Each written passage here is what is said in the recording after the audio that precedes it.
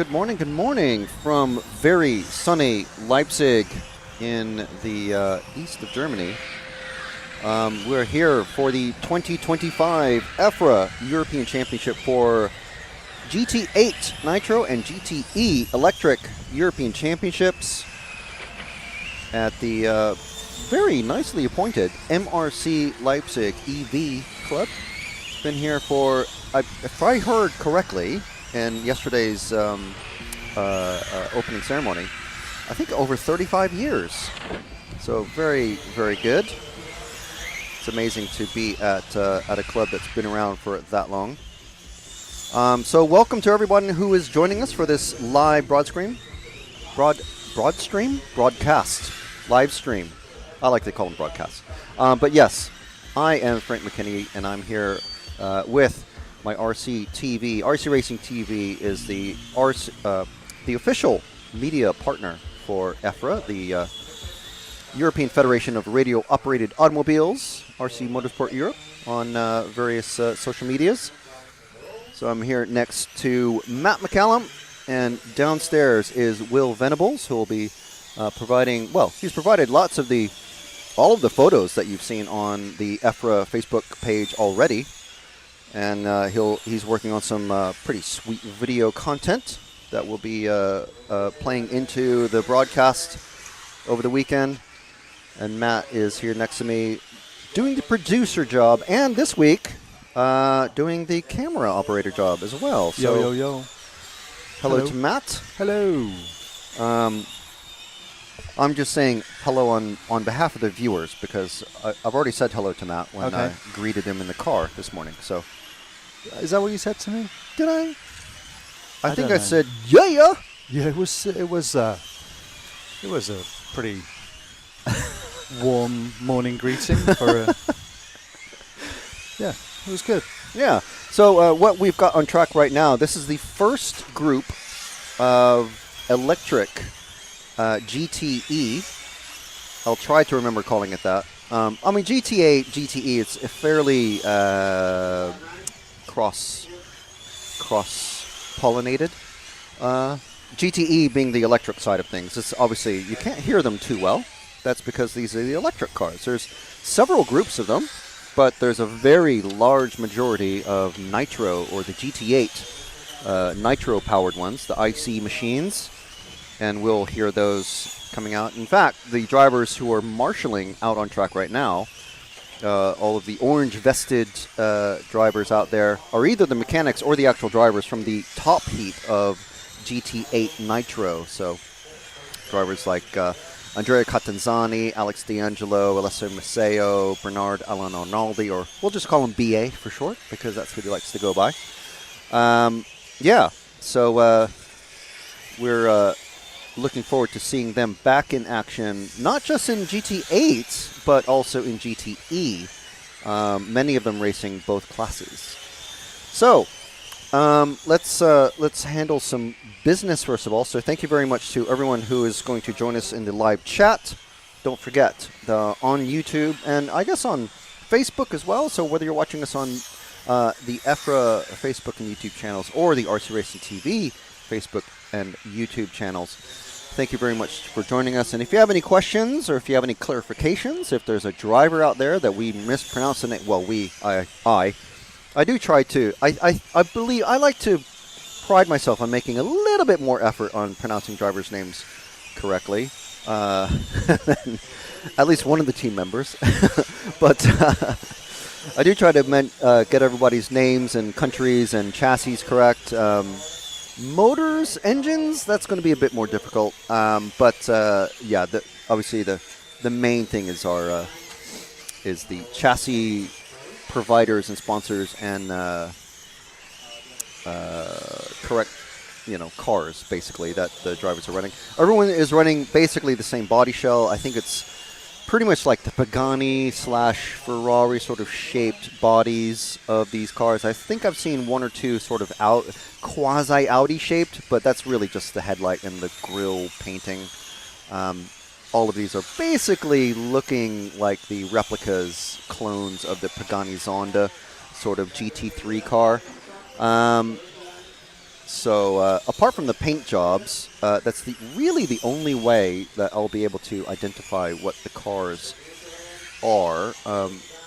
When the numbers come by, this is the official timed practice, by the way. So this is or controlled practice on. If you go to myrc.ch to see the live timing, this is called timed practice. But I don't know. I tend to call this the controlled practice. But anyway, officially it's a time practice. But this is where we got the 3 consecutive laps is what counts for these drivers. So you'll see some drivers will burn off some very quick times and then slow down to sort of gather themselves, find a clear section of track to do their fast laps on. Still a lot of drivers having a bit of trouble on the infield here. Getting sideways, losing traction. Everyone on spec tires, by the way. So, you know how some drivers like to use yellow tires, black tires, spoked, non-spoked. These are all dish wheels, I believe. Are they dish wheels? I don't see a car that... No, they're multi-spoke, so like the mesh sort of BBS sort of style wheels. And using the GRP tires. There was going to be a different brand of tire, but I can't remember exactly what happened, but there was a change of tire supplier announced a few weeks back. And so, yeah, GRP wheels and tires being used. I think it's the medium tire. If you go to EFRA.ws, you can find out the exact spec. So, yes, where am I? I'm trying to, like, memory dump loads of stuff for our very keen listeners and viewers who are going to be joining us.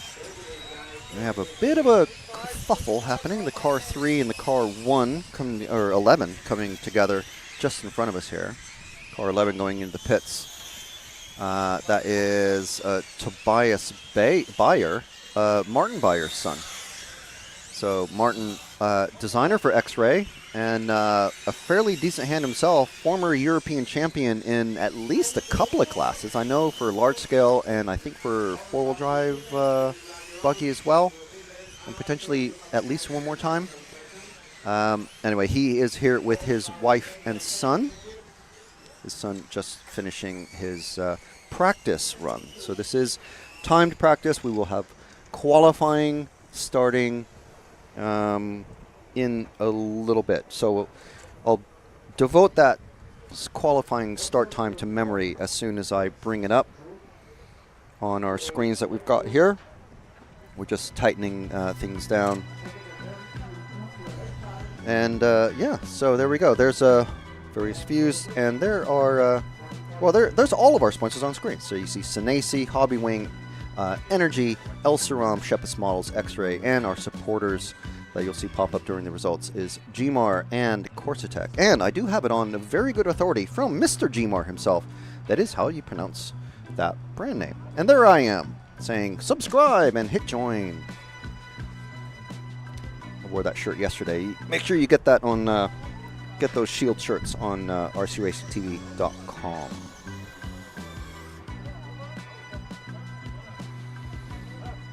Okay, so Group 2 of GTE headed out there. And in case, just so we can get this out so I can start sort of devoting it to memory again, we've got S-Works cars out there. We have, of course, X-Ray.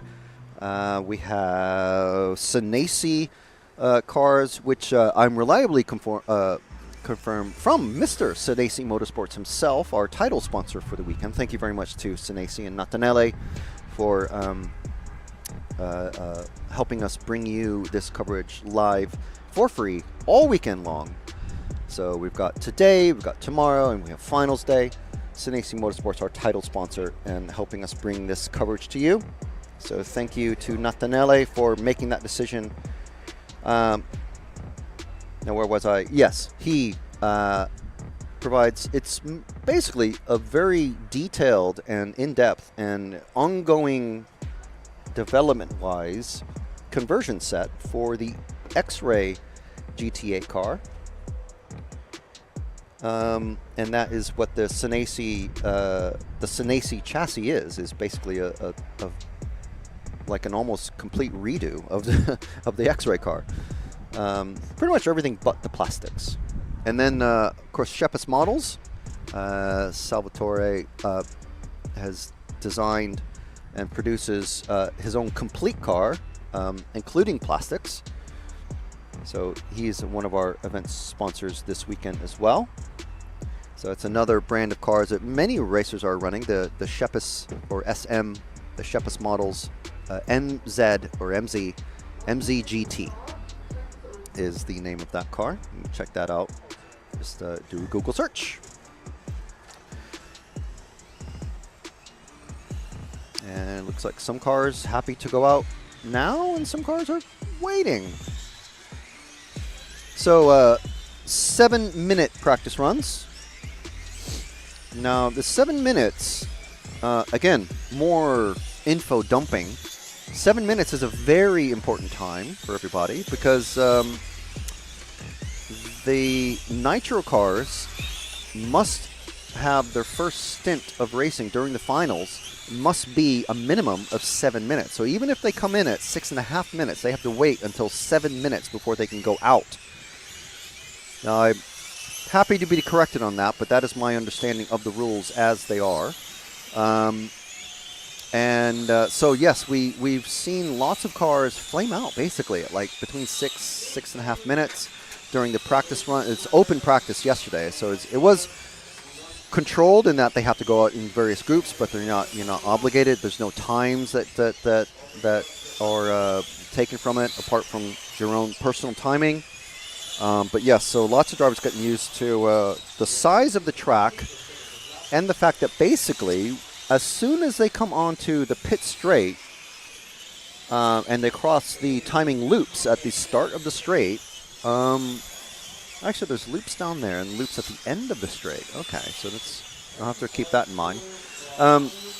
Yeah, so pretty much as soon as they come around the hairpin corner at the start of the pit straight, they go very rapidly into second gear, so top speed, and they're just holds second gear all the way around the sweeper at the end of the pit straight, and then the main straight is just all full speed until the end of the main straight, or the back straight. It'll be interchangeable. We'll try and settle on a single name for that.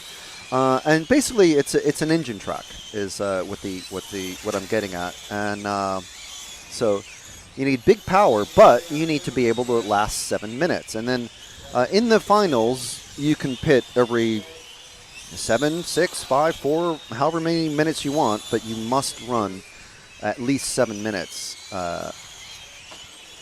on your first tank of fuel. And the reason for that is to limit the necessity for a big power engine. Otherwise, everyone will need very, very expensive, like 500-600 euro engines. The driver's getting a bit squirrely in the middle. And yeah, but unfortunately, it's just talking to the drivers yesterday.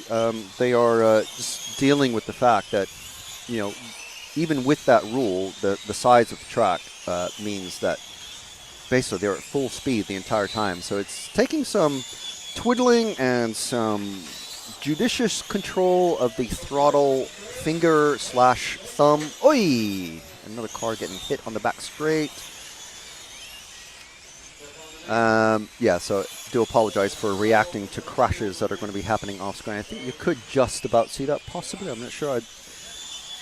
Matt is sorting out some of the stuff on the computer, so I couldn't see exactly what was on screen. Oh, and we do have a broken car for that number 7. Who's that? That is Jan Cerveni. Jan or Jan having some big problems there. And another one. So the referees are calling the traffic for the cars that are upside down or sideways on the racing lines. Well, anywhere on the track, really. Unfortunately, Obviously, not everybody having English as their main language, so it's sometimes an issue for the drivers to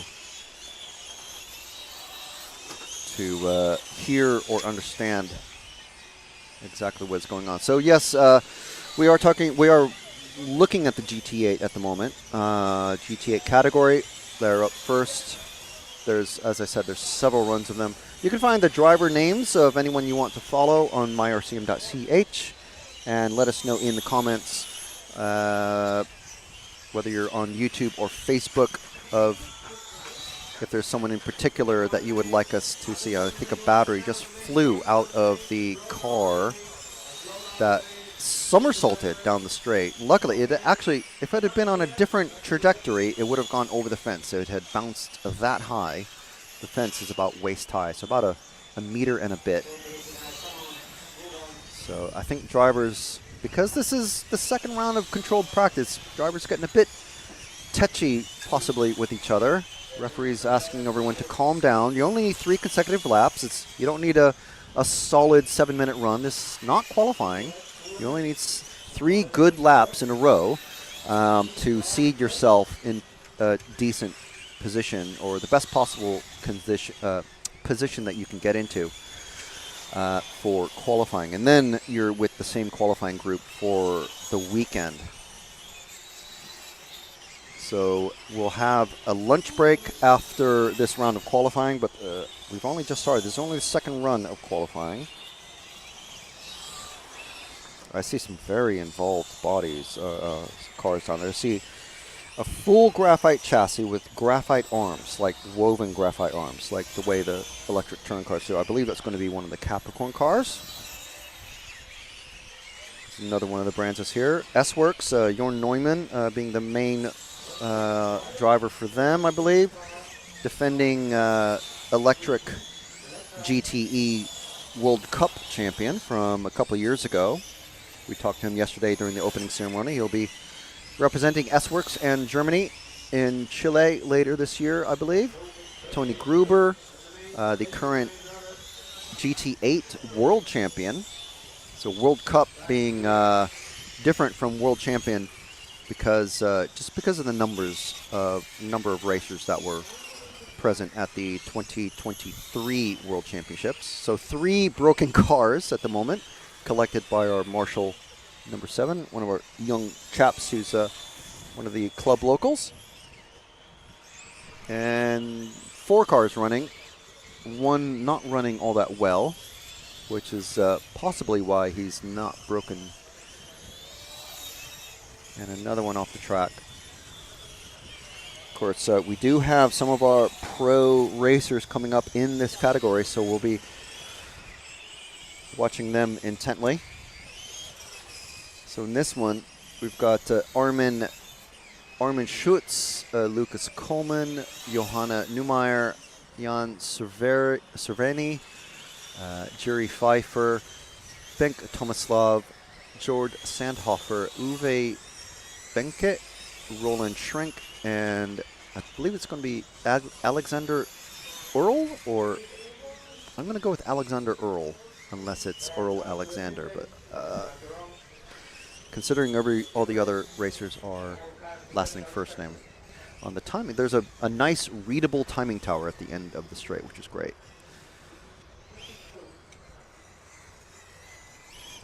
Okay, so third group coming out. And again, you can watch the live timing and the live progress on myrcm.ch. However, we have some very swish new animation graphics available on the screen itself. You can actually see the lap progress of the cars as they come around.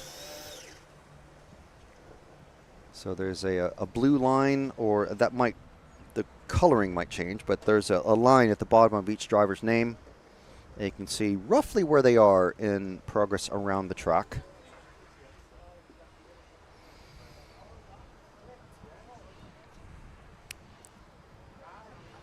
So it's very handy for not just for me, but for you guys who are watching, to watch your favorite drivers or your friends or family members who are here all weekend long. You see where they're where they are in relation to the finish line.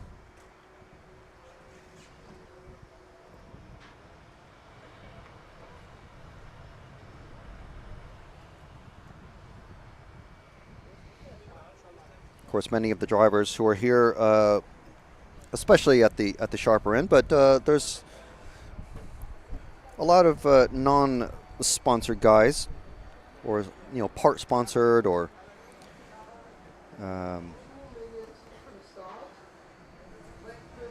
we see a lot of them at the various races that we go to. Stefan Strasser being one of them. He's here with a pretty good size family group. You can always spot the very long beard of Stefan in the pits. And he is running, I'm not sure if he's running both classes, but he's running one of them at least. Of course, 2 classes on a European Championship weekend can be a bit intense. We see this quite a bit, but what a lot of drivers tend to do is they'll sign up for both classes and then eventually go, okay, I'm just going to concentrate on this one class.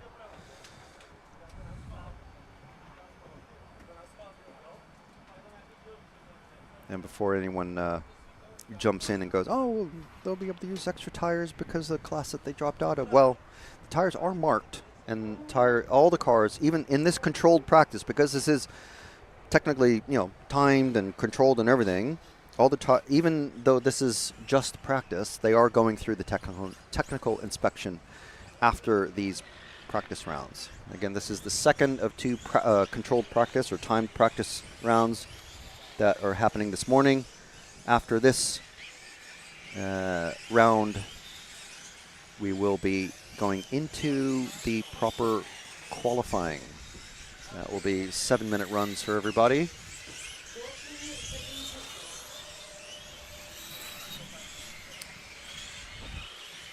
There you can see the drivers on the stand, and here's the drivers who are on the track right now. Some of them with unidentified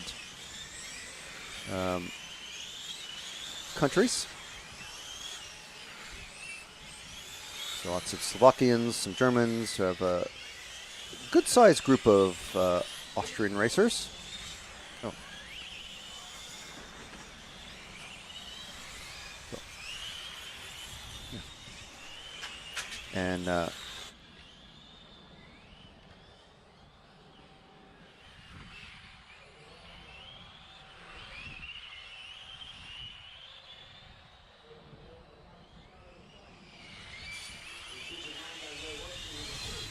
yeah, there's the drivers again.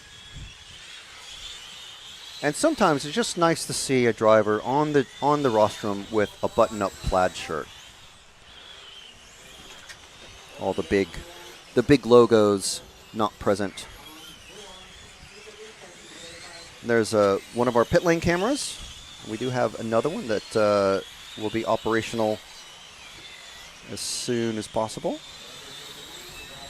It's all to come. It's all to come. It's one thing that our viewers can be looking for. So just going to have a quick look in the comments, see if there's any questions or anything like that.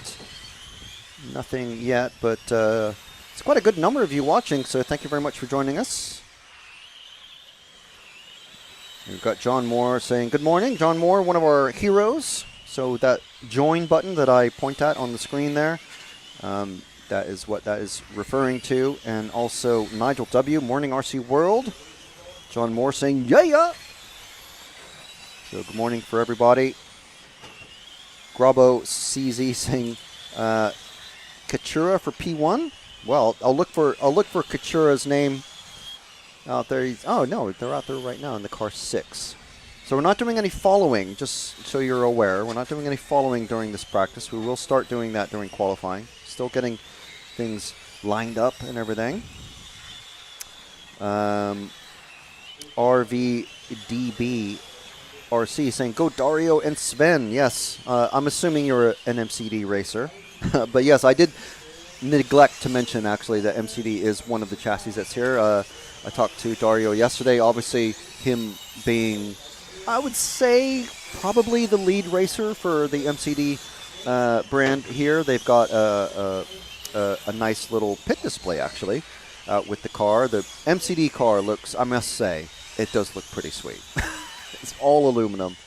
But they all look really good. I do have to say the Senesi probably looks the best, and that's not just because he's a title sponsor, but also the Shepis model car and the X-Ray car also look pretty good.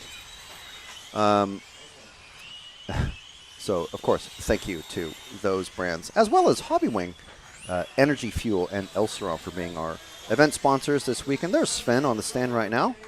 You can see him sort of in the middle of the screen. Sven, a former, I believe is it short course or was it full drive large scale buggy that he is European or was a European championship in?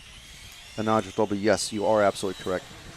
Tires mentioned earlier, PMT was the tire provider, but it was switched about a month and a half ago to GRP. So everyone's running GRP this weekend. Uri Hoodie is out there as well, running, of course, an X-Ray, wearing, of course, an X-Ray shirt. Who else is out there? Where's Zdenek Kachura. I'm going to guess Zdenek is from Croatia.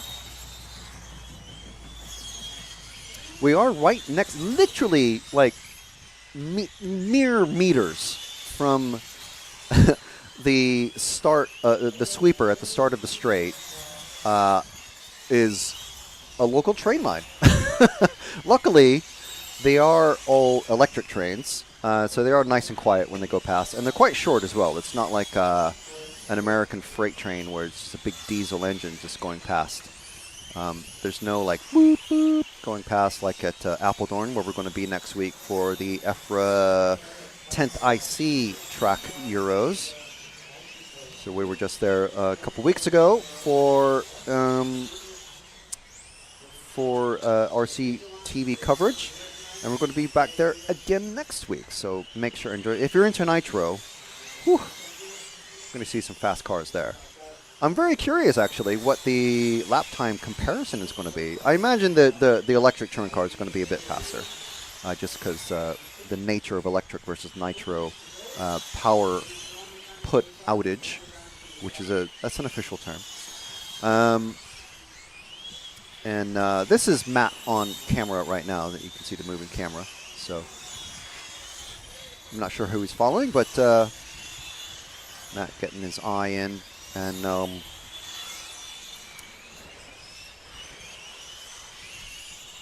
getting used to things. So a minute and a half left in this one. Sven Rodewald jumping up. Was he there before? But anyway, in the car 7, running third at the moment, so he's not doing too bad. I dare say he's going to be in one of the top groups of qualifying. Again, there's just practice, so 3 consecutive laps to seed yourself in amongst the various racers that are here. Sven, of course, running the MCD. Uri Hoodie running the X-Ray. Pretty good group. Oh, one racer that we're definitely going to be looking out for is Adam Izze. Lumped in with the Austrians yesterday, but actually from Hungary. And so, yeah, it'll be very interesting to see what group in qualifying Adam ends up in, because he is a quick racer.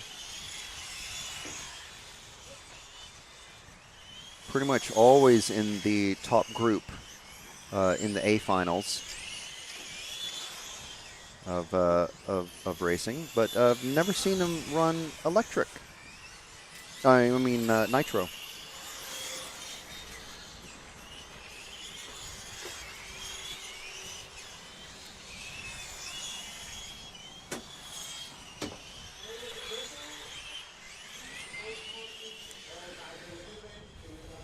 So that is the end of that group. Let's see, that was Heat 3, so Heat 4 is coming out next.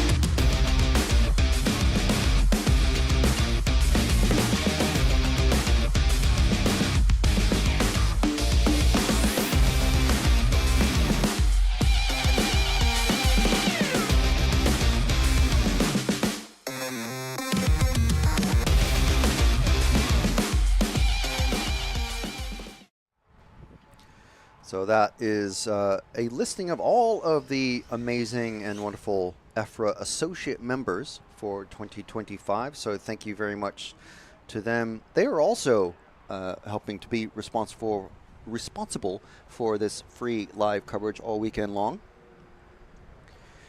Oh, you can see Sven talking to Uri. Oh, because Uri's in his... Uri's playing the power move, putting on Sven's number 7 Marshall vest. And Sven going, that's my Marshall spot. What are you doing, bro? Not really. They're just having a good laugh about it.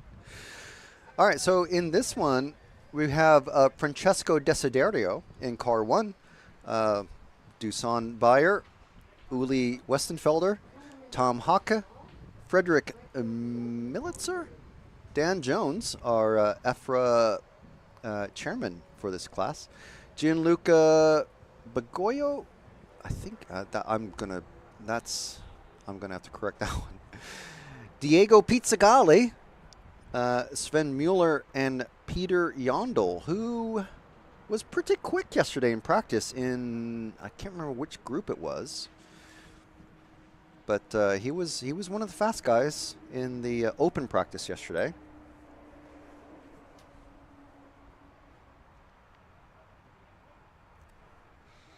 So there's a bit of a wait. So just getting things ready.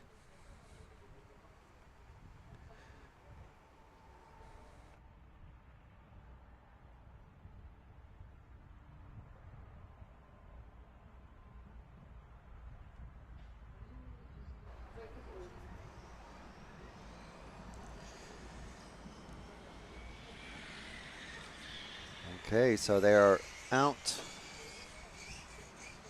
And again, we'll have proper moving camera during qualifying.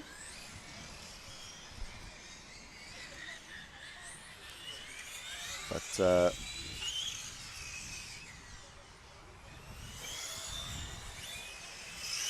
7 minutes hasn't quite started yet. But here's our runners and riders for this group. Let us know if there's anyone that you're going to be cheering for. Paul Fernard saying Forza Italia. And Nigel W. How many heats are there in nitro and electric? Off the top of my head, I don't know yet. I will need to digest that information, but it is on myrcm.ch. myrcm.ch. And actually looking, there's a printed list that we can see on the reverse, on the other side of the window of our little commentary booth here. And it does look like it's roughly about even. As far as, oh no, no. That's not driver names. That's just, let's see, so GT8, GTE.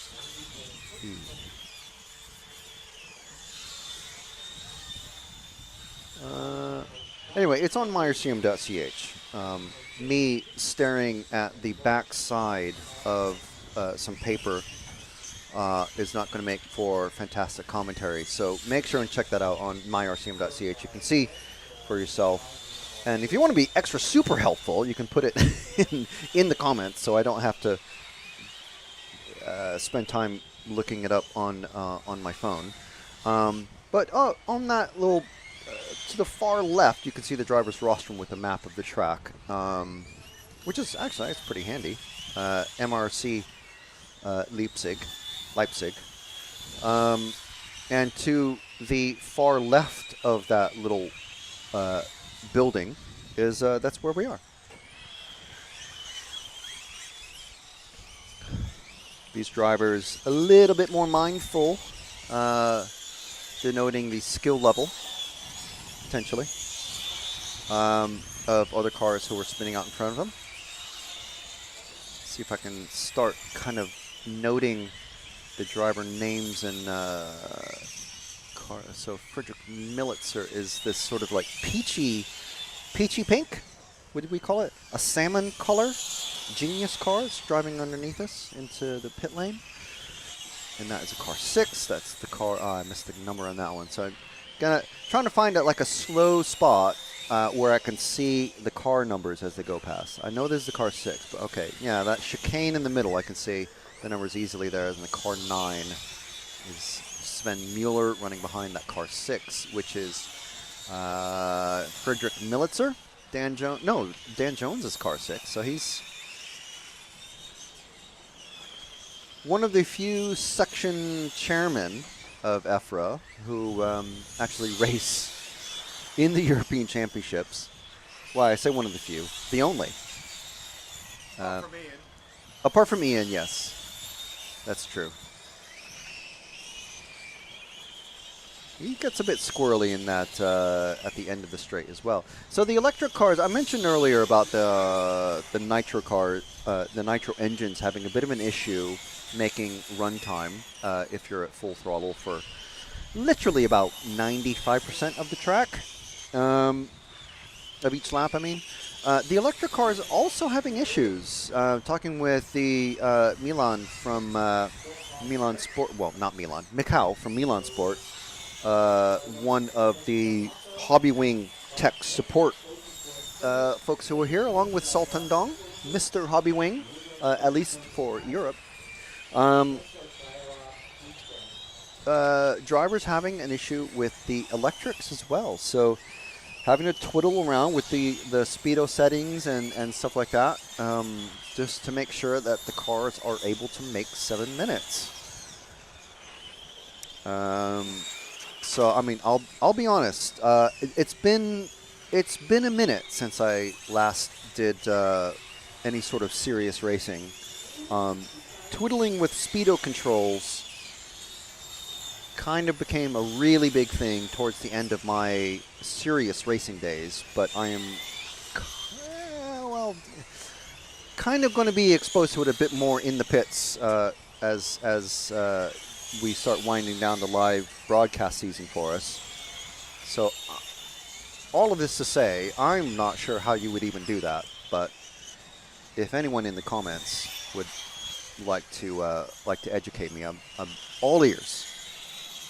Literally all ears. I'm just a giant ear covered with ears, and I would love to know how you could even do that. Looks like Dan is slowing down quite a bit. He's pulling into the pits now, and that's still 2 minutes left on his run. So I'm wondering if he's having battery issues or speedo issues, or just it's a shutdown issue or what.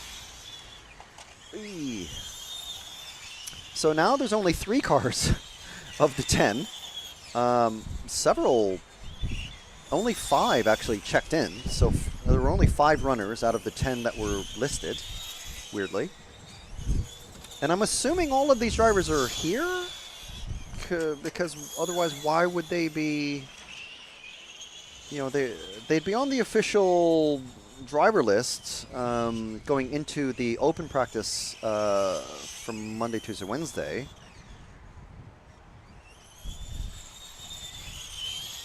Or I say that, there was official practice was Wednesday. The track,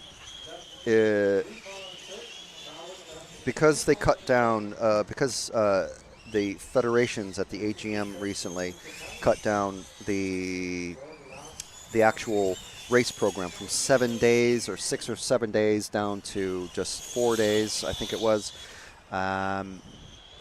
Monday, Tuesday are basically open practice days for anybody to take part in if the club is prepared to do so.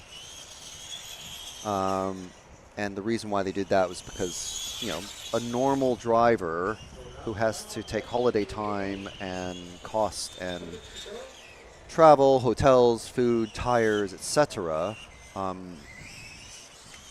3 days of open practice is a lot of money and a lot of time. And not everybody can do that. Pro guys, yeah, fine, sure, okay. But the normal privateer racers, not able to do that. Now there's only 1 car. There's still 10 seconds left on the clock. Just the 1 car out on track, and that is, I believe, the number 3, Uli Westenfelder. Is that Uli? Yes, Uli, I think. Tom Haka taking the top spot in the car 4. Dan Jones in 2nd. Uli running in the 3, I think that is currently listed 3rd, but still trying to nail down 3 good laps and coming into pits now. Yeah, so Tom, Uli, Dan, Frederick, and Sven. Next group already listed on the timing tower, but there's our finishing results-ish from that group of racers. And yes, it is Uli. Now I can see the name properly on the screen.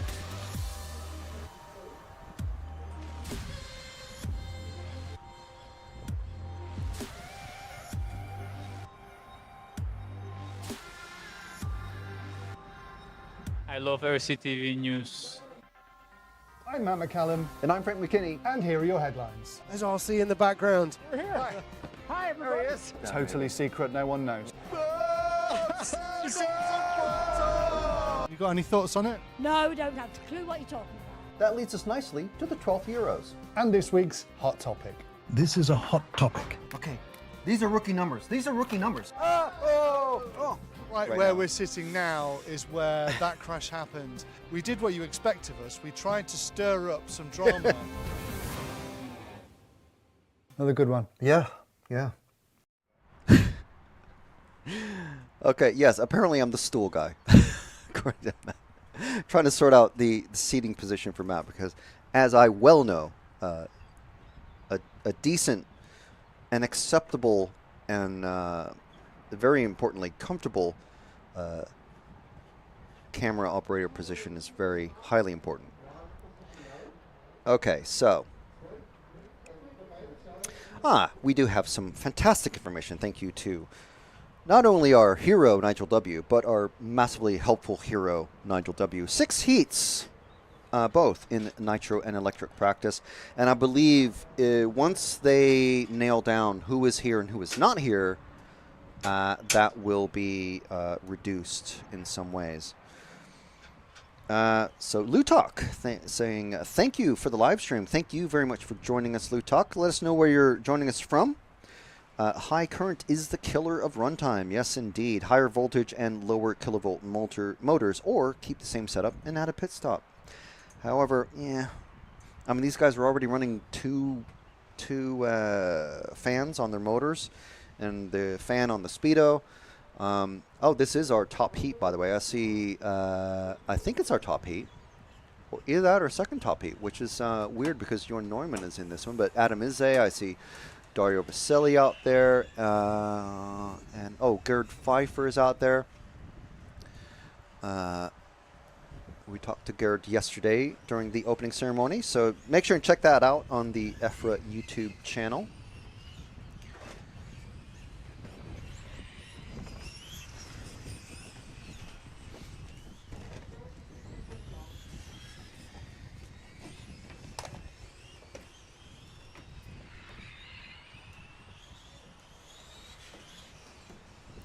Just trying to sort things out here for long-term map comfort. I think those pieces of electronics are going to move.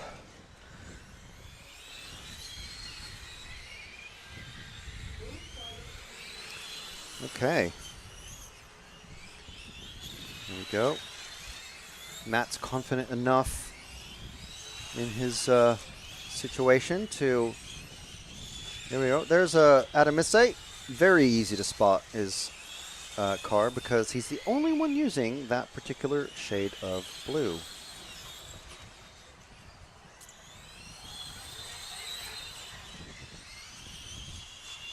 So here's the main straight. There's the braking at the end of the straight, and then back into second gear. Back in the second gear there. Braking, braking, braking, braking. Back into second gear there. Braking, braking, braking, braking, braking. Second gear there, and then all the way around. I'm speaking in terms of nitro. But basically, these guys, full speed, brake, full speed, brake, full speed, brake, full speed.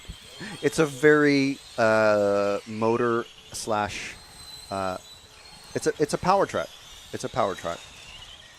Lutok watching from New Jersey. Let me know where from. I had lots of family based around the what is it, Middlesex County? Atlantic City sort of area. Not Atlantic City. Atlantic Park area. Wanamasa is where we're from. Nigel W saying, interesting how 1.8 GT is attracting racers from so many different categories. IC track, 1.8 off-road, large scale on-road, and off-road. Yes, and to be fair, some of these racers will be, just told, well, we have this car to sell, so you're going to race it. This is our new category that you're going to be racing in. So there is that. However, I think this is quite a cool category. First of all, the cars are GT3 type cars, which I love. Cars are four-wheel drive. They're enclosed tires, just like touring car, which I love. So I think it's quite cool. And we actually mentioned this in a little bit of depth, meaning about like 10, 15 seconds of RCTV News in the current episode, which please do give that a watch and share it with your friends. But these cars were based on, in the old days, in the 2000s, 2010s, on 1/8 buggy chassis. Was the birth of these. So basically, you flatten out the aluminum pan chassis car with, take out the kick up at the front, make it a flat chassis, use the arms and the uprights and all that stuff from a 1/8 buggy, and boom, you have an on-road racer. Great, awesome, I love it. Just need a big body. So the body shell manufacturers started getting involved. And here's Adam again. Now, I'm sure Adam's car is going to be pretty well hooked up, so he's going to have some good, consistent lines to follow. So while we're talking, the rally game cars became like the thing. Of course, the Italian racers, you're not to stereotype any of them, but they love nitro. All of them. All of them love nitro. Electric, not so much. Love nitro. And, the bigger and the faster you can go, awesome. They love it. They love it. So that's why most of the GT8 cars are Italian. You have Capricorn, you have Genius, you have MCZ, Shepis, you have Senesi, and those are four pretty big brands. And Genius, of course, making large scale. That's where they got their start, pretty much, as far as I'm aware. Started making electric cars. I believe BA Arnaldi was the first one first driver to be first GT8 European champion. I was trying to get out, and he's a Genius racer, and Genius for life for him. And yeah, so they're wanting to get back their European title again, I'm sure, and world title. So yeah. There's a lot of crossover. And then you have MCD. Again, multiple-time European champion. Not sure about world champion, but multiple-time European champion for sure with Dario and Sven. And they, in the last year or so, have released their GTE competitor. So, cool. Great. Love it. And the nice thing about them is they're not an Italian brand. So you have non-Italian brands who are getting involved, is my point. So we're going to start seeing, I hope, more and more brands get into it. And, in the case of Senesi and some other potential brands, making, conversion sets for existing cars. And of course, I didn't even mention Capricorn. It's another major one. Raptor, another one. So, there's two more brands of cars that are Italian GT8.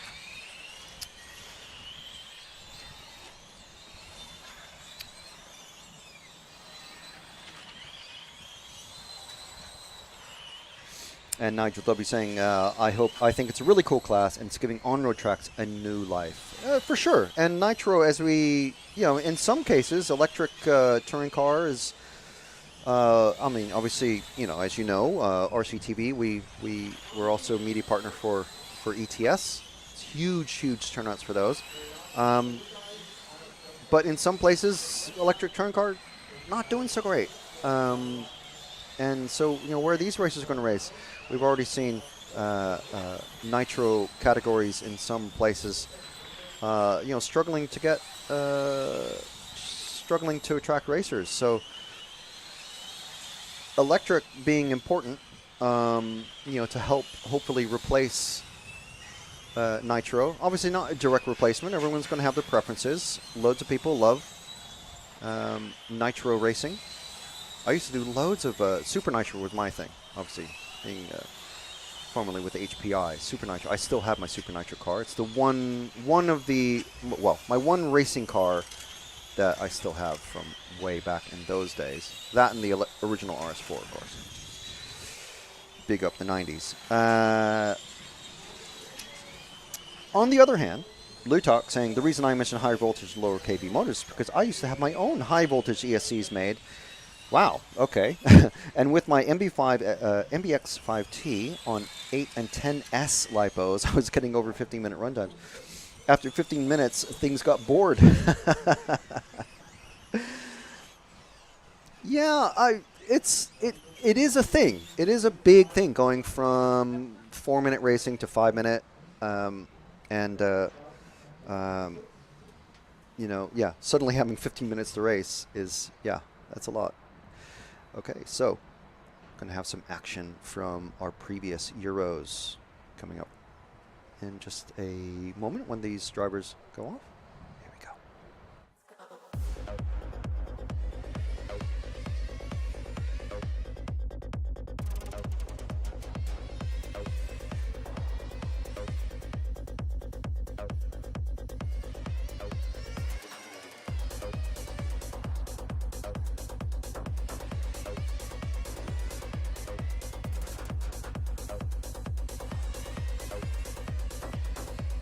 Rosario is your European champion. Fantastic stuff. Nataneli Senesi wins the most amazing race to take the most amazing European championship. That is absolutely unbelievable. It's like a real now. It's like a real.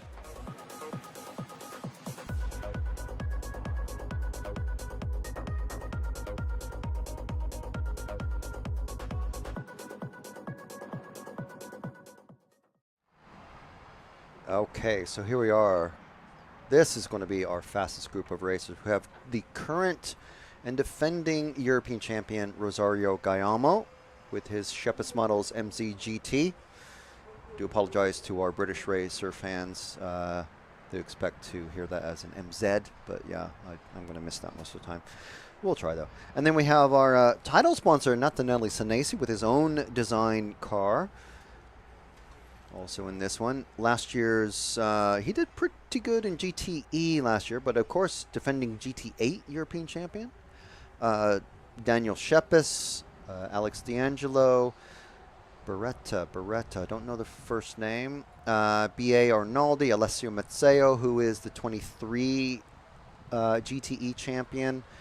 Daras, Lucifora, and Navaria. All in this group as well. I think one of these races is going to have to get shifted over when Javier comes back. There's not enough space. Is there enough space for 2 drivers plus referee there? We'll see.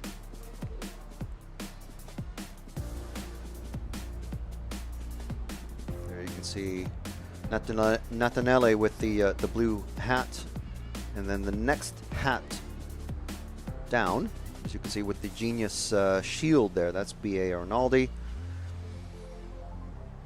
Some of the faces I don't know, but we'll get to know them. There's an orange hat on the rostrum. That will be Mazzeo. And they slowly start to come out. This is heat 6. Next heat, we're going to start hearing the nitro engines warming up very soon. But most of these drivers are going to be out in another 6 heats themselves.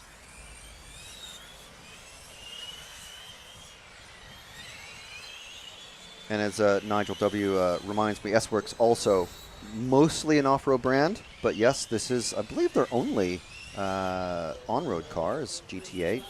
And again, you know, defending World Cup champions in GTE from a couple of years ago.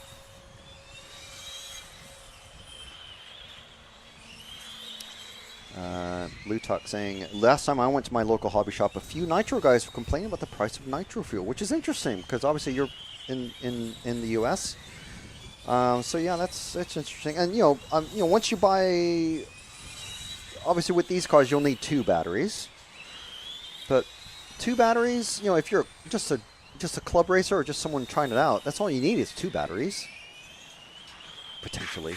If you're going to start taking it seriously, buy another 2 batteries that are, you know, like proper spec. Maybe, you know, higher C rating and all that stuff.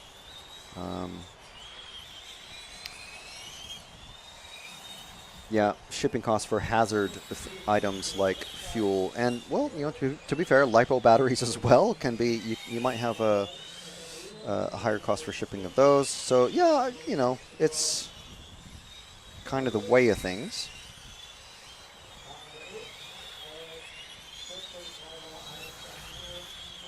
So this, I think BA is going to be the minty green car. Now, the last time I commentated GTA, I had a massive discussion about what to call this color car. At the moment, I'm just going to stick with Nick's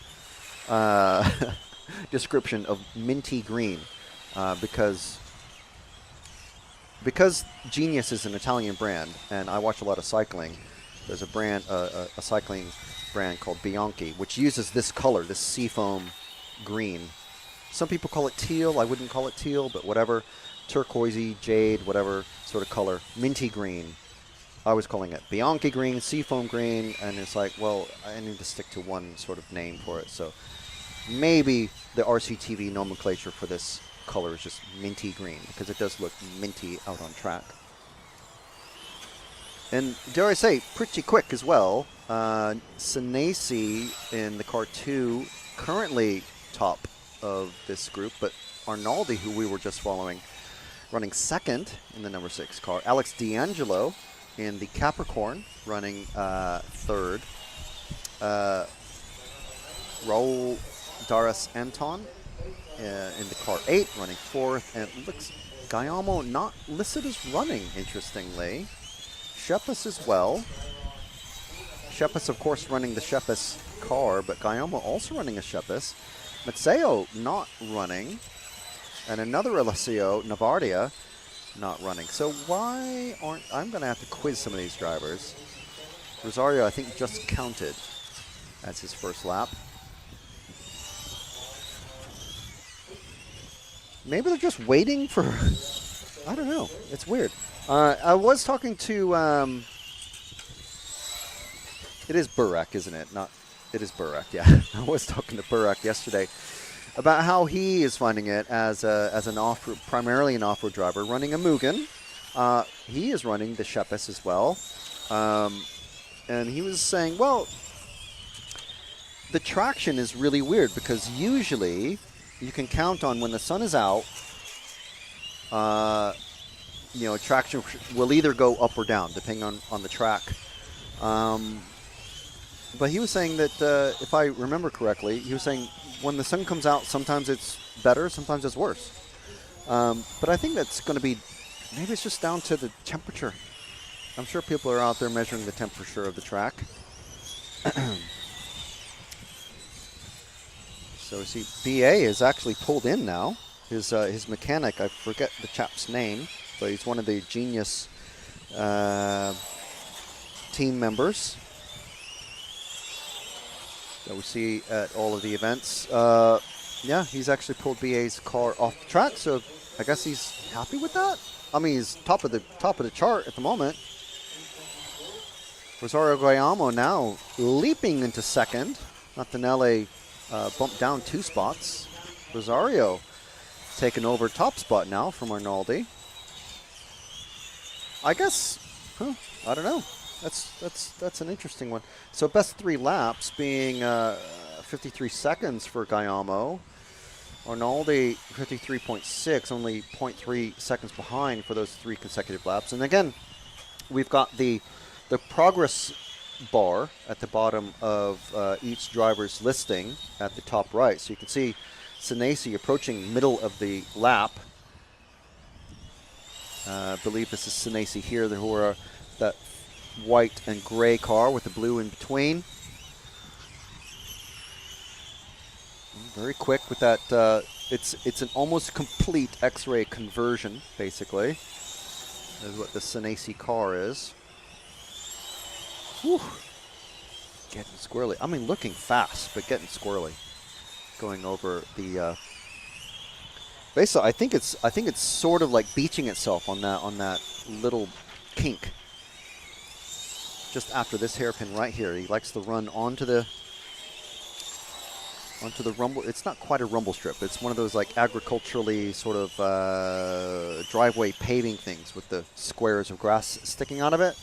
The rest of the curbing are actual real serrated concrete curbings.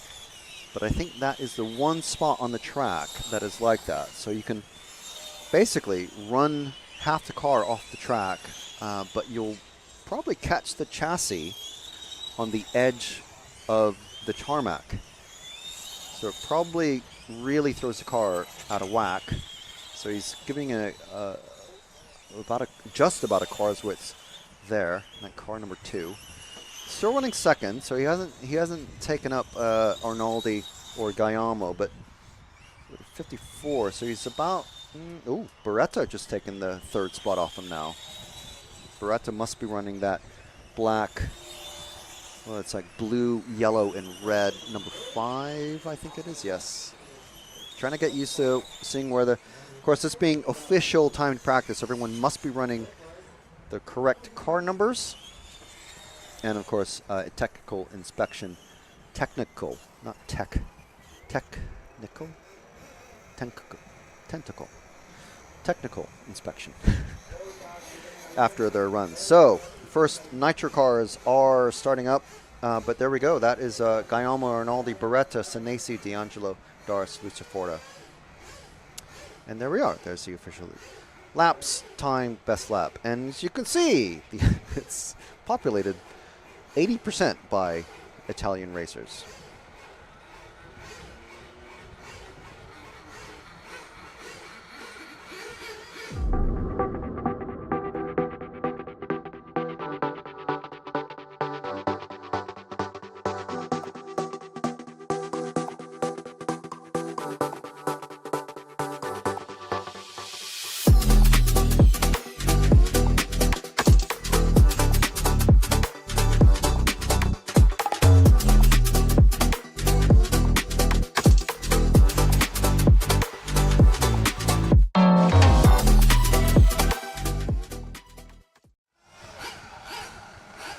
So thank you very much to Will Venables for providing the pretty sweet action montage there. That is, well, from practice yesterday. YC in the chat, one of our many heroes. Thank you very much, YC, for joining us. Heroes, you can see, are the bolded green names that you can see there. And they're also the various color RCTV logos on there. And those do change color the longer that you are a hero. So it's thank you very much to you guys for joining with us and being a hero. YC saying, I also have my Super Nitro in the basement. It was my first RC car ever. That's awesome. I had the Dodge Viper was my first body that I had on mine. And I had a full, I would say functioning. I mean, it looked really cool, like a full Venturi, but it weighed an absolute ton. So it did absolutely nothing. It did more to catch the air and slow me down with the weight at the rear end of the car, but it looked really cool. So, our first group of Nitro racers out on track, well, in the pit lane, I should say.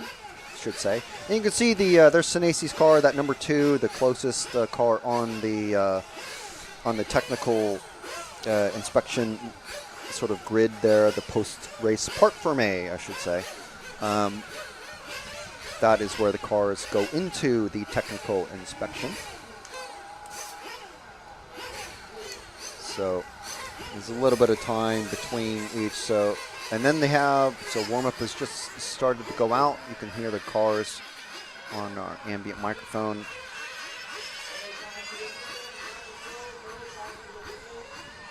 Oh, maybe, were they allowed to go out?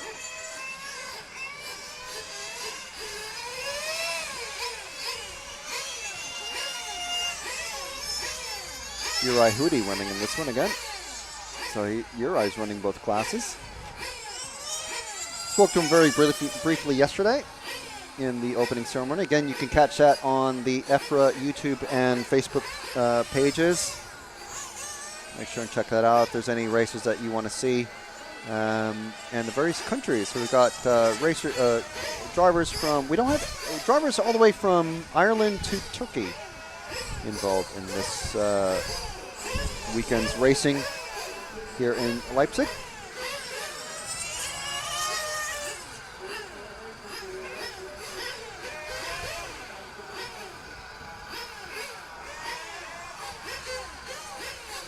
And drivers from, I'm assuming, across Europe and the UK, but also the also New Jersey. So thank you very much to our Jersey joiners.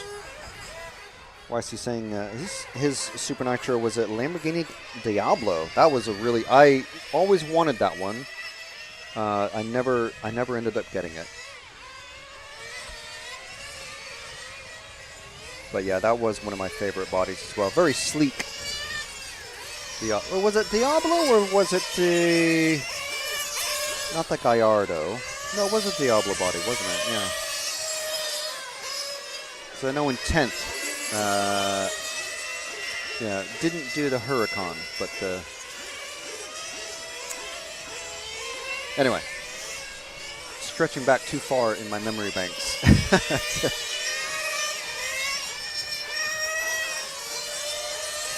So hopefully we're going to get, during this qualifying, hopefully we'll get some of the drivers in to chat with them, get some, maybe some technical details, maybe not secrets, because they're not gonna want to give away their secrets just yet for the weekend, but just to find out, like, their struggles, their issues that they're finding, and what they are doing to get around various things, like the fuel and power issues that they've got. Luckily for the electric racers, the Hobby Wing support crew is here. Got Mikhail Milanovic from representing Hobby Wing this weekend, and also Salfan Dong, big boss man for Hobby Wing in Europe. Well, I should say big boss man. I'm not actually sure, but he's definitely lead representative, I think we can say. Matt is out, very, very busy, as always, trying to set up another camera for everybody. There's our racers who are out on track at the moment. Nice racer cam. There's our pit camera. We're working on getting another pit camera working for all of our wonderful viewers out there. So thank you very much for joining us. You're here live all day and all weekend. Just going to have a quick look and see if I can see time. Right.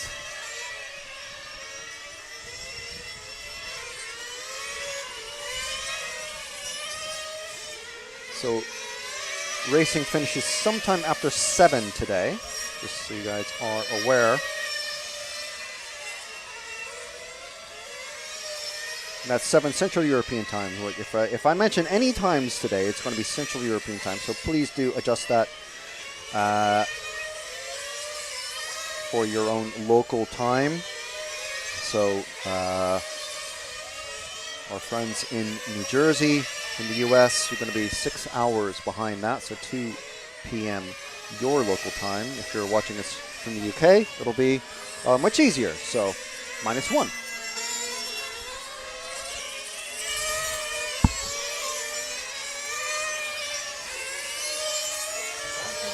just having a look at we're getting some refueling in the pits.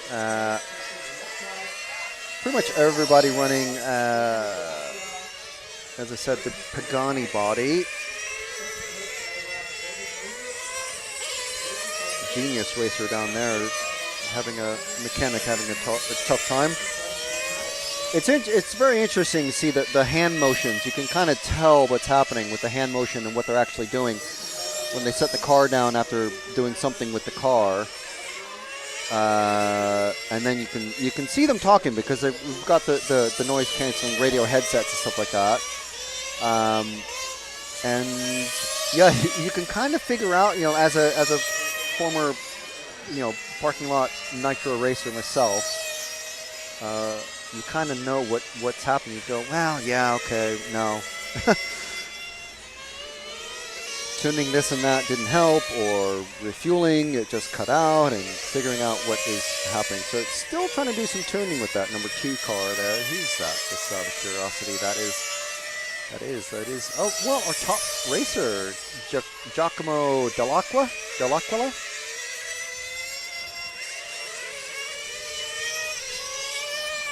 But many racers out there, it's everybody running the same body, which is, I don't expect anybody to be running a Euro truck body, but, everybody's running a Pagani-ish body show. Not entirely surprising, but it'd be nice to see like a McLaren out there, but, the fast body is the fast body, so that's what people are going to run.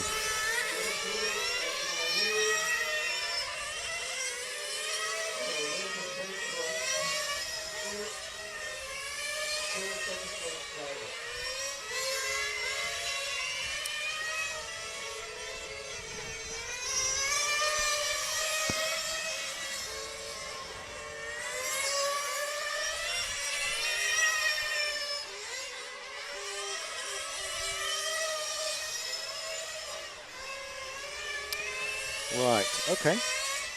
So I'm just trying to figure some things out here.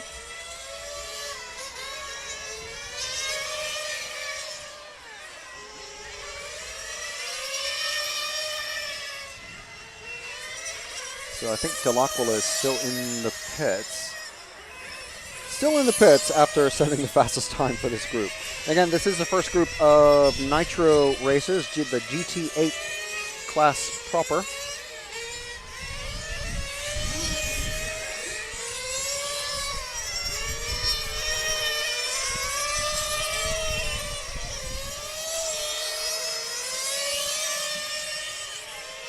And as I was saying, obviously we don't have a moving camera at the moment, but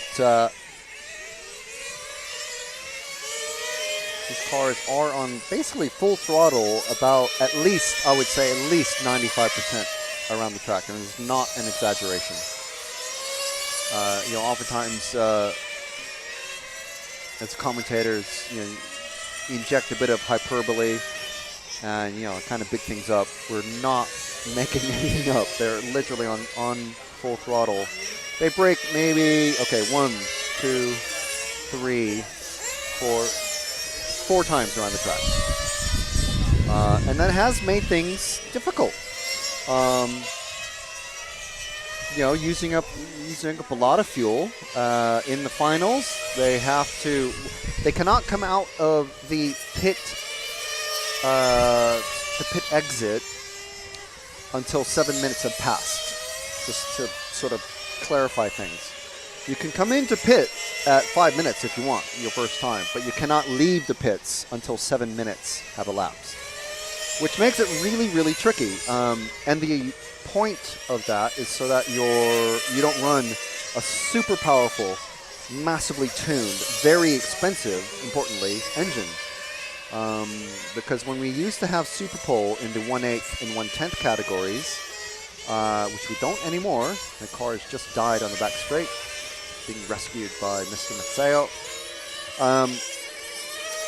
When we used to have that, the cars would another car has just died, run out of fuel with about 10 seconds to go. when we used to have the Super Pole, that basically required, and of course there's only 3 drivers that were in Super Pole, but that if you were, going to be in that, possibly in the top 3 group of racers, that meant you need to have a Super Pole engine. Just something that was like just revving its head off. That was able to get around the track for 5 minutes and just do maximum output for 5 minutes. So basically a super qualifying engine. And that's a very expensive thing. So Super Pole was voted out by the federations that make up the EFRA AGM. So Super Pole is gone, if you weren't aware. So if you're going to be joining us next week from Apeldoorn for the 1/10th IC Track European Championships in Apeldoorn, Netherlands, you will not see Super Pole. And you're not going to see Super Pole at the Halifax track in the UK later in the year for the 1/8th IC Track European Championships. So I'm going to be at both of those. Again, not on commentary. We're going to have Mr. John Ehrman for those. Someone knows a lot more about the proper top end of racing than I do. But, yeah. My point is, the idea of the 7-minute minimum first stint time was to limit the need for a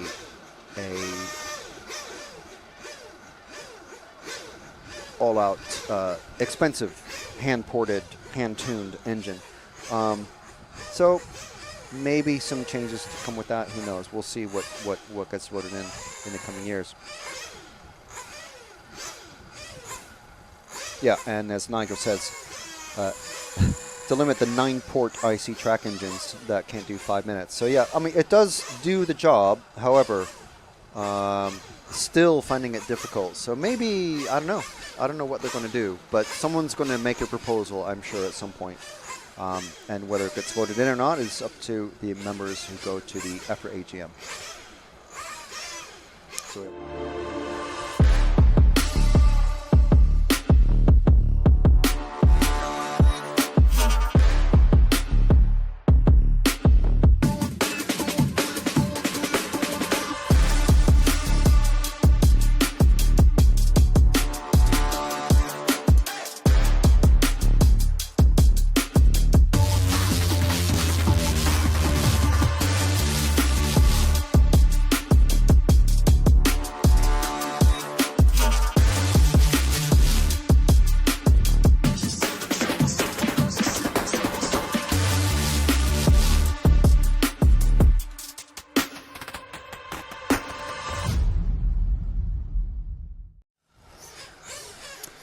right, okay, it looks like we do have our second pit camera set up, so that will be fun to see the pit dramas that happen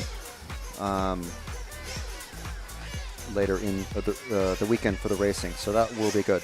Mr. Chili in the chat saying it would be cool to have a radar or speed trap on the straight. That would be cool. Some tracks do have that.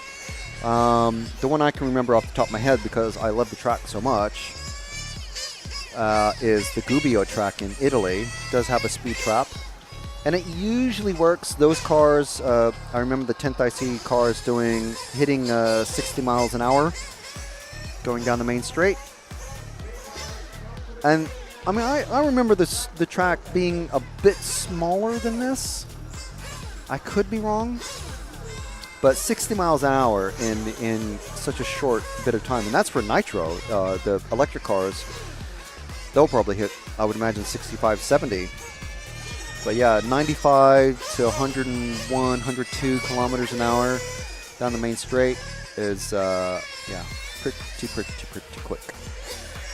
So second group of nitro racers out on track. Again, this is practice. Fastest 3 laps, getting the drivers their seating positions for qualifying.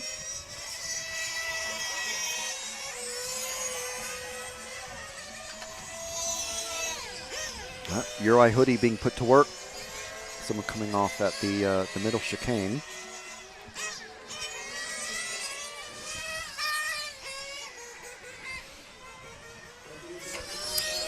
Oh! Car having a problem. Is that the number 6, I think, of Johan Strasser? Oh, and there's our second pit camera. So you can see there's a proper stop and go with a light and a line. That is a penalty loop sort of spot. We'll see how strictly that is enforced over the weekend. But yes, I'm sure we're going to see penalties. So, yeah, there's not a lot of stress in the pits. I imagine these drivers have been. There's Stefan Strasser there, just stepping off into the shadows. You can tell him by the beard, basically. If he's one of these guys. If he were to shave, I wouldn't even be able to recognize him. And there's our other pit cam. So you can see the numbered slots at the right of screen. That is the Parc Ferme. So the mechanics put the tire allocation box and the cars on those spots, and then the technical crew basically open the window, pull cars through one at a time, and put the tires away, weigh the cars, check the bodies, check the tires, and I'm not sure how often they check the things like fuel capacity and stuff like that, but the very simple, the quick things to check, like the width of the bodies, the tires, and the weight, stuff like that, those get checked pretty quickly, and then get put outside on the other side of the room. So it's all very, it's all very efficiently done, as you would expect from a European Championship level track.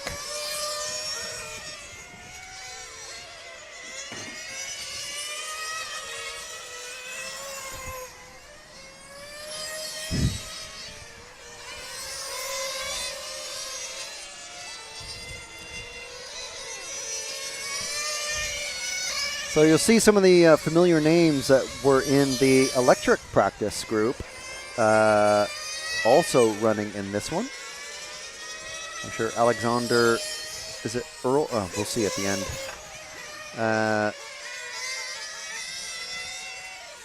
I see a couple of sort of Greek-looking names, but there were no Greek racers in the opening ceremony yesterday, which I've mentioned this before, but you can catch that on the EFRA YouTube and Facebook channels if you do want to check that out. 5 minutes left in this one. And as Nick in the chat was mentioning, these cars are basically running essentially buggy engines. So they're not like the super crazy 21-sized engines, the big blocks that you'll find in the 1/8 IC track cars. Those engines are massively expensive. The idea is that to keep things accessible for normal club racers, and then those who want to take things to the next level can race in things like the European Championship, big major races like this. But saying that, the cars are, to be honest, kind of expensive, pretty expensive. What's the new MP11 buggy from Kyosho is like 900 euros maybe, 850 to 900 euros, and that's the top end of cars are actually a little bit more than that for the GT8 cars. So it all depends what you're looking to do, really. Serpent also does GT8 cars, and we know that because Andrea Catanzani is, to be fair, the lone Serpent racer here. As one of the brands of cars I didn't mention earlier. So we've got Serpent with one driver, MCD and S-Works with 4 or 5 drivers each. Same for Hong Nor. Their lead representative is defending world champion Tony Gruber. So I'm sure he's very familiar with this track. I believe only running Nitro, the GT8 category, because I would have seen him on the GTE listings. What other brands of cars are there? Oh, of course, the Shepis models MZ-GT, the Senesi Motorsport, and the X-Ray cars also all running here. Genius is another brand. So if you're curious about what brands are running,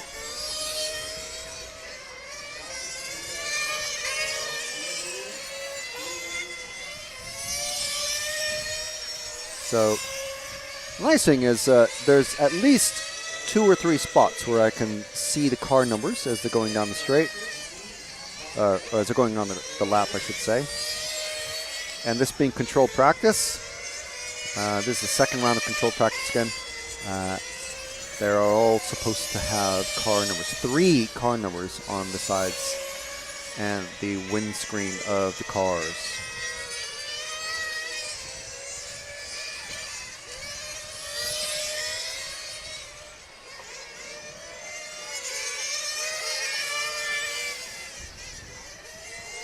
Makes me want to get my Super Nitro running again.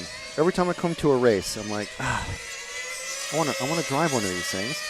I want to race one of these things.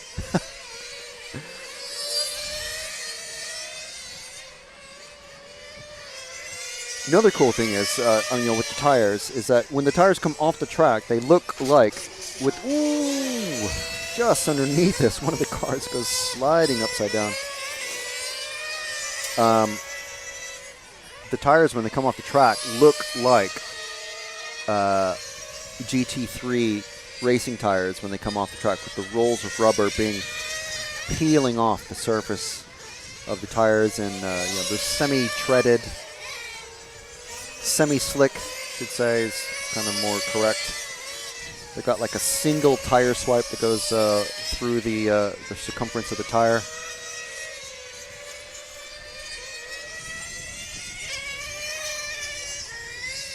I probably have more than one of these,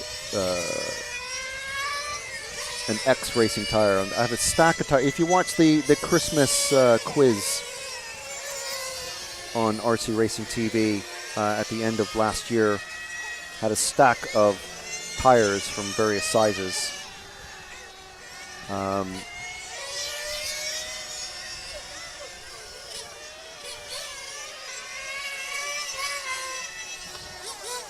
On the desk, and and that's it. It's because I walk around the track and walk around the pits and get just people's old tires and stuff. The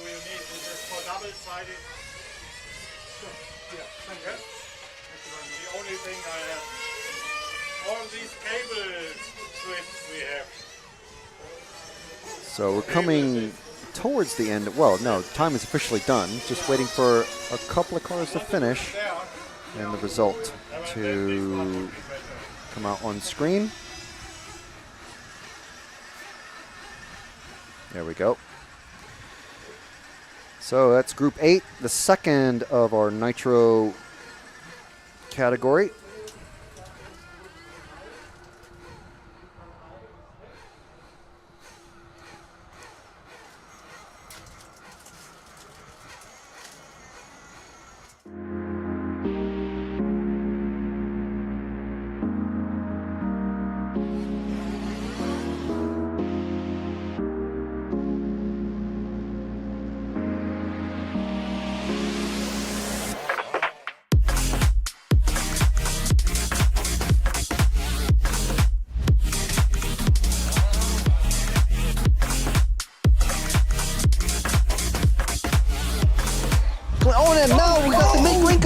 Now it's a four-way battle. Poleman is being run back to the pit. So Poleman is going to miss the start. Oh no! Hatner's going with Ben. Ben and Hatner right together now on the last time. And Ben's on the inside! He's got him!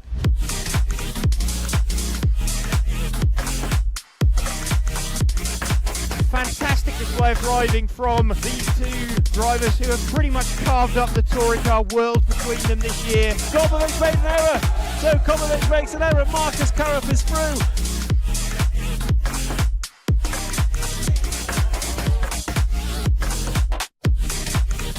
Is to take the most amazing European Championship. That is absolutely unbelievable.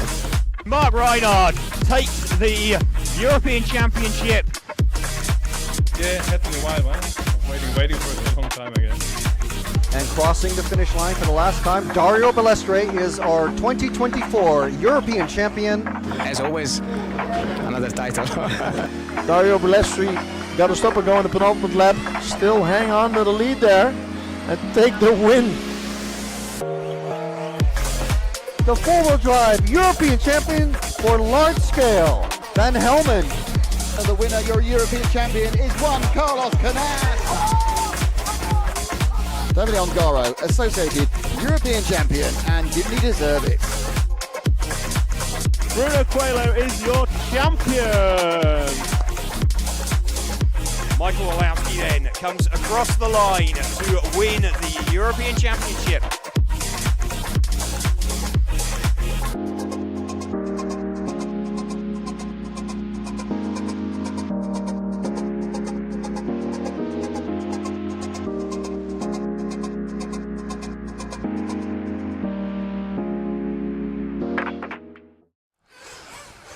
Some amazing moments from RC Motorsport Europe and our coverage that we've been honestly honored to be a part of and to capture some of these some great moments, some great racing, and I'm sure we're going to see some of that, some more great racing this weekend.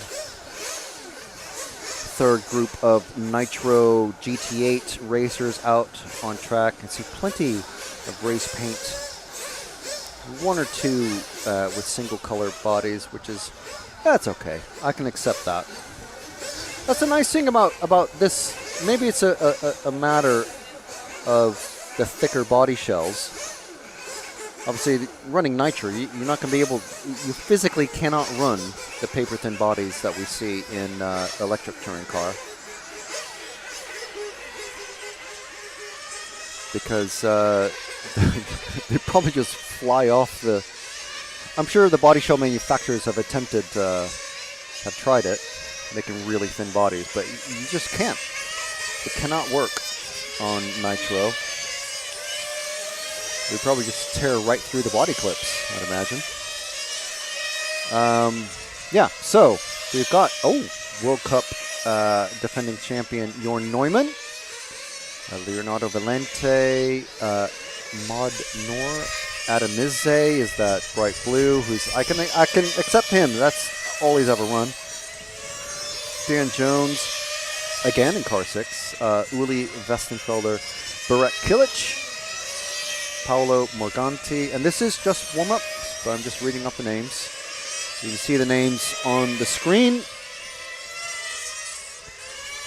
And of course, no times counting just yet. That's why there's no progress meters or, well, in fact, times.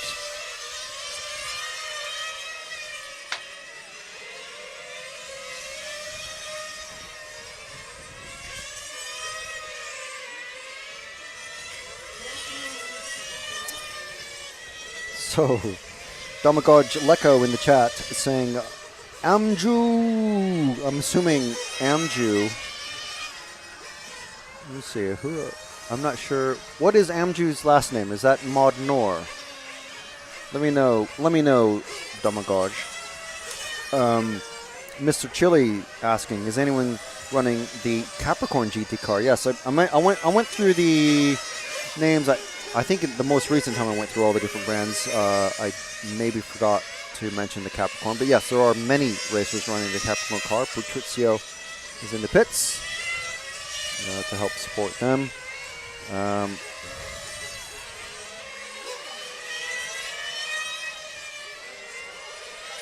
Yeah, the tires, YC saying, I was coming, just babbling about the tires earlier. The tires are properly hot when they come off the track. It's pretty cool. I mean, expensive, but you know, it's cool. Yeah. Eduardo Espinoza saying, "Is that the sound of glow engines?" Yes, indeed. We've got 6 groups of them. I'm not sure how much they're going to condense it down because there are quite a few drivers who just don't seem to be running. I'm not sure exactly what they're going to do. Kilich popping up into the lead in this group. You can see the with the time coming down, they're a minute into their timed run now. You can see for 3 laps, Kilich, well, he's the top because he was probably the first to come across for 3 laps. So we'll see, give it a couple more laps, and we'll start to see the true pace of everybody. I'm sure Dan will be a bit faster than 1 minute flat, for example. So we'll give it a couple more laps, and we'll start to really pay attention. Kilich, Valente, Jones, Itze with a 101, Modnor, Neumann, everyone but Morganti running.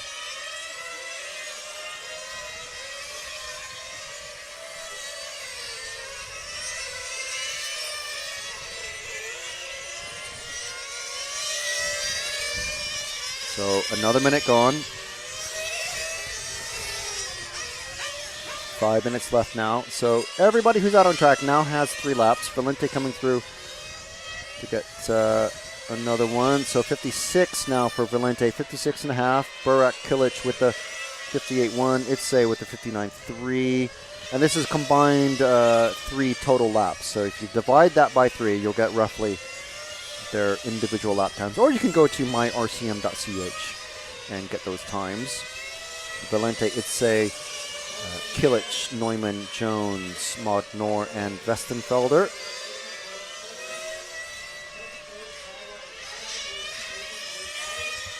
And there's our drivers. You can see Neumann in the red shirt, and to his right is Adam Itze. They're not talking to each other, although it looks like it. They're talking to their mechanic down on the grid. Everyone running headsets. Even the electric drivers, these even electric, they're not all that quiet, to be honest. They're very loud. There's nothing to hold in the noise on these cars.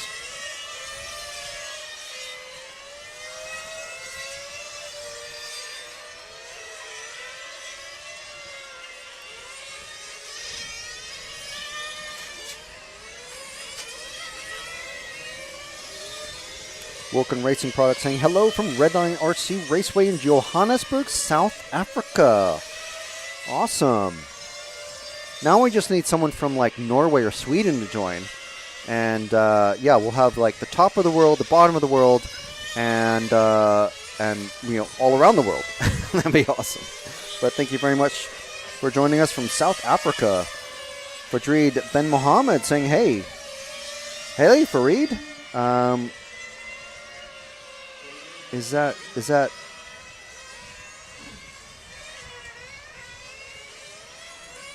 I'm assuming that's Noah's account, or Noah saying hello. So hello. Yeah. Yeah, why aren't you here? Well, you're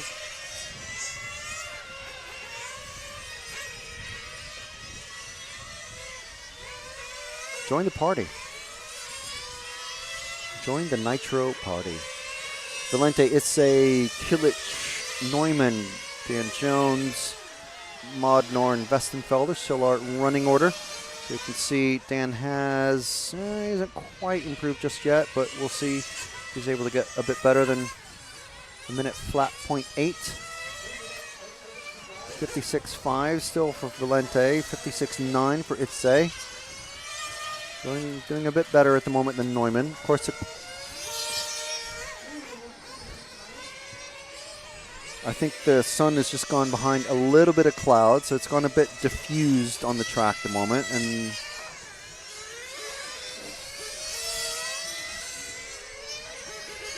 kind of starting to blaze through the cloud now again.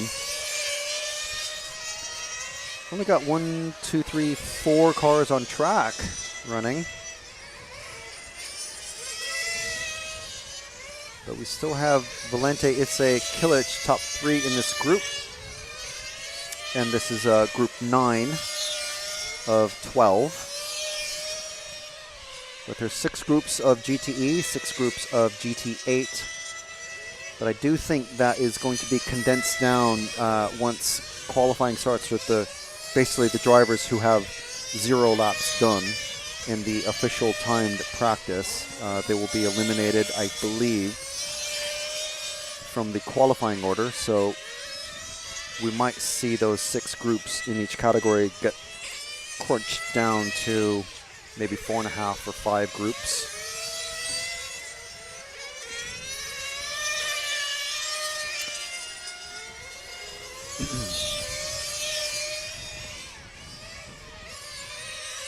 So now just 3 runners out there at the moment. Cars are starting to get turned into the technical inspection in the Parc Fermé. The Issei is pulled off. Car 8, Kilich, has pulled off.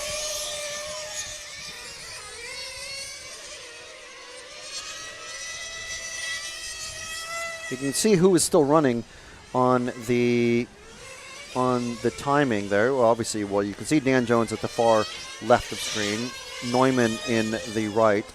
I believe Maud Noor is the Malaysian fellow who's closest to the camera there in the on our driver's rostrum view. And Dan Jones, the last one to come in off the track. So that is the finish of that one. So yeah, finishes with Valente, Issei, Kilich, Neumann, Jones, Maud, and Westenfelder.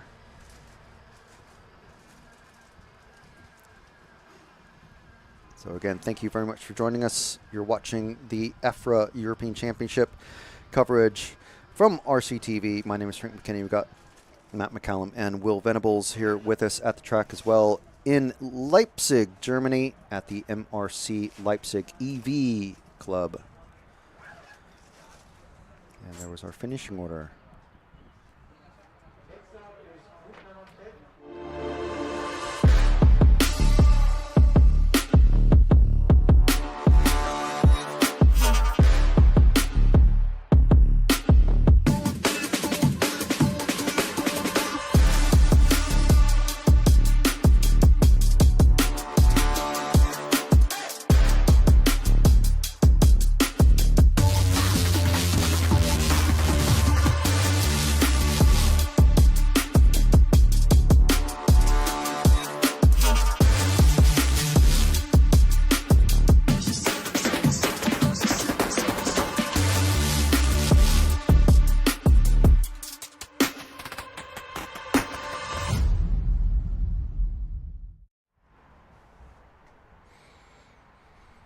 Yeah, so from my call out previous, we do have someone joining us from Scandinavia. Impactful Events joining us from Sweden, and I'm going to guess that's Mawata Semtaha from Perth in Australia.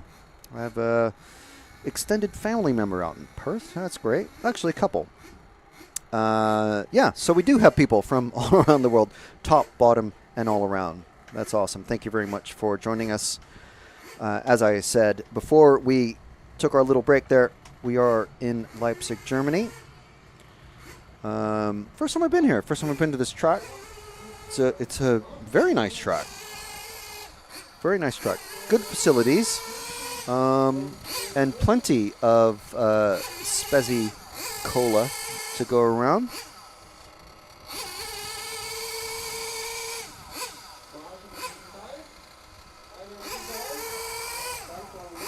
So Marshall's coming out on the track. We have a good-sized break in between.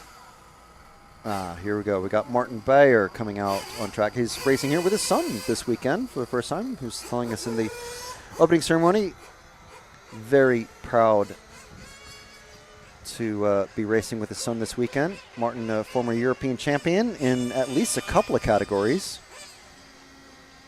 And currently X-ray designer, so it's not a bad job. Gets to play with a lot of toys. Car number 1 not hitting the second gear. Get it warmed up a bit more. Car number 1 of Leonardo Locascio. Got Bruno Barbosa, Pasquale Montefacione. No, sorry, Monfalcone. Nenad Jurovic. We do have a lot of Slovenian and Slovakian racers here, and a big team of Croatian racers here as well. So there are going to be some names I'm going to just butcher. I do apologize ahead of time. Emanuele Greco, John Kostopoulos, someone with no name. I'm certain no one's going to sign up with the name of Dummy. And then Martin Bayer in the car 8. But car 1 is the only one out there at the minute during the warm-up, so Leonardo Locascio. Martin Bayer out in his orange and blue.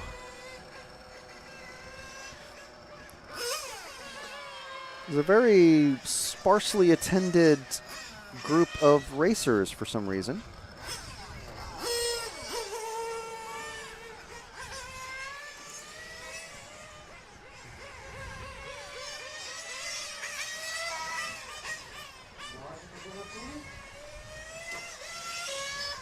Speaking of some Spazzy, I'll just have some now while we have, I mean, it's not really a break on track, it's just, yeah.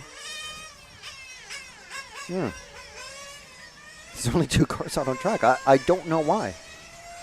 I was able to chat to quite a lot of the racers yesterday to find out things about like what they thought about the track and the tires and all this stuff and cars are running and what the cars are all about. And I mean, you know, the details about their cars and updates and things like that.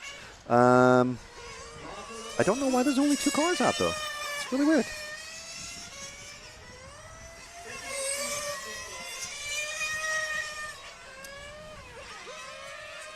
And who is that? That's Mr. Chili joining us from Maryland, USA.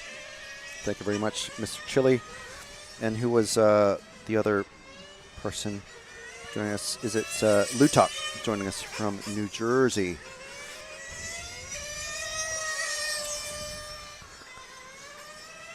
So we got East Coast US representing. Anyone in the Central region? My old stomping ground. Anyone from anywhere from Texas to Chicago, or what is it, Ontario? That's north of that, or is it Toronto? I'm terrible. In many ways, I'm a typical American. My geography of even Canada isn't all that great. I know British Columbia is that way. I know Quebec, is it that way? No, Toronto is to the east. I think it's Ontario, isn't it? And Quebec are in the middle, sort of. As Bayer comes in for a bit of a track tuning. The mechanic checking the track times.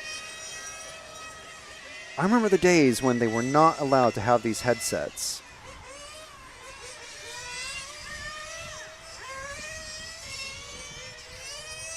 And it was just loads of just shouting, and you had to pit directly underneath your driver.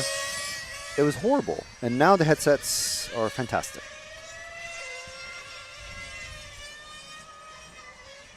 So anyone from the central region, have you guys woken up yet? Ah, we have someone from Wisconsin, Aaron Martinez. Oh, Lutok's starting a war now. Lutok, you've just kicked things off. East Coast is the best coast. Well, I mean, there's Gulf Coast, there's West Coast.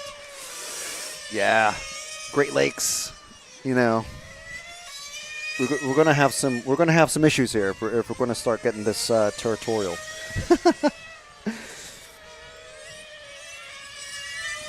Titoin saying hi and good luck to B.A. Arnoldi from France.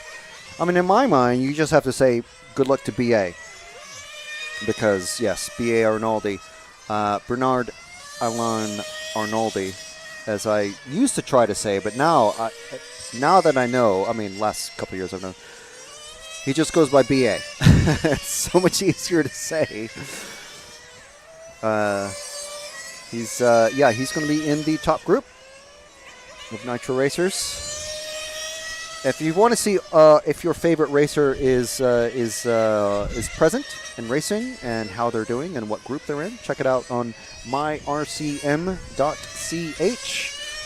And you can check the currently running events and look for, or just search the page, do a Control F or something like that for EFRA, or look for Leipzig, Leipzig, and you'll find this current event right now running, and you can see the online results, the timing of each heat and everything. It's all there. And also all the previous practice round, the current practice round, and you'll be able to find out when everybody is out on track for their qualifying. Now the times for qualifying may be adjusted at some point after the lunch break, which is going to happen after this round of practice is finished. So it's currently 12:50 local time, the Central European time, or CET. And of course, if you're watching us from Australia or Malaysia, Wisconsin, anywhere in North America or the Western Hemisphere, obviously make sure to adjust your clocks accordingly, because those times that we say are going to be on based on Central European time, purely because that is the local time where we're at. So -6 hours if you're on the east coast of the U.S. or North America, I should say. -1 hour if you're in Portugal or the UK, and plus an hour if you're in I think Turkey's 2 hours. If you're Eastern Europe, it's going to be 1 hour. I'm not sure for Turkey, but let us know.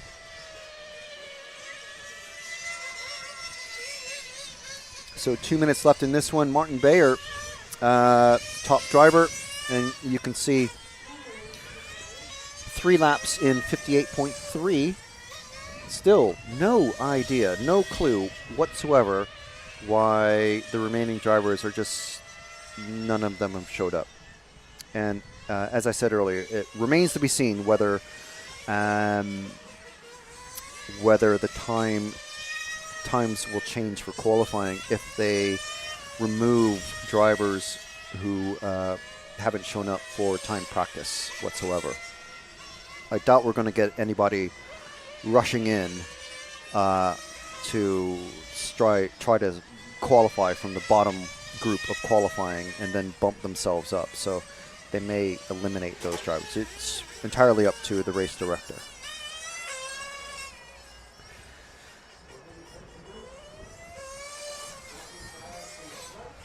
A couple of the Americans just lolling. I'm assuming it's something I said. I don't remember what I said, so. But yes, lots of love to you guys as well. And just the one racer back out on track. So 50 seconds to go. This is the one driver, number one, Leonardo Locascio, who's been driving the entire practice run. Ooh, his car's running lean. That is lean. Jeez, it sounds like a hair trimmer. Running, I believe, GT Fury. I think that's the Raptor.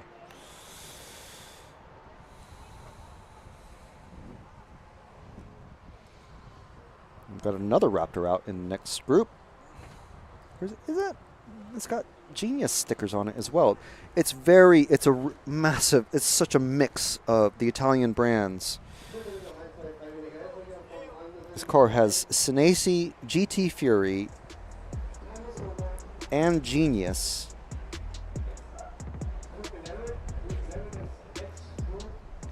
So I'm not sure what, but the mechanic is wearing a Genius shirt, so I'm assuming it's a Genius.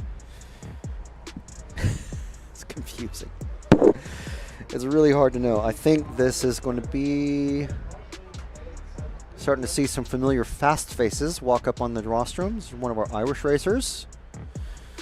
I'll tell you who isn't here is Edoardo Ripetti, who's last year's GT8 top qualifier, and also neither of the Dominine brothers are here.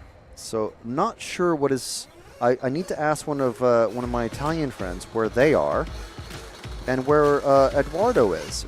Edoardo, he works for Ferrari, so maybe they're trying to figure out some things with why the I think it was the number 50 car was disqualified from Le Mans last week. or this week, I should say, just a couple days ago.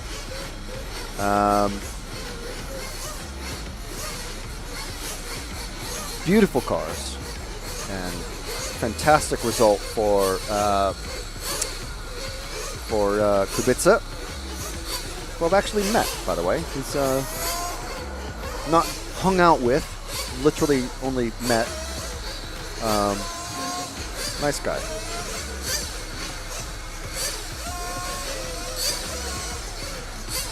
Shout out in the comments if you're Le Mans fans or World Endurance Championship fans. Oh, there's a very nice tricolore on this body shell that's just below us. Got the tricolore going all the way from the front grille to the back of the car. And then it's got a race paint all over it as well. It's very nice. Beautiful, beautiful coloring.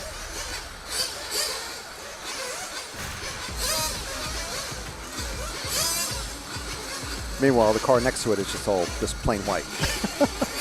So it's a big mix of drivers who will. Obviously, it's a lot of effort and cost to get a race body painted up, or even if you're doing it yourself. I mean, that'll take a whole weekend potentially. And then of course it weighs a ton. But then if you're trying to make minimum weight or whatever, then it doesn't matter all that much.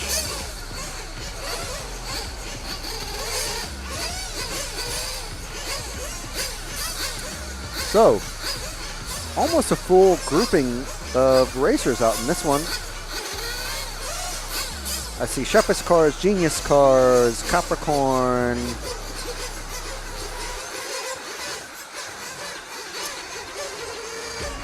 Yep. There's 1, 2, 3, 4, 5. 9 cars out in this one. Only one is missing.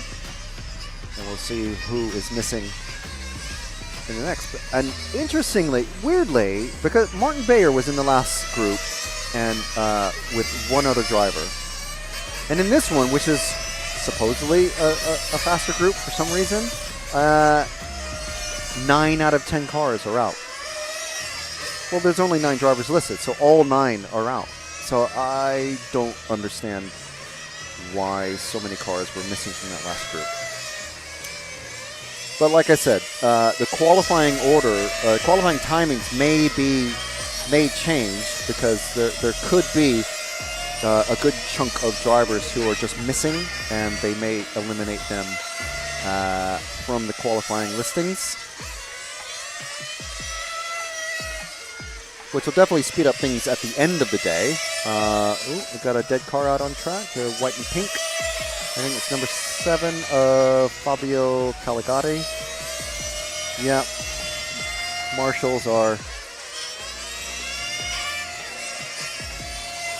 passing the car into the infield, and the mechanic has already retrieved it. Oh, it's a number 9 car of, let's say, Delgado Mendoza.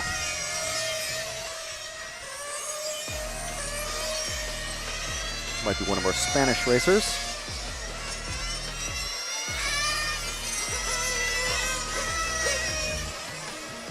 Number 6 comes in for a quick tune. That's Clive Connolly running the Shepis, one of our Irish racers. It's great to see a good group of racers coming over from Ireland.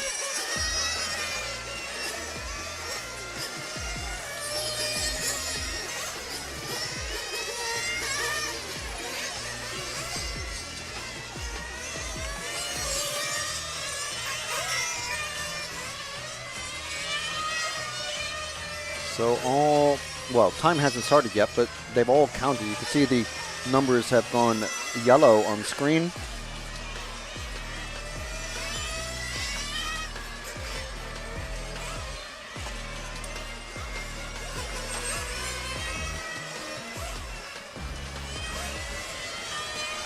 So again, thank you to everybody who has joined us from such amazing and wonderful places such as Wisconsin, Maryland, New Jersey.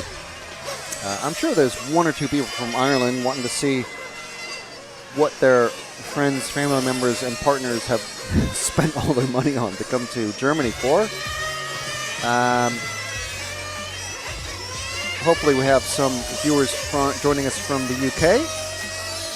We do have one British racer here. It's Dan Jones, our section chairman for the IC track category for EFRA, of which this falls under, GT8 and GTE. GTE being the only electric category under his purview. Obviously the cars, the categories run the same event, but they are two different vehicles.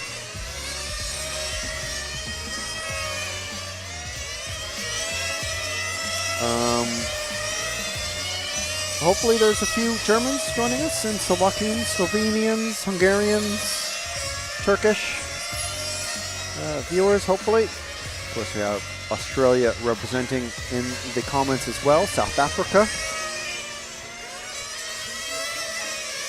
So here's the thing for the chat. Let us know what your local racing scene is like. Is it mostly nitro? Is it mostly electric?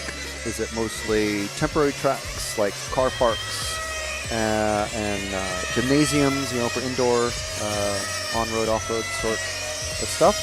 Or is it permanent tracks? You know, let us know what you got. Show us what you got, as the Rick and Morty episode went.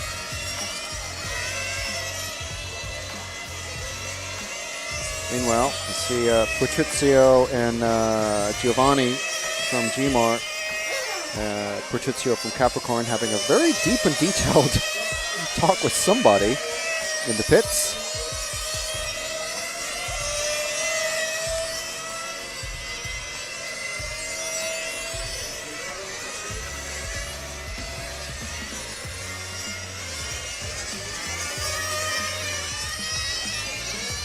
So we're approaching the halfway mark, and we've got, wow, as the cars come across the top, the finish line, it's, top spot is changing. Oh no, okay, I see. I'm looking at there's a timing tower that's on the track, and we'll get Matt to focus on it later, but it is,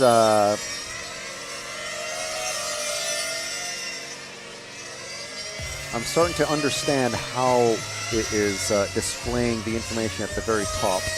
Okay, so top spot is Gabriele Palosci in the car 2. And then we have Philippo Beretta, Adriano Tarragoni, Pietro Mauro, Delgado Mendoza, because I find it hard to believe that Mendoza is the first name, Fabio Caligardi, Graham Luffy, Clive Connolly, and Jason Noonan.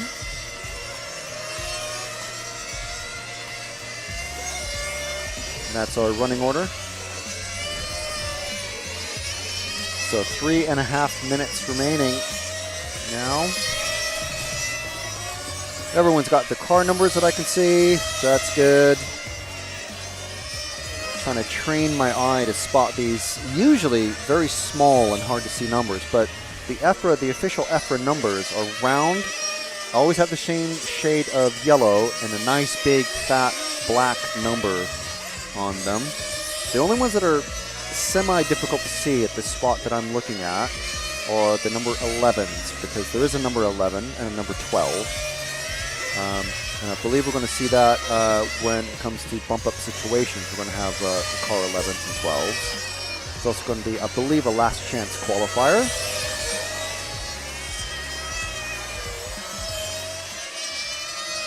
Someone down in the pit lane needs maybe a set of suspenders. If you know, you know.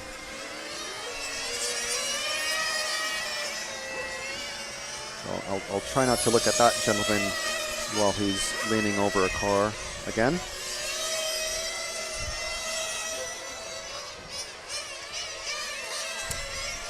I'm sure, I think that's Beretta who's walking off the rostrum now.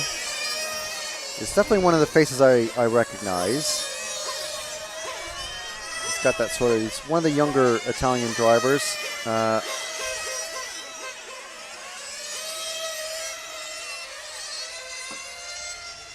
got that sort of like new thing of not just the alpaca hair, but also the really thick eyeglass frames. Whereas me, I guess because I'm probably 3 times his age, I've gone for the rimless sort of look. That's just me. So 1.5 minutes remaining.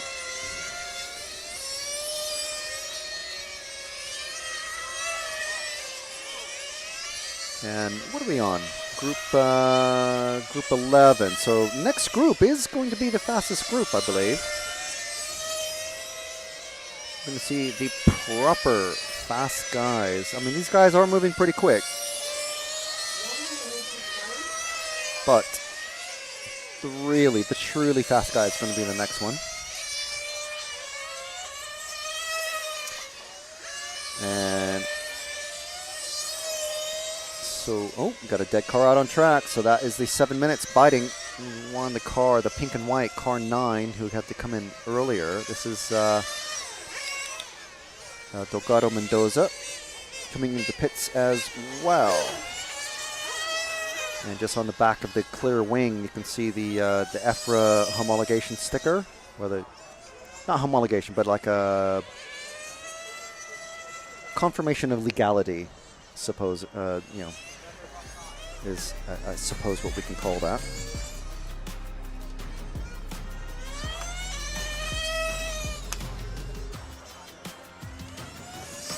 Time is counting down. 2, 1. Time is expired. 1 car out on track. Now, of course, during qualifying, it's going to count. So we're going to see all of the drivers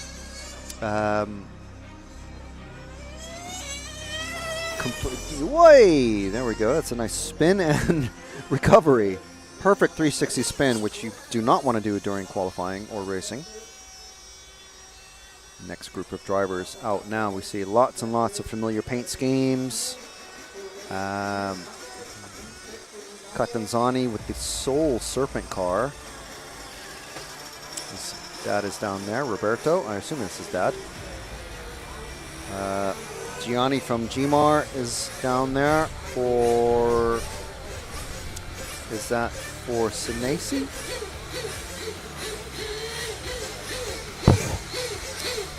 I think, oh, there's V.A. Arnaldi's car. Gruber, let's see, Daniele from Bialassi Tuned is down there as well. There's Signore Matteo is down there for his son Alessio. Even Patrizio is down there for one of his Capricorn races. I imagine that's going to be for D'Angelo.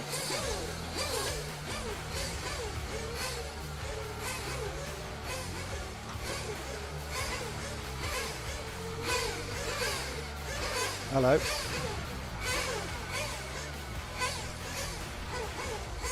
Hello. Hello. Oh, hi. Hi. So the last one then it's the lunch break. Yeah.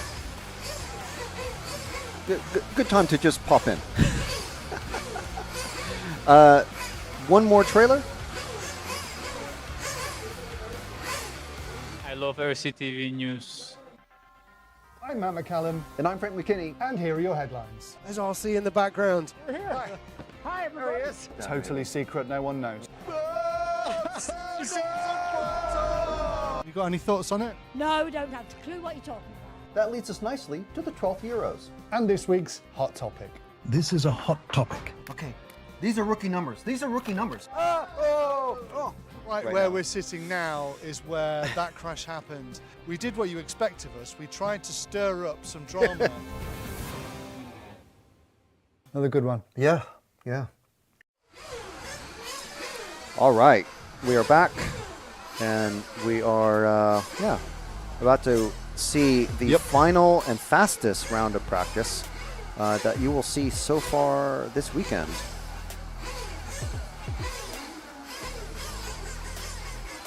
There we go. Warm-up has officially started. Cars are coming out on the grid.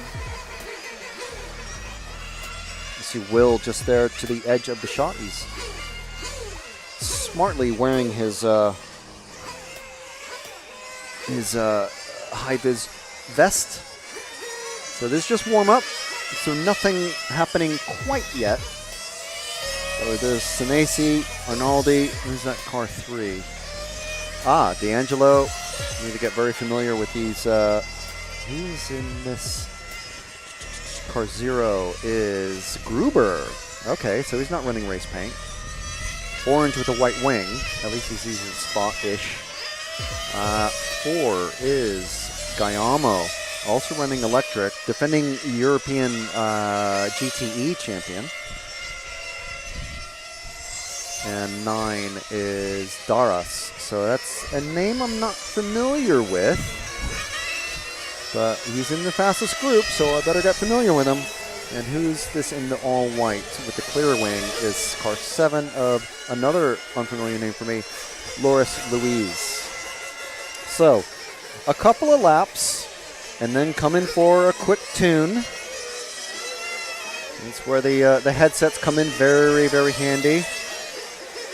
And then back out. So we're going to see a bit of cycling come through. And don't worry, we'll have moving camera starting in the qualification rounds after the lunch break. Sideways there for the 3 of D'Angelo. Daras just behind him. D'Angelo coming into the pits. No one picking him up. Where's his... No? Oh, okay. He came into pit, stopped, and then just carried on. So, all right. Still a couple of minutes of warm-up to go. 1 minute to go, I should say. So I'm getting familiar with the timing tower at the start of the straight, just in the sweeper.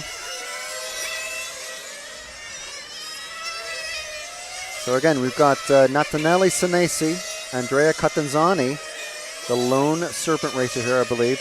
Alex D'Angelo in the Capricorn. Senesi running the Senesi Motorsport car. Rosario Gayama running the Shepis MZGT. B.A. Arnaldi running the Genius. Shepis running the Shepis. Louise, I'm not sure. Matseo running the Raptor. Daras, again, not sure. And Gruber running the Hong Nor. So a real spread of chassis manufacturers represented on track at the moment. And to be honest, I mean, the one Serpent car that's out there, that's even here at the event, I should say, and Louise and Daras, I'm not sure what they're running. So they could be who knows what they're running. They could be, one of them could be running MCD, and the other one running the S-Works. I don't know. But I will try to find out for sure. But, I mean, how many chassis manufacturers is that? That's, 6 or 7 different chassis manufacturers potentially represented in one heat, which is literally the fastest group of cars here on track. And I think that is Daniele Iolasi at the end of the main straight with the radar gun. So he's doing speed trap testing for his drivers to see what their top speeds are. That's interesting. I mean, maybe. I mean, if you're into this sort of nerdy stuff, then yeah, it's interesting. Shepis, not out and counting. I don't know if he's out, but if he is, he's not counting. Senesi currently on top. Of course, we're going to give these guys, let them complete 5 or 6 laps before we really start paying attention. But according to the timing, we've got Senesi, Gayamo, Matseo, and B.A. D'Angelo. That's our top 5. And again, Shepis not counting, so he's a quick one. So that could be important. But Gayamo is arguably the top performing racer for the Shepis Models car. Matseo, fastest Raptor. Senesi, fastest Senesi. I'm not saying that because he's the only person here named Senesi. He's literally running his own design of X-ray conversion chassis. So we're with the number 5 of B.A. Arnaldi in his very familiar, and I believe the first to be running this sort of minty green, seafoam green, etc. Color. But Pizza Gali, a couple of years ago in Croatia, was running the same sort of coloring, but with a lot more Italian tricolore on it. But we saw Pizza Gali running earlier, and he was not running the minty green. So Arnaldi running third at the moment in the car 5. Gruber running 5th in the Gruber in the Hong Nor, just coming through the center bit. No, running the. He's got a slightly different body as well, I think. Gruber is car number 10.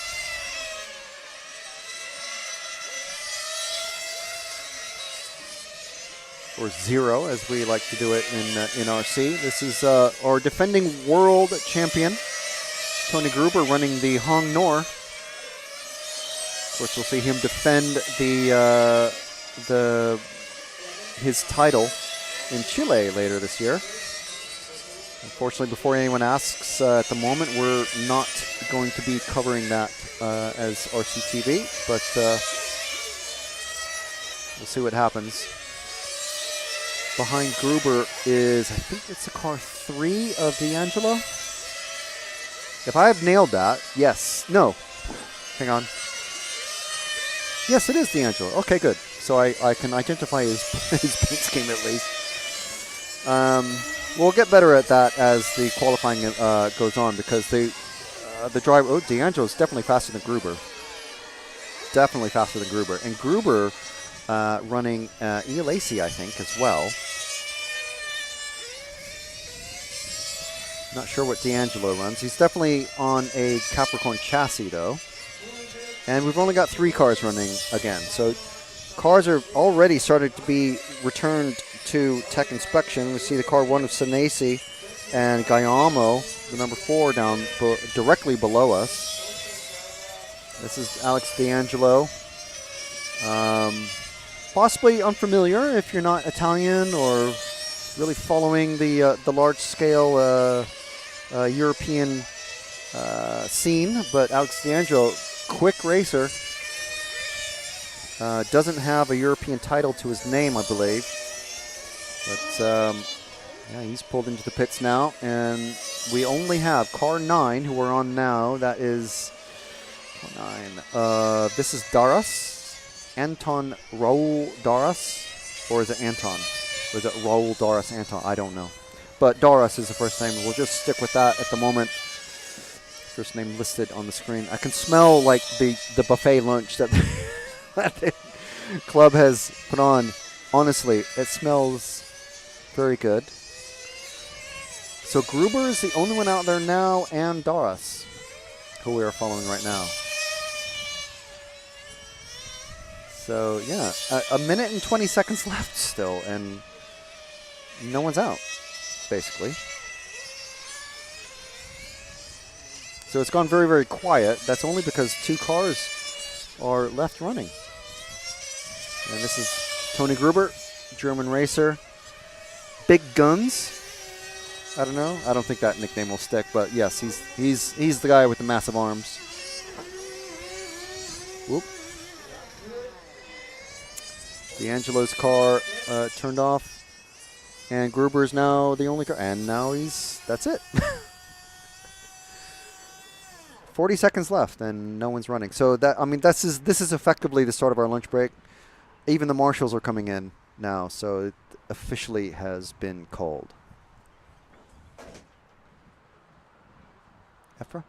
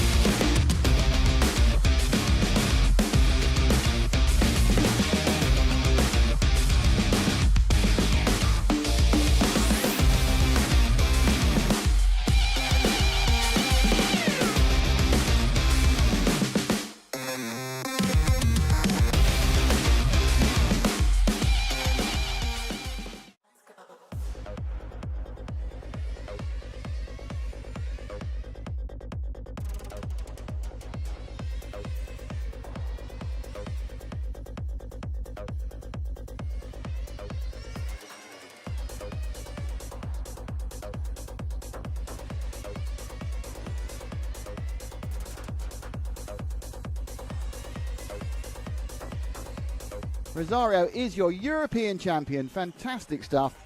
Nataneli Senesi wins the most amazing race to take the most amazing European championship. That is absolutely unbelievable. It's like a real now. It's like a real.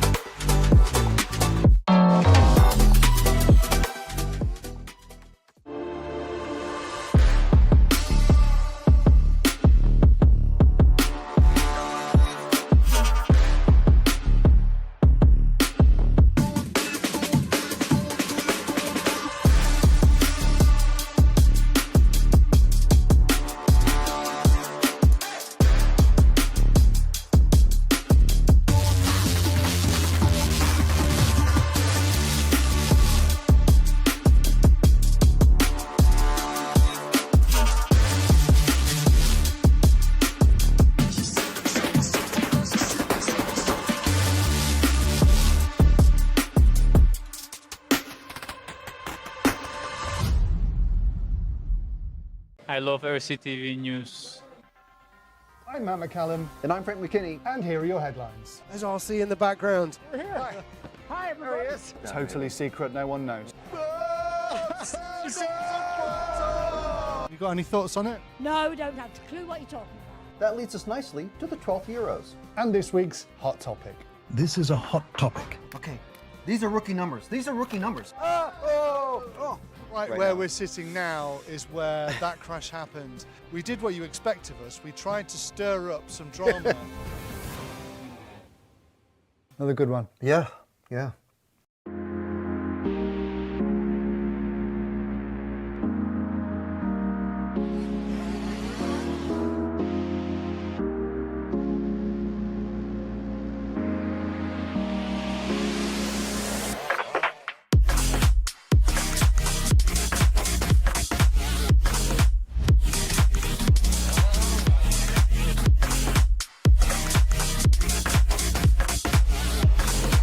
On him now, we got the mid-winker on. Now it's a four-way battle. Poleman is being run back to the pit, but Poleman is going to miss the start. Oh no! Hatton's going with Ben. Ben and Hatton right together now on the last shot. And Ben's on the inside! He's got him!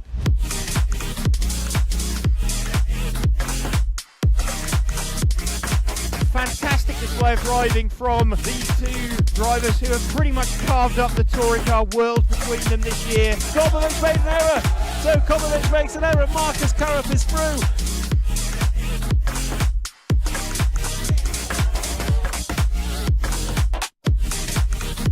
To take the most amazing European championship, that is absolutely unbelievable. Mark Reinhard takes the European Championship. Yeah, had to be a while, man. Waiting for it a long time again. And crossing the finish line for the last time, Dario Balestre is our 2024 European champion. As always, another title. Dario Balestre got to stop and go in the penultimate lap. Still hang on to the lead there and take the win. The four-wheel drive European champion for large scale, Van Helmen. The winner, your European champion, is Juan Carlos Canas. David Ongaro, associated European champion, and didn't he deserve it? Bruno Coelho is your champion. Michael Walowski then comes across the line to win the European Championship.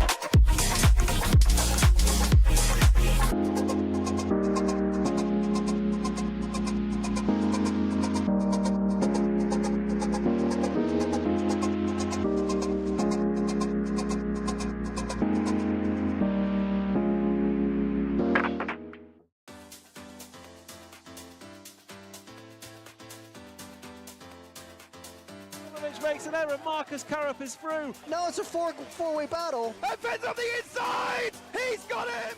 I love RCTV News. There's RC in the background. Hi, everybody. This is mine. Oh, okay, fantastic. Yeah. So we are here at ETS round number 3 of season 17. Davide Ongaro, associated European champion, and didn't he deserve it? Bruno Coelho is your champion. Today, mamma mia, super happy. It's like a real now. It's like a real.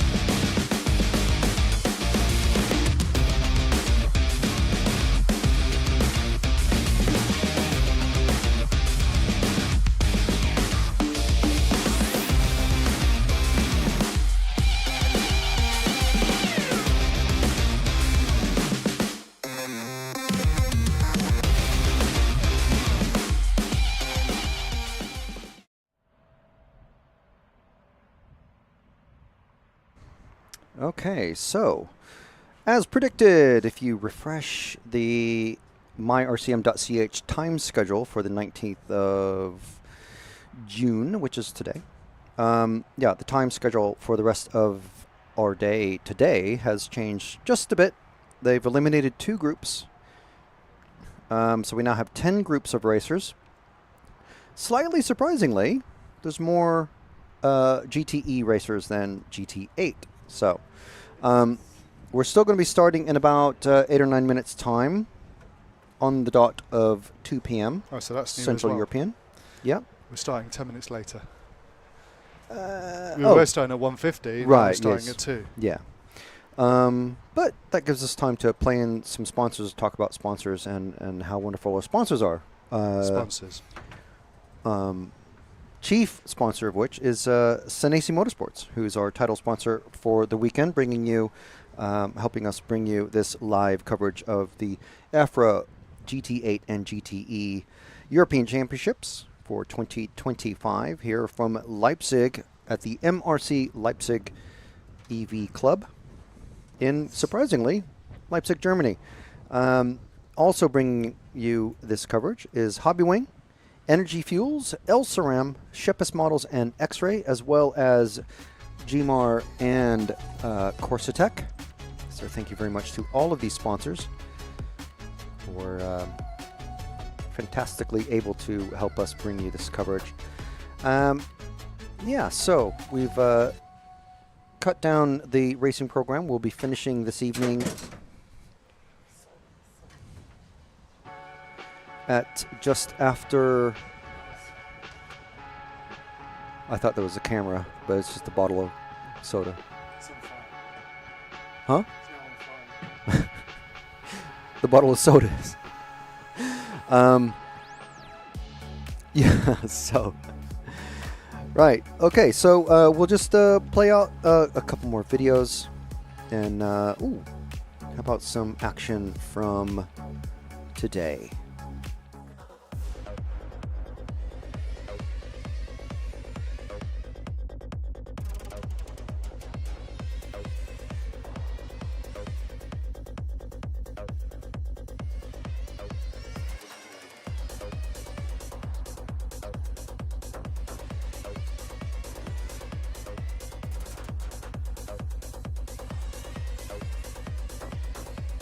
Rosario is your European champion. Fantastic stuff.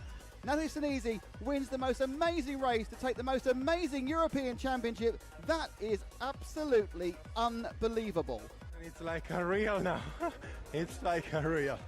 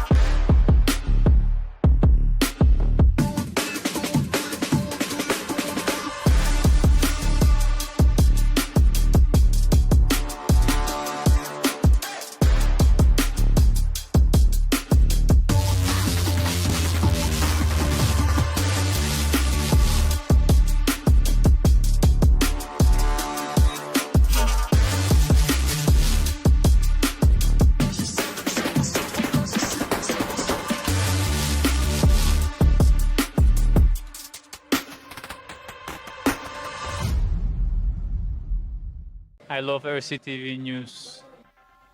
I'm Matt McCallum. And I'm Frank McKinney. And here are your headlines. There's RC in the background. We're here. Hi.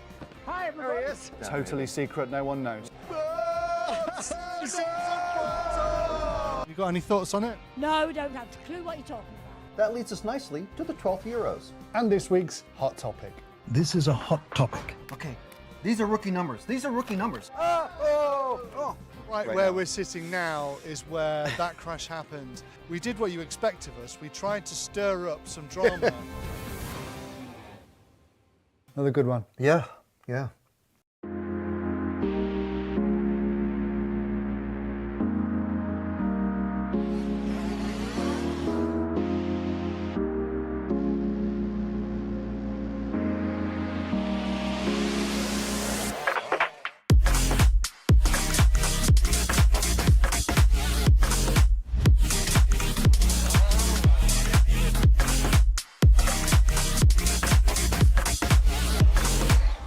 Now we got the mid-wing car. Now it's a four-way battle. Poleman has been run back to the pits. Our Poleman is going to miss the start. Oh no! Hatler's going with Ben. Ben and Hatler right together now on the last time. And Ben's on the inside. He's got him.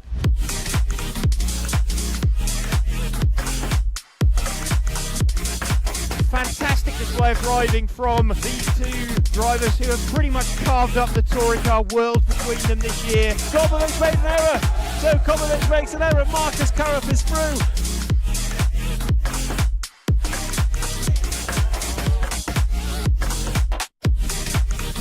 To take the most amazing European Championship. That is absolutely unbelievable. Mark Reinhard takes the European Championship. Yeah, had to be a while, man. Waiting for a long time again. And crossing the finish line for the last time, Dario Balestre is our 2024 European champion. As always, another title. Dario Balestre got to stop and go in the penultimate lap. Still hang on to the lead there and take the win. The four-wheel drive European champion for large scale.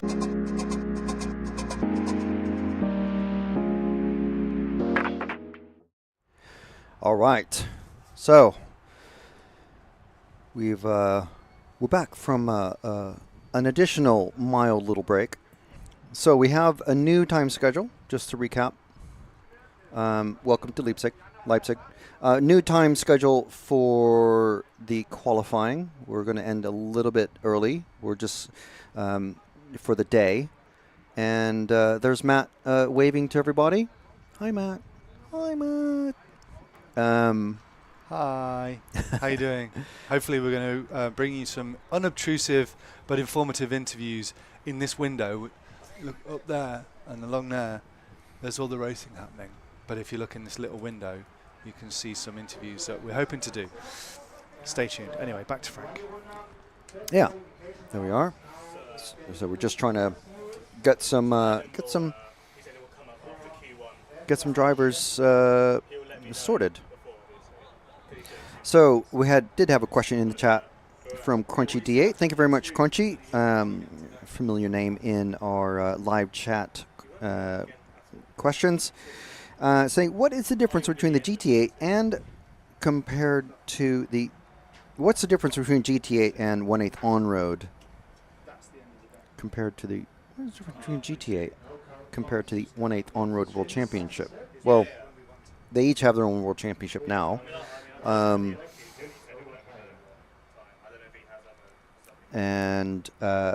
basically, GT8 is full suspension, front rear suspension. Well, 1/8 is as well. 1/8 is, we RC people like to call it the F1 of RC, and it very much is, because there's tire stops. Obviously, there's loads of pit stops for fuel, but there's also tire changes during the racing. There's adjustments that the drivers and mechanics have to do during the racing for those tire stops and fuel stops, and there's all sorts that has to happen.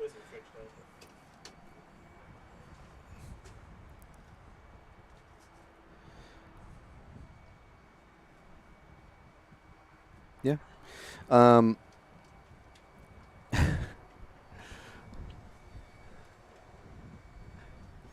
Let me play some music. Yeah, there's all sorts of stuff that happens.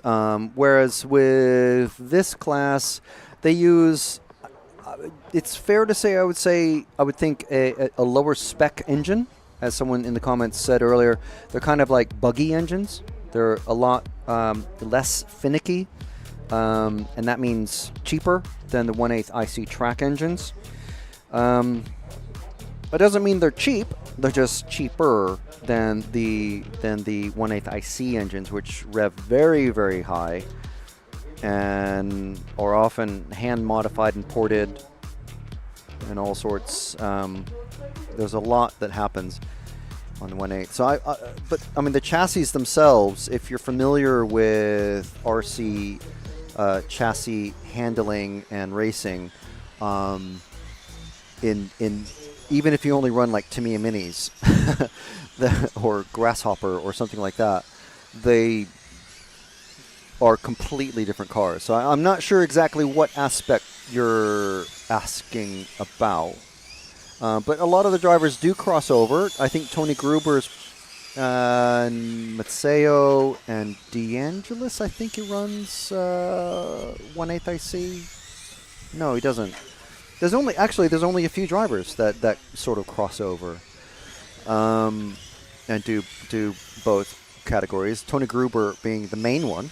Obviously, he's a perennial top 3 racer in the European Championship, and of course, as we know, the defending GT8 World Champion. That's for the Nitro category. There was a World Championship category for GTE as well, but there weren't enough drivers to make it a proper World Championship. I think there needs to be a minimum of 30 racers. But partly because it was in Australia a couple of years ago, there weren't enough racers to make it a proper World Championship. And therefore, Jorn Neumann is the current World Cup champion. Might be because it was the first time it was run, so it has to be a World Possibly, Cup yeah. the first time it's run. So yeah, okay, yes, I see. But also Australia is getting enough racers to events is an issue sometimes, which we've seen.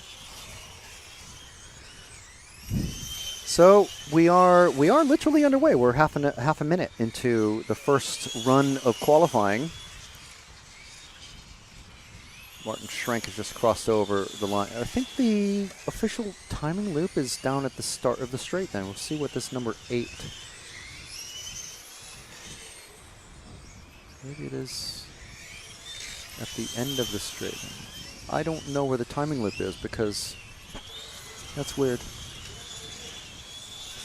I would imagine maybe it is down there, and it just takes a little while for it to show up on the screen. So there's a bit of delay. Still figuring out their on-track display. Of course, it does all link up to the myrcm.ch live timing, which you can see at the top right of screen. So thank you very much to our timing guru, Stefan, who's been sorting that out for us. And we're following car number 1, I think, yes, of Sebastian Lalande. So if you're cheering for Sebastian, there he is coming down the end of the straight. So we haven't actually done a proper following of the cars. Like, we haven't named the corners in quite a while, but you follow the cars. So here is the start of the lap. Down the grid and what I thought was the double line for the timing loop, but there's the main straight coming out of the sweeper, and then into the hairpin, and then the big chicane in the middle of the track. It's the easiest part to see the numbers of the cars. Another hairpin, and then through this kink, another hairpin, and the Nitro cars, second gear will be kicking in just after that start line at the start of the pit straight, which we were just on. So again, main straight. Hairpin at the end of the straight. Chicane. Infield hairpin. Kink. Hairpin, I'm not sure what to call that yet. Pit straight. Well, it's not really a straight, is it? The pit not straight? Do we do the Grand Tour thing? They're calling the not straight the not straight. But yeah, so that is a tour of the track. And as you can see, we have all the marshals out there because this is qualifying. Well, we had them in during the timed practice as well. And we have a set of bleachers down at the left end of the track from us. So Lalonde still leading this one. He was threatened by one of the pink car, the bright orange car, which fell off the track somewhere along the way. 3.5 minutes in, so that is halfway through now. Seems like the club timekeeper has turned off the option on the system to have, as the car goes off the track in front. Well, it's pretty handy for Sebastian. Instead of having to deal with a verbal blue flag from the referee, it's just like, just crash in front of me, that's fine. A little bit of shadows on the track, but they're slowly disappearing. Luckily, the sun doesn't come into the commentary booth here. Hopefully it's not as warm as it was yesterday. It was quite warm yesterday. So 2 minutes, approaching 2:45 left to go. Yeah, I think the official loop is where that start line says, at the start of the pit straight. And it does pop up on the timing tower at the end of the straight. So, yeah.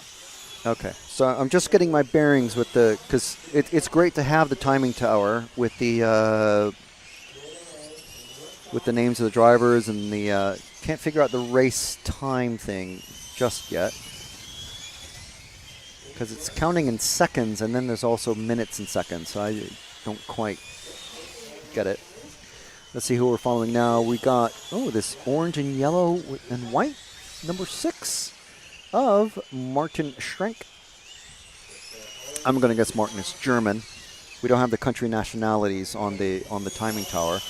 Have to physically turn around to see, well, actually not on the timing either on screen, but there we go, through the kink. Not much of a kink. It's not as tricky as the Tamiya USA track, but there we go. Around the sweeper, under that timing tower. Way! Missing a bit of grip there. Oh, this is actually an Audi-styled car, but it's one of these that it's basically the shape of the Pagani car, but just with some slightly different lines on it. A little bit fast there. I think the ideal speed to be going through there is pinned, basically, full speed. And it's okay, because Martin isn't going quite as fast as the guys in the top heats of GT8, we'll just demonstrate. So imagine just full speed, full throttle, all the way through here. You're not lifting off. You're not lifting off. You're still not lifting off. Now you're on the main straight, the straightest part of the track. Brake now. Full speed out of here, into second gear. Brake. Full speed, already into second gear. Brake, slow through there. And then second gear all the way through here until you're braking there. And then second gear kicks in right there, coming out of the shadow of the tree. So that is roughly what the fastest drivers are doing to be fast around this track. It's a large track, even for these cars. They do race large scale and GT8 here on a regular basis. But second gear out of that so quick into the top gear, and then just not lifting all the way around here. If things are set up correctly, if your car and the grip and the aero and all that is working, you're just full speed around at least 95% of this track. Out of here, full speed all the way. You're not slowing down at all until there. Full speed kicks in there, or second gear, I should say. So as soon as you're coming out of the shadow of that tree over the finish line, you're at full speed all the way to there at the end of the white lines. So, and we'll get a better picture of this with our first interview of the day, who we should have coming up in a couple of minutes. But we'll get a better sense of this with one of the racers who is actually out on track. But yeah, that is definitely the one we were just following, definitely an Audi-inspired car. One of the very few Audi-inspired cars, because pretty much everything else is Pagani Zonda style car.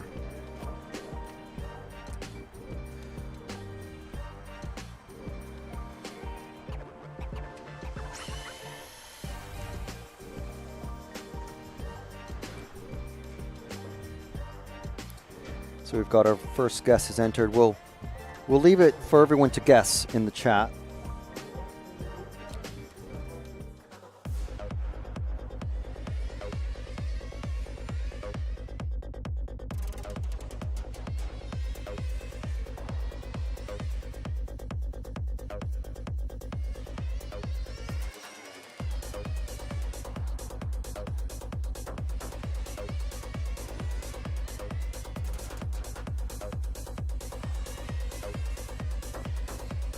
Rosario is your European champion. Fantastic stuff. Nataneli Senesi wins the most amazing race to take the most amazing European championship. That is absolutely unbelievable. It's like a real now. It's like a real.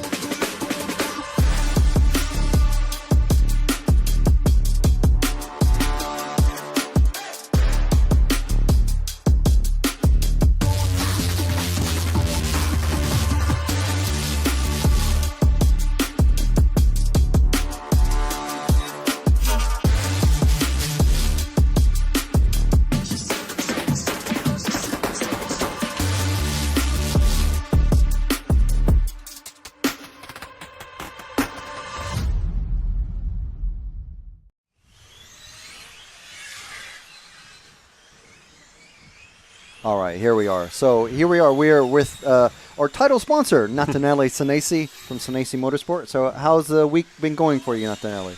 Not bad, actually. I'm having a good fun here. So both cars are working good. Customers are happy. I just need to find a little bit more speed in GTE. GT Nitro is pretty good, I mean. Yeah.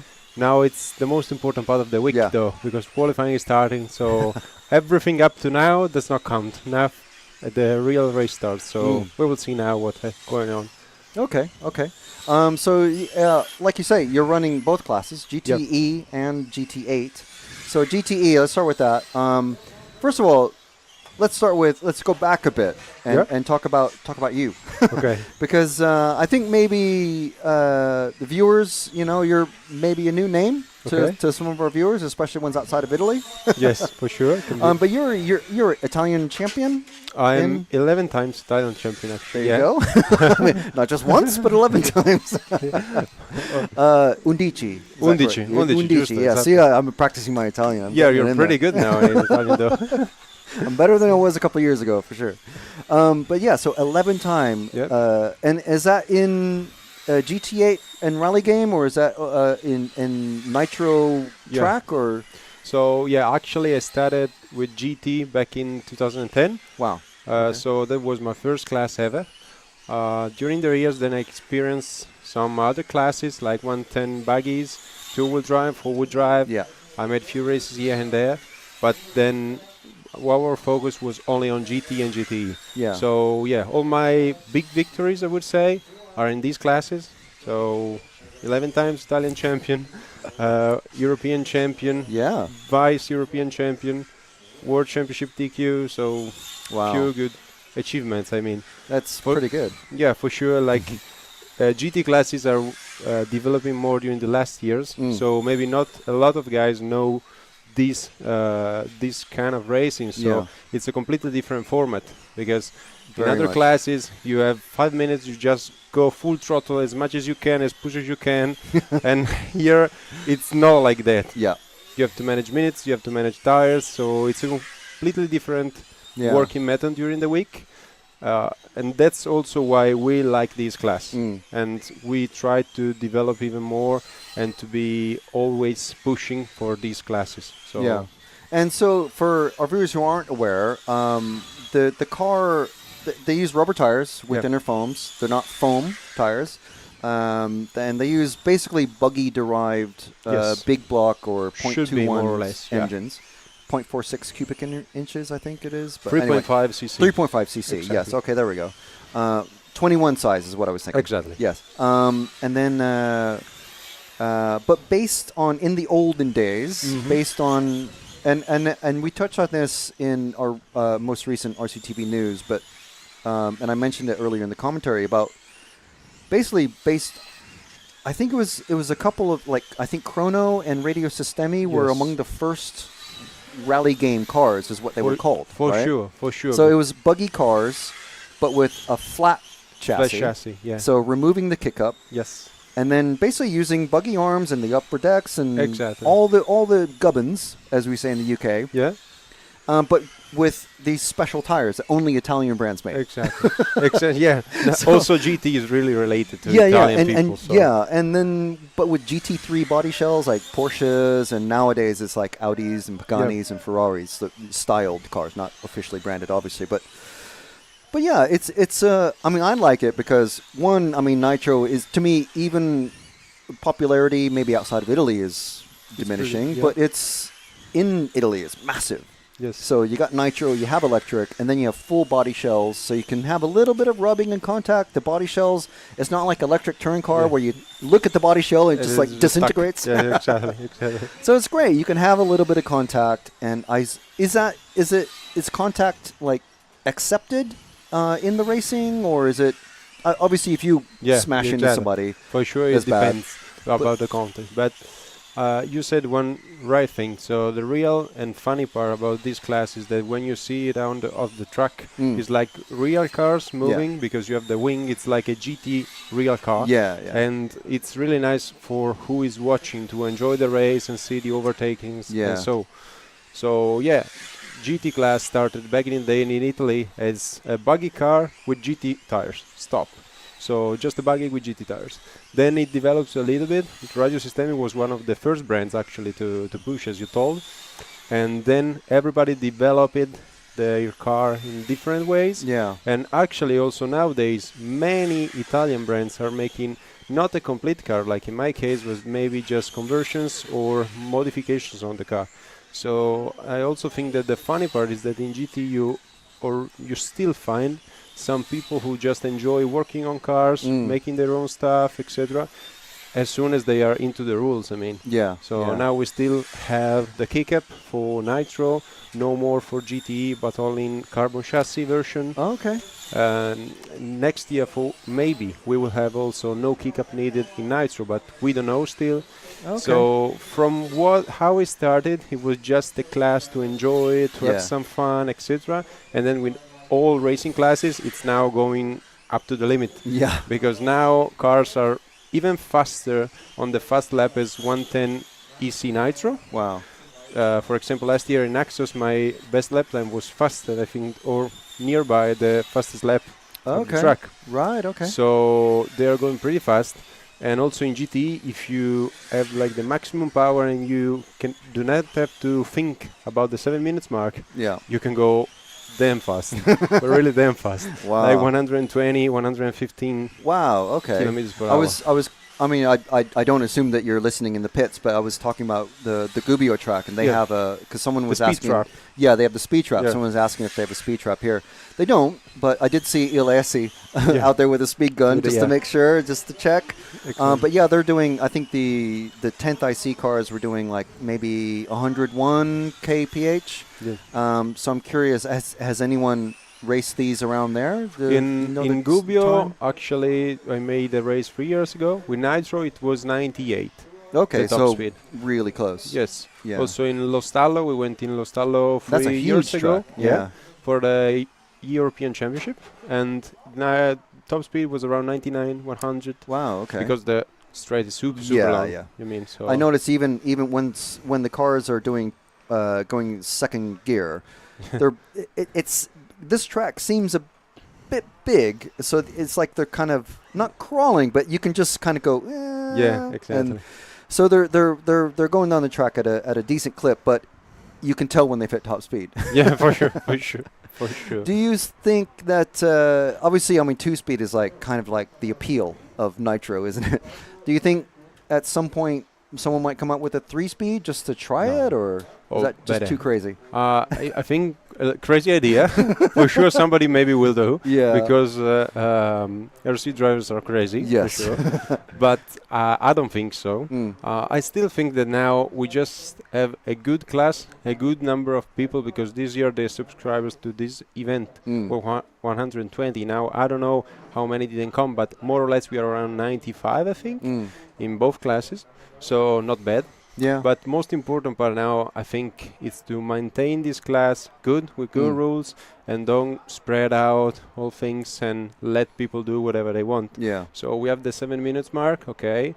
Maybe this track is too difficult to make 7 minutes. We all know, and it's part of the game. I mean, we are here for that. I can do maybe 6:40. Another guy can do 7. Another can do 8. But it will be a race to the finish line. If you can do a lap more, a lap less, and then the tenth of a second on the first lap does not count anymore. Only in finals will be crucial, I think. Yeah. Yeah. Are you okay to stay a few more minutes, or when's your now we are. we just looking at them. I was looking at the racing schedule actually. So maybe just 3 or 4 minutes. Okay. No Okay. All right. So just on your car. So now I mentioned in the commentary. So is there? Now we were talking yesterday about what is the Senesi car. You're saying it's. I mean, essentially, it's a conversion kit. A major conversion kit for the X-Ray car. Yes. So can you sum up? Roughly, in a few minutes. Okay. Like roughly what you convert, what changes. I understand. So actually, as we were talking yesterday, I used to be an X-ray driver in the past. Then we stopped our relationship. We are still friends with Uri and all the X-ray guys, but I decided to do another way. So we decided to develop the car even more, and so making a conversion kit which mainly changes few parts, but which in my opinion makes a big difference. So for example, now we have straight transmissions. The arms are no more in plastic but are in aluminum. Right. Then you have a carbon fiber radio plate for the Nitro. Okay. You have a 0.8 module 2-speed instead of module 1, and then few other stuff like top decks, etc. So our conversion kit, it's basically a way to make the car more easy to drive, faster, and everybody who have an X-ray base can buy it and convert it, also step by step. So you don't have to buy the whole conversion kit together. Wow, okay. You can that buy was my just next question, yeah. Okay. That's great. So you can convert like just the front end, just the back end, just the middle. Exactly. Yeah, that's so maybe amazing. you just want the top desk because they look nice, you can buy it. You just want the shock towers low profile because they look nice and perform well, you can do it. So we decided to do step by step because in my opinion, for my brand, for our company, was the best solution to not do a too big step that maybe we weren't able to follow during races, etc., and just do small stuff here and there to make people working with us, and then in the future, I don't know, maybe we'll do a car, maybe not, we will still continue like this, who knows. So following on from that, now we've seen, I don't know if I've mentioned to you, I used to work at HPI. HPI started off making wheels and then started making option parts and then making whole kits. Okay. So it seems it's like a natural progression. I know. So of a manufacturer. And we've seen Proline do the same thing with off-road kits and stuff like that. Is that like potentially 5-year plan sort of thing, or you thinking about it, dreaming about it, or going? For sure, I dream about it. For sure. Apart from like RC racing, nowadays I also do some other stuff around. So like my family have a company, so I also work in my family company. And RC racing up to now is only my main work for sure. But in the future, I will have to balance both things, so both works, etc. So it will be difficult for me to say like in 5 years, we will do like this or that. But for sure, in my mind, there is the idea of making a complete kit. Fabulous. Okay. And We'll look forward to seeing something like that. Of course, all of this stuff available on Senesimotorsport.com. Yeah. Yes. Perfect. And great. So if you want to check that out, see what's available there, you certainly can do. So best of luck for the rest of the weekend. Thank you so much. And we hope to see you on the podium at least. I hope so. Thank you for all your coverage and all the nice stuff around. Great. Thank you. All right. Thank you very much. And thank you for watching. Ciao. Ciao. Yes.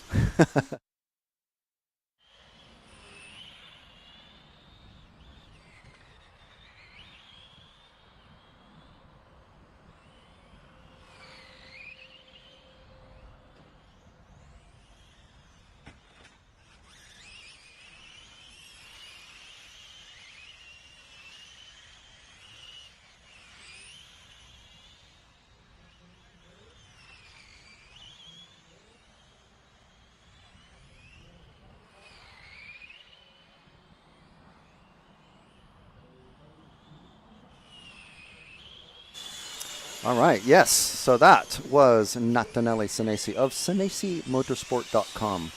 And as I said, make sure and check out those parts. Drop him a message or check out Facebook page, social media for Nataneli. Let him know you appreciate his title sponsorship of the EFRA 1/8 GT and GT8 GTE and GTE Euros here in Leipzig. So it's great to see such a good turnout, really, for the classes. We're just getting ourselves back into commentary positions. So yeah, we are in Q1, or the first round of qualifying for all of the races. This is Group 3 out on track of the first round. Let's get back to the main camera. There we go, down the main straight. One of these orange cars. Yes, this leading orange and gray. I think that's going to be Tobias. No, it's not Tobias. I thought it was Tobias Bayer. Car 3 or 5. Jiri Pfeiffer, I think. Jiri? Jiri. No, it's car 5 of Gerd Pfeiffer. Okay, yes. So the two Pfeiffers are out there. Gerd and Jiri. They've seeded themselves into the same qualifying heat, which probably makes things slightly difficult for them because there's a couple of the Pfeiffers here. Of course, there's because you're up on the rostrum, you need someone to set your car down. And especially in the Nitro, you need someone to not just do that, but you also have to mechanic or act as mechanic for the driver of the car that you're sitting down. So Nitro is a bit more intensive in that respect. But Gerd Pfeiffer, a fan of ours, and we're a fan of his. This is the car 5, rapidly catching up the Martini liveried car. And that's the nice thing about these big cars as well. You can... well, it's almost Martini. Is that the car 3, actually? Yes. So, Gerd catching Jiri. The two Pfeiffers in camera on the track going down the main straight. 2 minutes 40 left.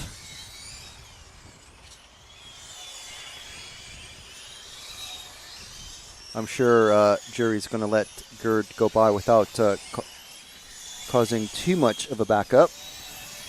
Or any backup at all. Matt says they're probably not related.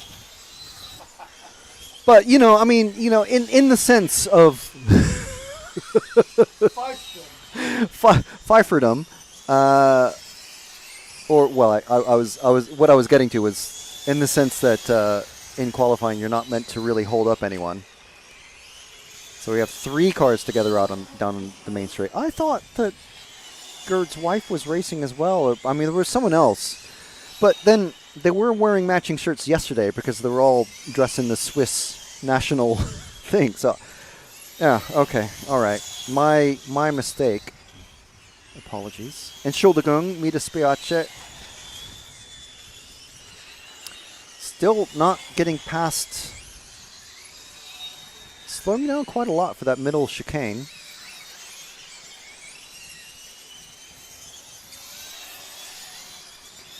And Gerd actually leading now in that white and orange car. Just around the first hairpin. Yeah, they are RCGP colors. Well, it's not black. It's a very dark gray. But yeah, I mean, close enough. We'll take it.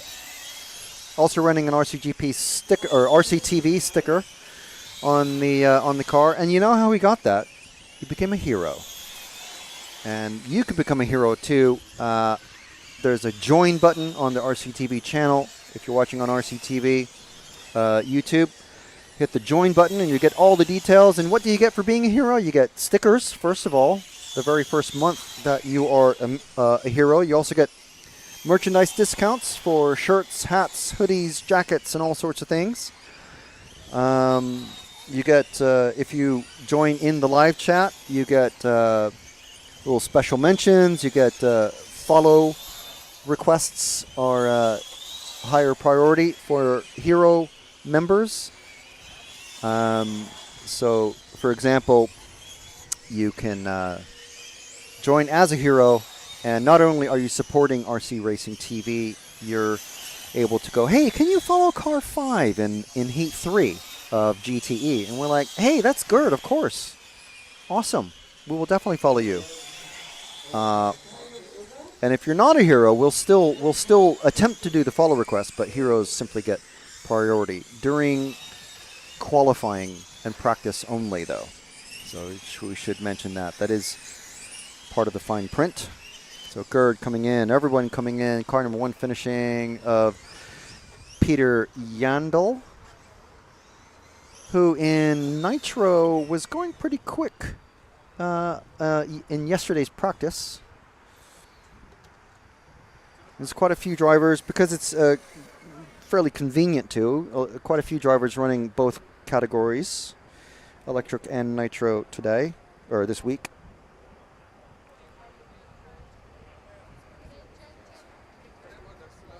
Cars coming into the Parc Fermé and quickly pulled into the inspection area.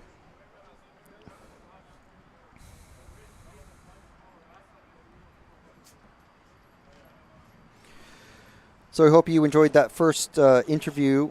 We have many more planned and plenty more to come over the weekend. Those will be available later as separate mini podcasts. So be sure and look out for those if you missed it. But you can always just, if you're watching live, you can always just rewind a little bit and check it out. But we do... seriously, we do need to thank Nataneli for supporting the live coverage, supporting RC, because the sponsorship doesn't just all come to us. It goes to EFRA and is distributed to help support EFRA and also RC in general.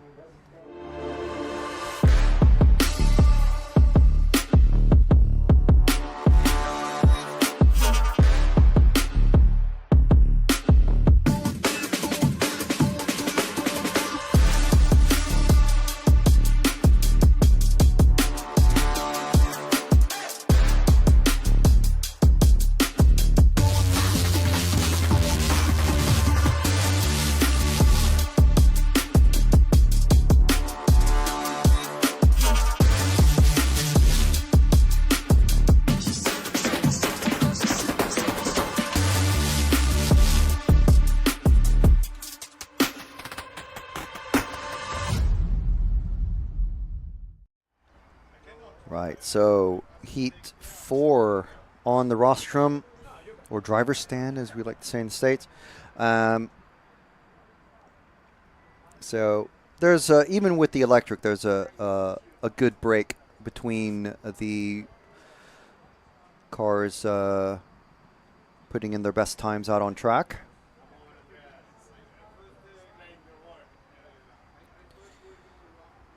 And so that's why we're able to play in the sponsor advertisements. So the last one we saw was Hoodie and X-Ray. So X-Ray, a consistent and strong supporter of live RC coverage from RC Racing TV. And as I was saying, that money is helps bring you this coverage, but it also is also distributed to the clubs. Money goes to EFRA to help support their efforts. Such as bringing international referees and board members to these events so they can see, talk to racers directly, find out their concerns, and, help educate and inform racers who may not be familiar with the EFRA processes. There's a lot of confusion sometimes and a lot of misdirected concerns, shall we say. From racers towards EFRA and not just EFRA, but governing bodies in general sometimes. So yeah, it's there's a lot that goes on behind the scenes, and it all needs to be funded somehow. And the sponsors help us do that, and they also help us, RCTV, bring you this coverage from places such as MRC Leipzig, which is where we're at this weekend. So we do want to make sure and thank them. So we got Senesi Motorsport is our title sponsor for this weekend.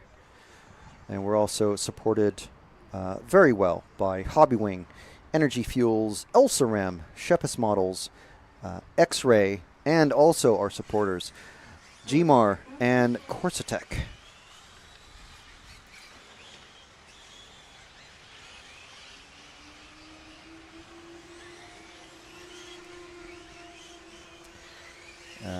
And just in case, I did mention, I believe, when Mario RC asked in the chat, Tony Gruber, is he still driving the Hong Nor? I'm sure I'd mentioned at the time that I mentioned him that he is driving the Hong Nor, yes.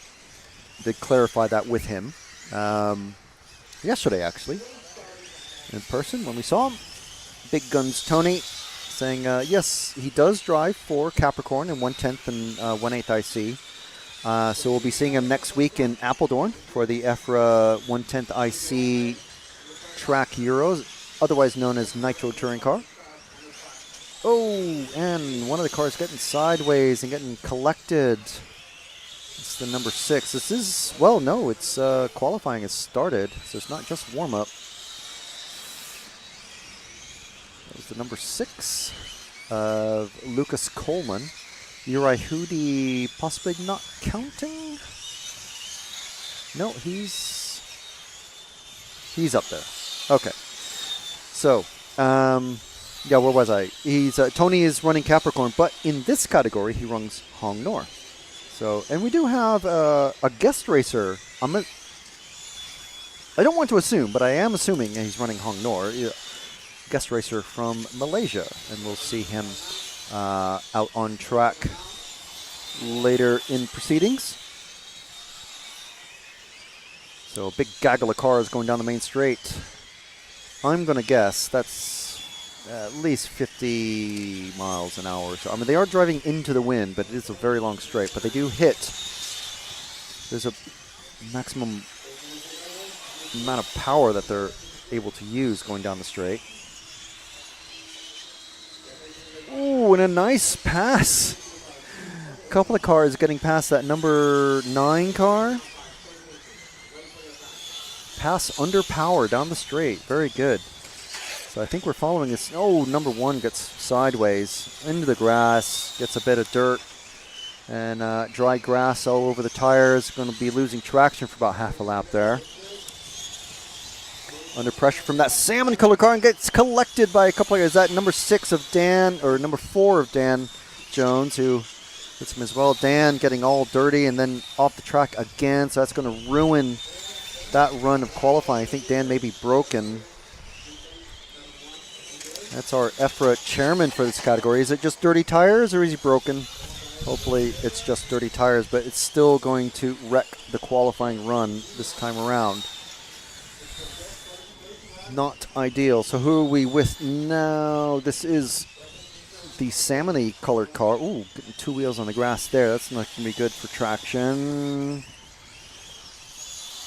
And that's the number 5 car of, let's see who that is. Actually, yeah, of Frederick Militzer. Frederick Militzer in this salmon-y colored car.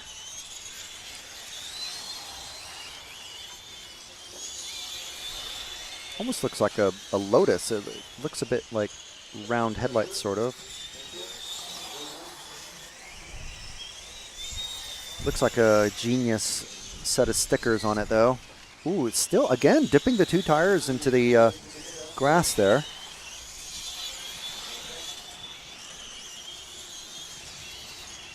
Full speed from there. Hard braking. Full speed again.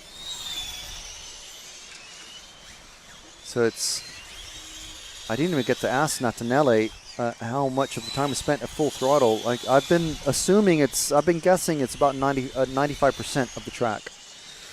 Because as soon as they come away from those red and white curbs, they're at full throttle already. Second gear kicking in on the nitro cars. And I think Dan is back out.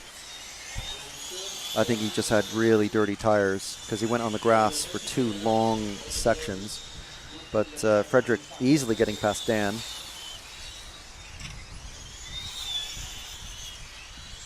Seven car is an interesting set of colors. He's got the minty green and bright, that magenta. Not quite pink, not quite purple. Whoa. Trying to get past, is that the, I can't see the number. There's missing a number on one side, so that's not good. It's the number 3, the 7 trying to get past the 3. That's our leader, Pasquale Kogel, trying to get past our second place car of Uli Westenfelder. So he's actually ahead on time and trying to get ahead on track. So these are basically our 2 leaders. And they're both trying to chase down the magenta and black car. Ooh, a lot closer there, coming off the sweeper, but not relenting. Ooh, cutting up nose off him. Uli. And there we go. So it gets the referee call to, quote-unquote, open the door, which I think is a great term. Ooh, good grip through that corner, which is always helped by staying on the racing line and off of the dust and out of the grass. Ooh, getting a bit wide coming through that center, out of the center chicane. Pasquale, our leading car still, even after being held up very slightly, coming up on the magenta and black car. That's the 8, going very slow now, seems, of Hootie. This is Uri Hootie. Miscalculating that center chicane, but Hootie has been racing for, I would guess, probably 40, 50 years. So, ooh. Hootie giving up a lot of ground there, which is okay for Pasquale. 1 minute left now. So we've got Kogel, Westenfelder, Dostal. Hootie was in 3rd place, but just taken over by Dostal, so he's dropped to 4th. Neumeier, Militzer, okay, little shift again. Hootie, with that very slow lap, has dropped to 6th place now with that big spin.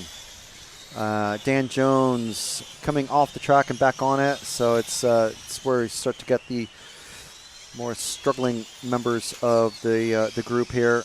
Dan Jones running 7th at the moment. Coleman and Yondel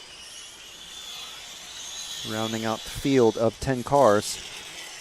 And we have a car dragging on the ground, car 2 of Marcel Dostal. So he's going to have a very bad run as well. Something dragging on the car. I can't see. His mechanics picked it up.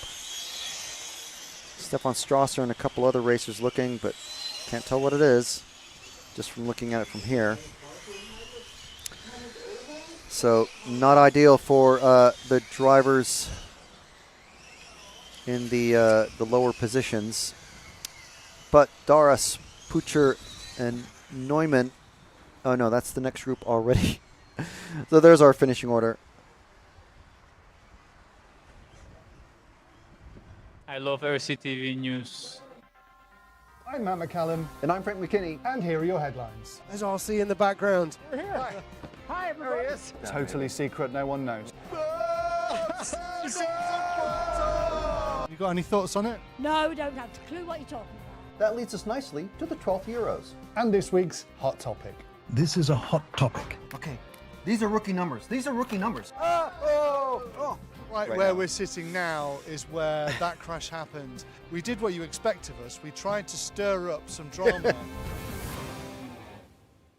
Another good one. Yeah.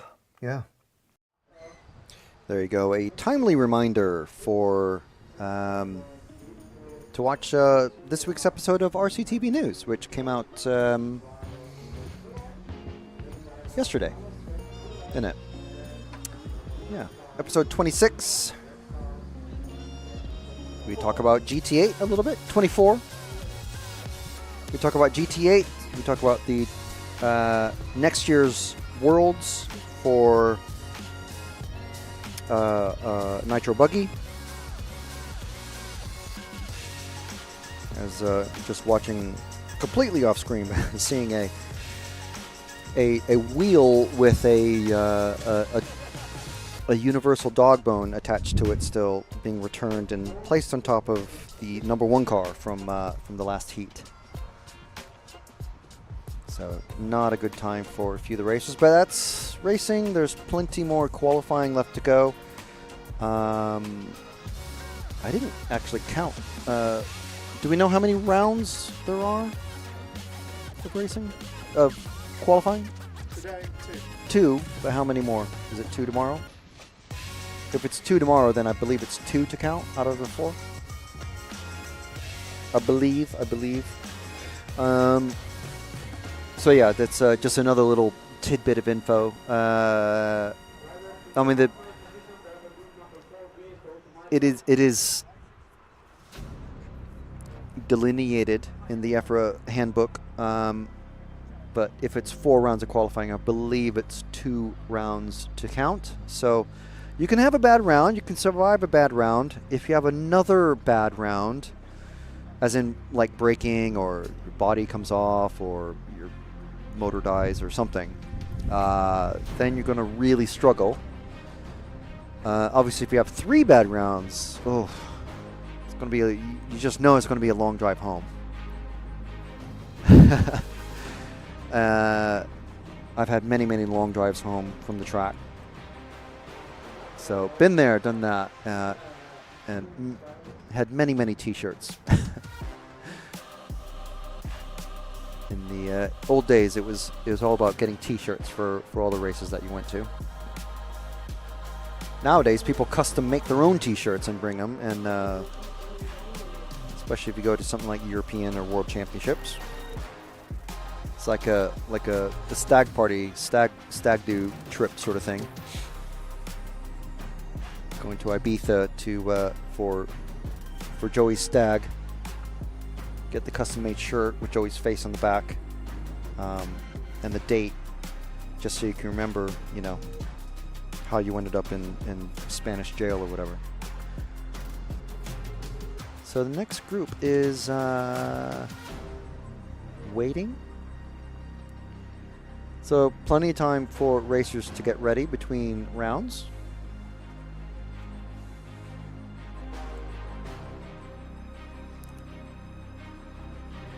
And I see one of the RCTV T-shirts down there from the Pfeiffer clan.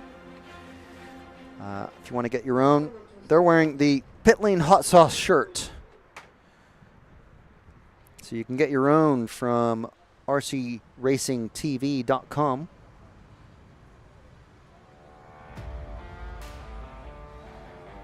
Of course, got the Flex Fit hat myself this weekend.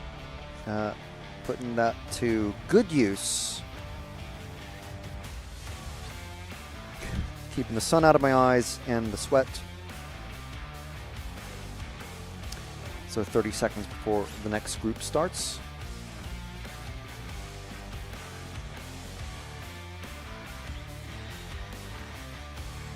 If you have any questions or comments in the chat,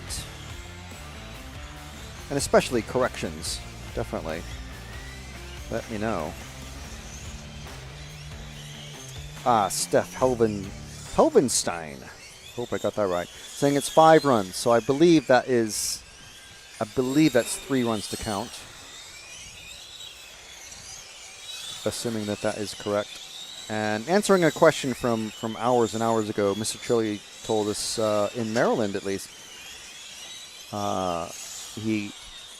they're aware of a 1/10 off-road indoor clay. The track in Gaithersburg. So yeah, they've had quite a lot of big races in the past. And Adrenaline RC for 1/8 off-road outdoor.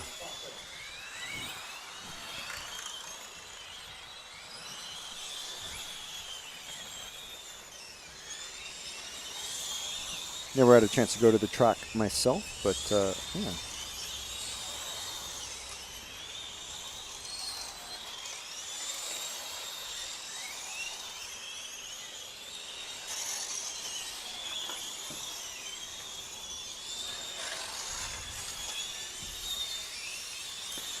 So time, as we're 40 seconds into this one, Tom Hawk already leading, well, he's been bumped down a little bit. So, of course, full qualifying runs, so all 7 minutes to count, not just 3 laps. It's the whole qualifying run to count, so a lot more pressure, I should say. Especially for this white car with the black wing, the number 5, I think that is. And that is Armin Schutz. And to the big hairpin at the end of the straight. The first turn through the chicane, getting it sideways. Under braking, seems to be quite nervous. Under braking. Maybe it's just a matter of the tires.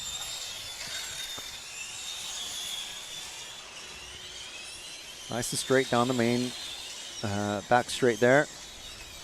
Better line through the, well, not quite a better line. A better line to start with, but then clipping the red and white curbing.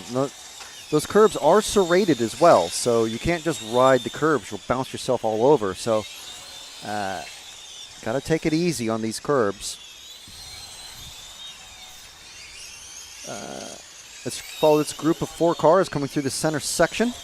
The leading 2, those brightly colored, what is that? The 4 just passing the number 6. That's Tom Hawk, who is leading. Ooh. Under braking, catching up a lot of ground. It's that number 6. Who's that? Pietro Lucifora. Oh, yeah. Okay, I thought that was. Oh, no, we do have Sven Rodewald in this one, car 8. We'll look out for him, but these 2 cars. One of them's fallen off when I was looking away. I was trying to. Nope. Oh, man. Oh, man. That's not good. Not good. Not good. It's car 7 being taken off the track. Sven Mueller. Sven Rodewald. Let's see what our former 4-wheel drive large-scale champion is at in the car 8. Is the white car just coming on the pit straight just now, coming out of the trees. All white with a clear wing down the main straight. Running the MCD. So this is our first good look at the MCD car. All aluminum. It looks, I must say, it looks beautiful. And the coloring of the anodizing is quite cool. It's a little bit brighter color than the all aluminum large-scale touring car that MCD do. But this is Sven. A little bit tentative there, and who's this catching him up is the number 5 that we were following before of Armin Schutz. So Armin, we'll pick up Armin as he goes past Sven, but Sven course, this is just qualifying, so it's not going to try a defensive line there. There we go. Very good. The black wing passes the clear wing. Will stay with the car 5 because he seems to be cracking along at a good pace, and he's got lots of space ahead of him as Sven lets the number 4 car of Tom Huck go past. So the orange and blue and white car that you'll see flashing at the back of the screen rapidly going to be catching, so we'll follow Tom as he goes past Armin because he's going to catch him in about a lap or 2. And again, this is qualifying, so obligated to let the faster car go by. You don't want to be taking anybody off, and it's just faster all around for everybody. There we go. There goes Tom. Armin goes wide, as we say. Open the door. Ooh, wow, Armin, great speed coming down the straight. You see that? A demonstration of yarding, as we used to call it back in the day. Really good speed coming off of. Maybe Tom just didn't have the grip coming out of the sweeper. We'll see what happens here again. Yeah, I think Tom just had a bad exit. Oh, but he gets a bad turn there coming on the hairpin. Tom, one of the few cars in this one with running race paint. Another one, he's this 10 of Znederik. So if we, let's wait there, Matt, and let a couple of these cars go through. We have another car running race paint. This is 0, the last car in the group with the gray front end, just starting the main straight now. The pit straight. Coming through the sweeper and down the back straight now. Down the dotted lines. This is Nick Znederik, I think is how it's pronounced. Nick. So one of the few other cars running race paint. I think something's rubbing on that car as well. It does look slightly lopsided, but that might be just the sort of the flashes of color on the side making it look like that. As Puker pops up into the top spot. So one car behind, we drop back one car. Well, there he goes. That's the number 1 of Daras, who I was mentioning before during the practice. Ooh, sideways there. Good. Holds the line, though. It's definitely a bit on the nose, but getting a good line there. 10 seconds left in this run, and it looks like he flies past this car with the dying battery packs. Daras coming through a little bit twitchy in that one. And nope, that's it. That's it. Race is finished. That's qualifying. So Puker Daras, who were just following, finished 2nd overall, and there's the finishing order.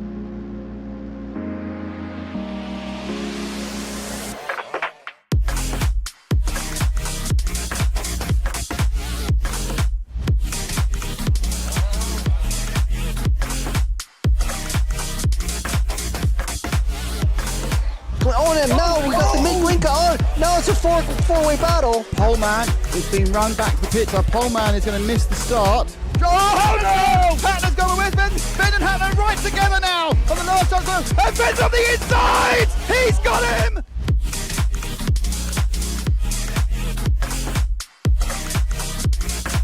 Fantastic display of driving from these two drivers who have pretty much carved up the touring car world between them this year. Kobovic made an error. So Kobovic makes an error. Marcus Karup is through.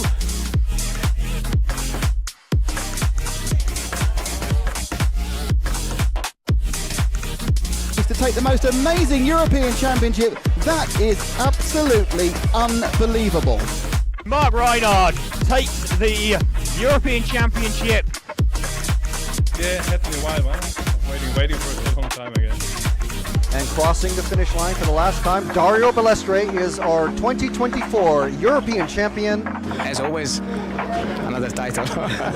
Dario Balestre got to stop and go in the penultimate lap. Still hang on to the lead there and take the win. The four-wheel drive European champion for large scale, Van Helmen. And the winner, your European champion, is Juan Carlos Canas. David Ongaro, associated European champion, and didn't he deserve it? Bruno Coelho is your champion. Michael Walowski then comes across the line to win the European Championship.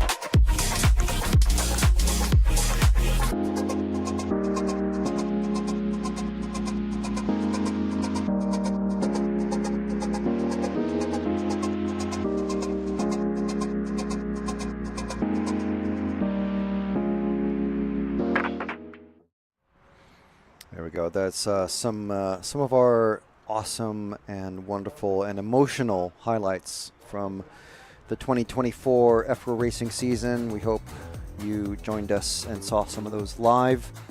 And if you didn't, there's a little curated selection of them. So we did follow. We had a request to follow Doras in that last qualifying run.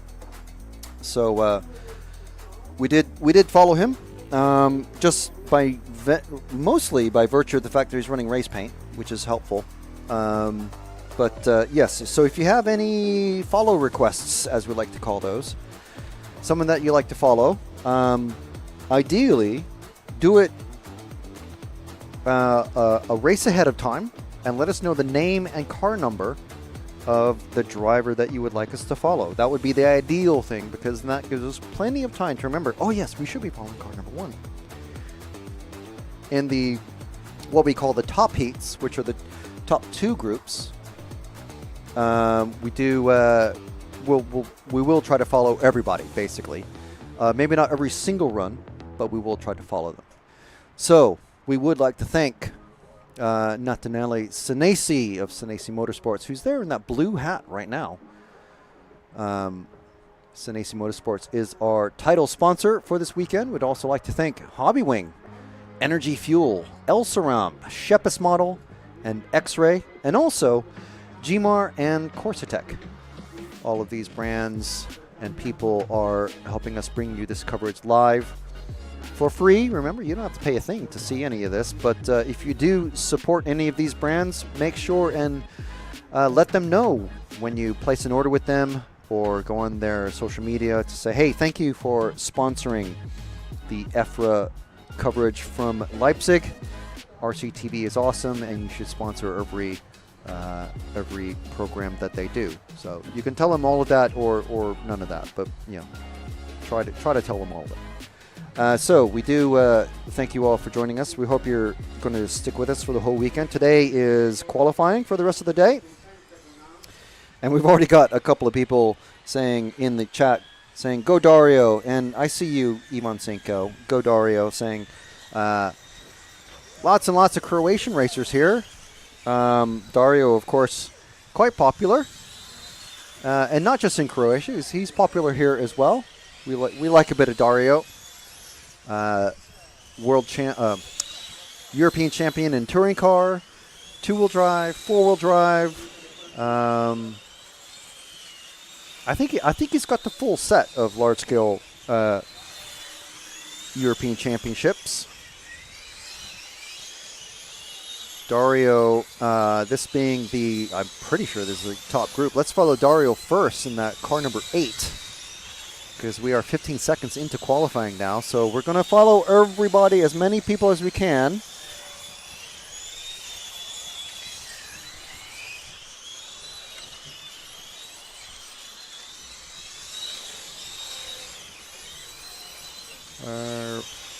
Are we on him? Oh yeah, that's him going down the straight there. The familiar Dario colors of bright orange and dark blue. Can spot it almost anywhere. Is Dario Baselli running again? The MCD. I think we can rely. Ooh, getting very dirty tires. You can see the grass coming off the tires out the back of the car. He's going to have very dirty tires for a little while. So let's drop back and follow the minty green car of B.A. Arnaldi in that car number 2 as he's going past Dario. Dario trying to get back up to speed, knowing that that is Arnaldi getting past him. So these two, as they say in the UK, hammer and tongs going past. And that is D'Angelo in the Capricorn. So we have a Genius, MCD, and Capricorn in a row. And that is, I think, ahead of them is the X-Ray of Martin Beyer. But we are on Arnaldi at the moment. I'm pretty sure he's catching Beyer at a good rate of speed. Ooh, Martin getting sideways there. So that's going to give up a lot of ground to Arnaldi.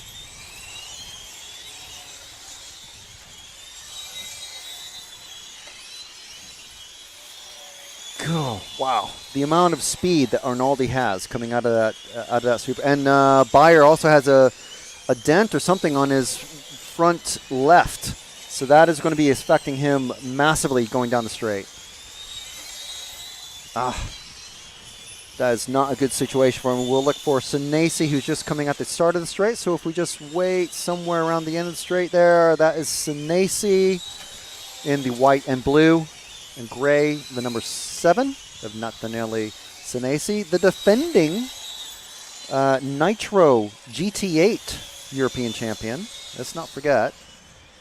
The defending electric champion is also in this class, in this heat. So I will get his number. He's not actually running the car 1. What's going on with that? That is going to put him on the back foot already.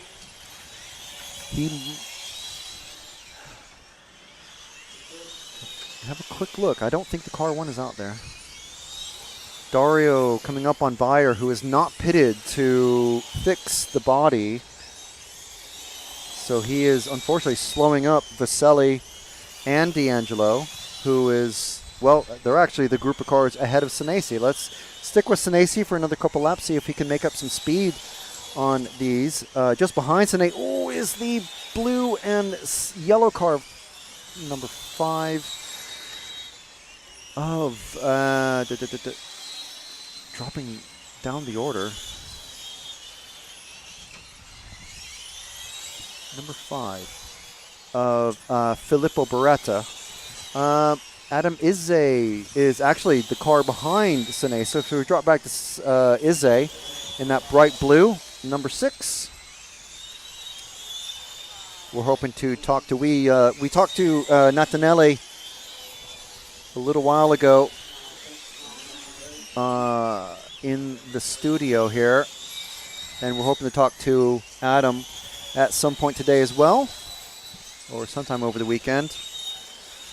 Find out what he thinks about GTA. He's more known for being a mod electric touring car racer now. But here he is in GTA running both classes.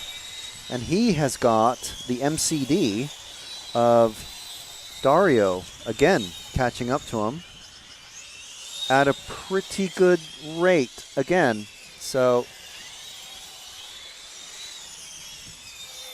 Adam running those holographic stickers. Oh, and Dario gets it all wrong coming out of there. So we followed, let's see. So one car ahead is Alex D'Angelo in the car 0, sorry. The yellow and blue. Very, very bright yellow and blue. And he's catching, has he not caught Beyer already? So D'Angelo, very quick racer running Capricorn in this as well as large-scale touring car.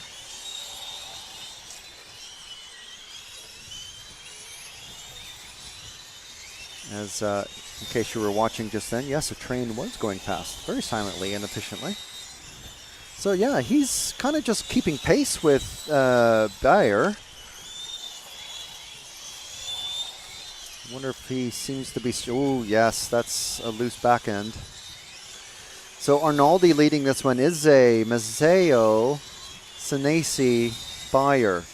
That's your top 5. Whereas Alessio is just about to come underneath us in the bright orange. So we'll pause, and there he is going down the back straight. That's Alessio Mazzeo running a Raptor. Also sponsored by Senesi, so I'm not sure. Senesi sells a lot of various things. We'll see. We've seen the Shepis cars have Senesi tune pipes on them, so there's a lot of camaraderie and cross-brand help and all sorts of things with the Italian brands and racers all working with each other. As Alessio flies past the car 5 of Beretta. Down the straight, hard on the brakes. Good, decently tight line there. Nice through the chicane. Right on that white line. And around the infield hairpin and across the finish line. So time is expired. And Mazzeo, who we're following at the moment, finishing 3rd, Izze 2nd. Arnaldi top of the leaderboard in GTE. Bayer, I think, has dumped. It's not something you're going to see a lot of. Usually, I mean, this car is running a pair of very high power batteries.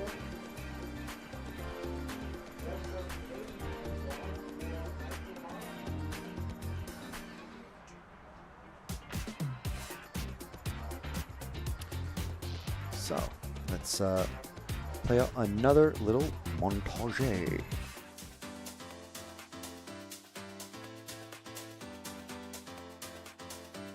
Makes an error. Marcus Karup is through. No, it's a four-way battle. Fence on the inside. He's got him. I love RCTV News. There's RC in the background. Hi, everybody.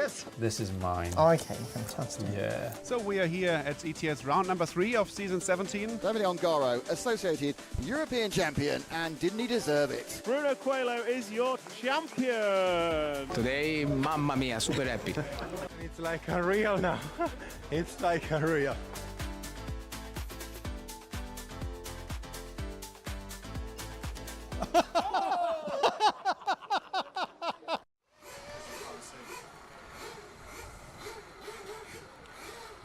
All right, as you can hear, Heat 7 warming up. Engines are revving. The first of our Nitro GT8 qualifying runs is in the pit lane, as you can see right there. All right, so we're going to have just a wee bit of a break.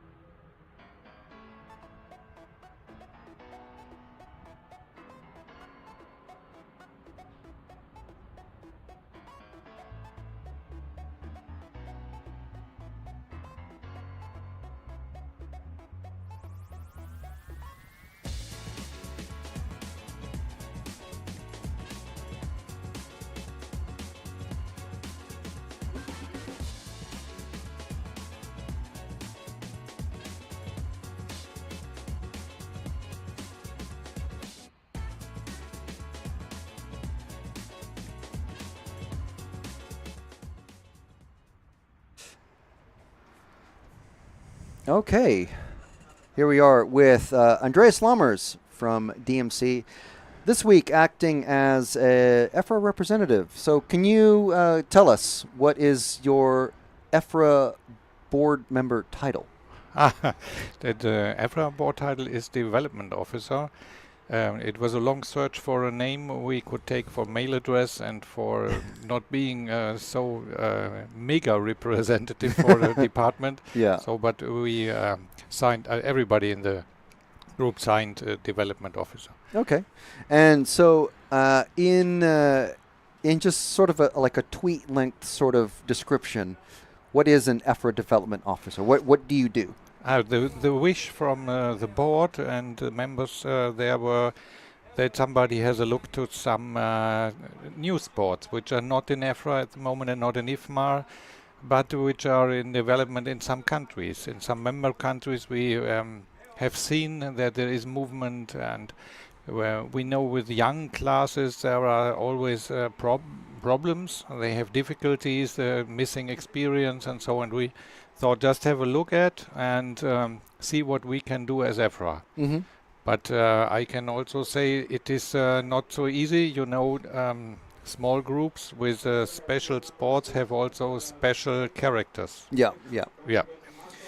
So when you're talking about small groups of RC enthusiasts, before we can call them, well, I mean, maybe not racers, you know, because some of these like categories that we're talking about, you might not attach to the racing sort of name to it or the label. But what kind of groups are we talking about? Which one very impressive group are the drifters. Drifters are well known all over the world. You know, there are also one-to-one scale. Yeah. This is very nice to see and smell and hear it. So Yeah. in the small scale, it is nearly the same. Nearly the smell is not as as nice with the bigger cars. But I have met many of them also many years ago, and it is was a small group, and every time when they appear, there was a big crowd just having a look, and these enthusiastic, and mostly they are also very different looking, you know. They are not this normal scheme. They're with tattoo and so on. They're all long hair, without hair, everything. And this is, as you can see, there are many different people in this small group living together and only making so a very, very nice group of people. But this group is working for a kind of public, you know. They like it to be in a public and to be in the crowd. So you must also like that. So if you start your engine, your small engine, and you go around the track, everybody looks on you and they feel with you and look at you. So and the last fair we had in Thüringen, the fair gave them a third of a hall. Wow. Just to make their a race, and it was a race in their kind, as in their mind. The battles where it's it's really battles, lead. yes, and they explained it there, and they marked it very well so that everybody can see this is not only we go around and smoke big cigars, so this is something like a competition, and you really could see it, and it was commented also really good. So this is a sport. They go there, they must go with most of the wheels through areas, they must touch it, and most touching in a round or in 2 rounds at the end will be the winner. It was they are really nice to see that also the public viewers could see it's a battle. And I think when this is clear and this becomes more sportive also for everybody who looks there, and it's not only moving and smelling and it's sort of the equivalent of taking, say, one of these cars as a nitro car, taking it to a grocery store car park on a weekend when it's closed, just driving it around, and then coming to something like this where it's like organized. There's times to be on track. You have to be prepared. You have to get technical inspection. Whereas I think what a lot of racers might think when they think, oh, RC drifting, they just see guys with big baggy jeans and they're just driving around their driveway. But then, like what you described, is like a proper there's like laser timing and like proper timing, and they're chasing and judging and stuff and like that. It's the organized version of it is so much more advanced to what people outside of that little niche think what it is. Yes, and one thing which is also grown in the last years are the scaler or the crawler. This is also something where we have many groups, but they are divided in groups. This is something which is difficult to have always groups with small heroes. If the hero is ill, the group is ill, and so if the hero fights, and then the group is dead. And so there are many small problems in this group, but a new one here in Germany is still again alive is rally. So rally is also very interesting because you must be active. So they go behind the car. This is what we've seen. I mean, I think a lot of RC people have seen on YouTube where you're running behind the car through a tiny, tight little course. Yeah, we have a new start here in Germany. Near Berlin, there is an enthusiastic guy who has just made some trainings, and they are developing at the moment a track where it is also something for the eyes. At the moment they run there, it's not so difficult, so just to be enthusiastic without any illness afterwards or broken legs. So at the moment it's a bit easier to have a look how many people do we have which are interested, but it's a small group, and I think it's just a new beginning. As many years before, there were some we made in scale houses, which was really nice. And running behind, not everybody can do that, that's clear. But the ones, also children, like it very much. When it started first in Germany, we had also these all RC with this long antenna, with a pin there, and it was difficult to run there with this. And but now with this gigahertz, megahertz, and this technology, it's very easy just to make a restart. That's cool. So it's there's a lot of possible development there, and I mean we've seen things like RC bikes. Is that something that EFRA and EFMAR are possibly looking to do? Because that's another one that has I guess from EFMAR terms, an unofficial world championship, but they have their own sort of world championship. So how do you kind of you talk to these groups saying, well, fold your world championship into under the EFMAR banner or EFRA banner in your case? This is a small group. It's up and running. They have German mastership. They have European mastership. They have world championship. They have everything they need, and they are not so much. I think maybe there is a way just to take it in the book. We did it in Germany in the DMC book. You can go in the last pages. It's the last chapter. We have also trucks there. It's a group which makes rules, but to go into an organization and their work with that, we see difficulties. We have in Germany only the print, and it is in, and I don't think this is actual. The actual one is different. So to do this work, they are not happy about some things like that. But I try to find a way just to bring it to the book. But it would be also good to have it in the book, and they can have an advantage from that. So to bring it out in the world, the whole world is reading the EFMA rules and the EFRA rules. So, and we can give them hints where maybe there is a track to go there, because we have the experience from the cars. So that was also, I was here at the German Mastership many years ago, and I saw there a guy from a company, he made the start, laying on the floor, the ground, and just taking one car after the other up, and that so that the car can go in the round. It was a really nice event, and the people working together is like at the event you are here. This is GT8 and GT8E. You see, they have a look where can you find nitro and electronic powered cars, and at the bikes it's the same. There's the nitros and the energy from battery, and they are driving together, and the only thing they need is just having fun and going around and so on. Also a nice group. cannot promise anything because they are a group. Why to break into a group and why to change things when it's up and running? Yeah. It would be good.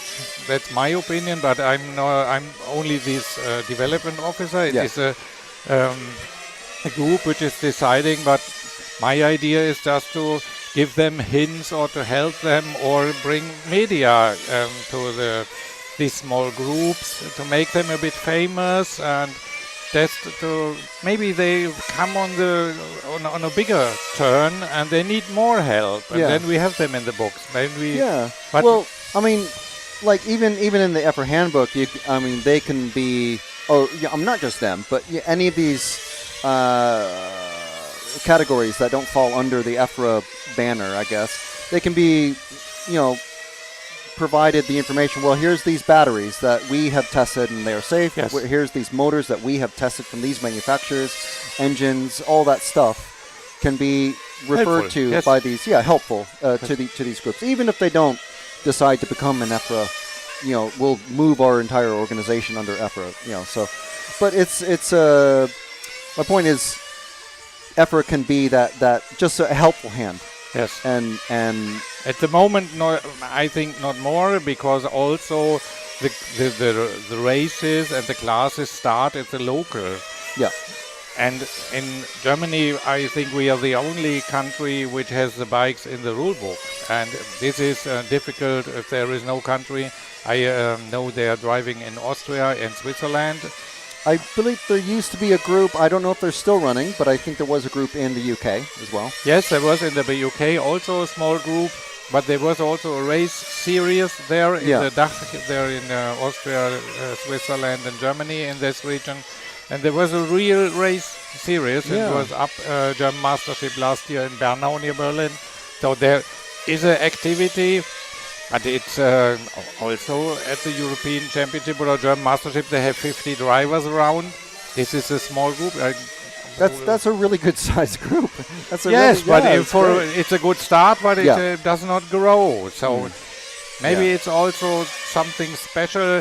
But the people I met, they are all nice guys. So in this class here, this is also an enthusiastic class. The GT, when it popped up, it was really interesting for everybody, and now you see the company MCD here.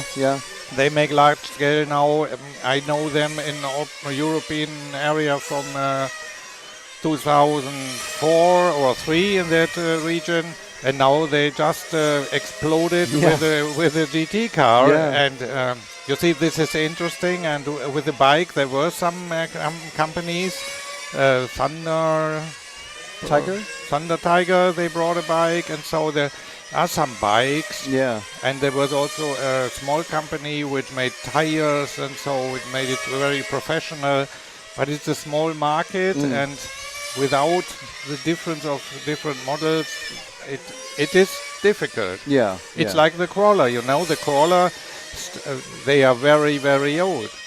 Crawler and scale. I was there at the fair in Germany. It was Sinsheim. It was really, really interesting to go there with the kids at that time. It was full.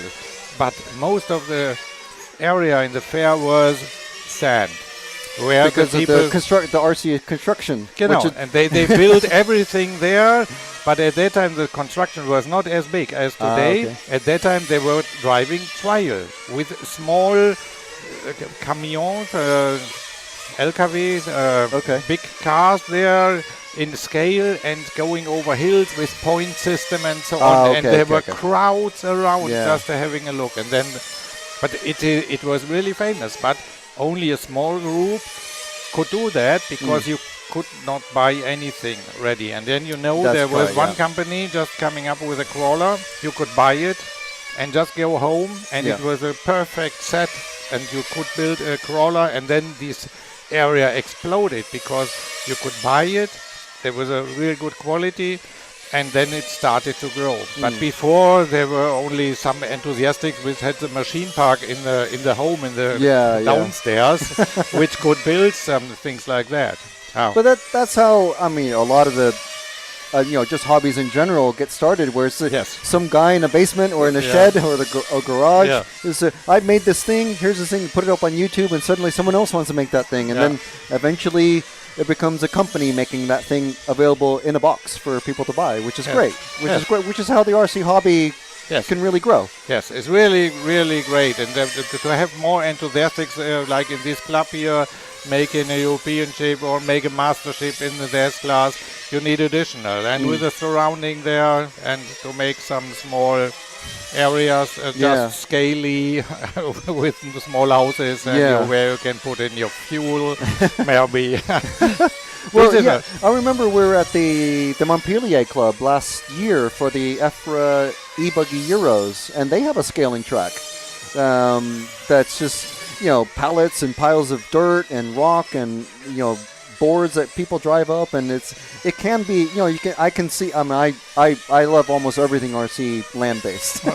So, of course, I've got a couple of scaler trucks, I've got drift cars, so you can see how you can make it a really difficult competitive course with all the the flags and point systems like you were saying. Yeah. So it's really great. We have also found out that for crawler and scaler there is a rule book, a world rule book. There's an internet page where you can read it, and here near Berlin a small club started with this rule book. And everybody was astonished how they took new rules and so on. Many people are interested to have a look at, and they got calls and messages from all over the world. Oh, that's nice that you do that near Berlin. So I will also have a look at that, because this is something different. Yeah. So apart from is there anything that we haven't touched on? Because you talked about bikes a little bit, crawler, drift. What else is there out there that maybe is not even as big as those that has maybe caught your eye? There are the trucks in general. They are only long and big vehicles, and they have also fun together to build up a truck and go on a fair and just be there and take kids or behind and drive them through the hall. But this is also RC, and they mostly have only a look nice car, and they like on fairs driving over bridges, and so they like this. This is also RC, but I cannot see that we take this in the book. But we can promote. Why not? This is RC, and maybe there is another one who is driving 1 to 10 scale off-road. He likes it too, and oh, that's nice. I ever want to do that. So we can promote it and make the fan base a bit bigger, and maybe they receive new members over our ideas. But more at the moment, I have not found out. There was no. There are boats, the boats. They all have to drive also races. This is all, but this is really crazy. I supported them. I think it's 20 years ago. There was also a group. I had a small shop for RC components, and I had a Nomadia RC from America. And they liked very much. You could go with this in US mode, and then the distance you could drive was very high. So very good, because on the water you have with the frequency, you have some problems with the... Oh, I see. Okay, and these were the Nomadia RC was really good for the RC race. So they liked it very much. But no company there, I don't know. The group is also very small. And they like to go in a hell of a speed there over the sea. I think it's really dangerous, and in public areas it's not allowed. They have difficulties. In the north of Berlin there is a small lake where they are driving with nitro, also with big engines from large scale, and with e-motors. So, but only I don't know. Maybe they are more, but I only see 2 or 3 there racing. Okay. All right. Well, we'll keep our eyes open for more developing RC that might or might not become EFRA categories in the future. But in the meantime, Andreas Lammers from EFRA and DMC. Nice to meet you.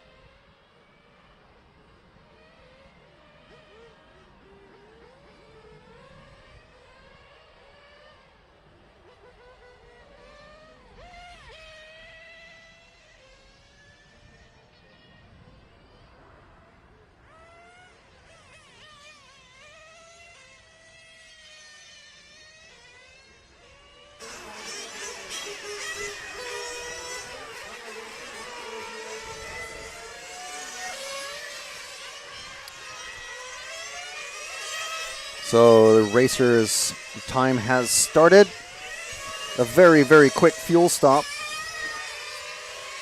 And back out on the track. So we hope you enjoyed that brief chat with Andreas Lammers from EFRA, the development officer for EFRA, and also a DMC, the German Federation, RC Federation official. So DMC is similar to, well, the same as ROAR, BRCA, AMSCI, and other federations.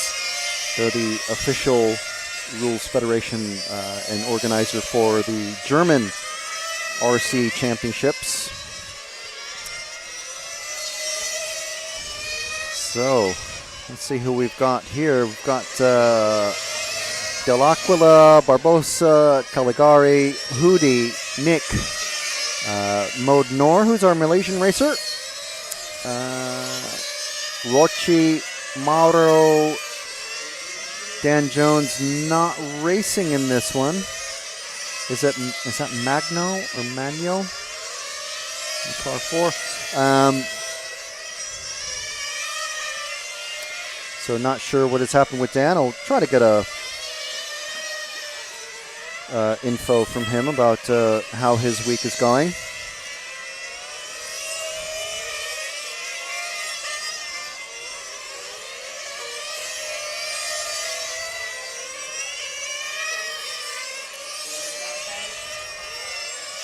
So Ivan Cinco in the chat, just going straight Croatian racers, saying, go Dennis, go Nick.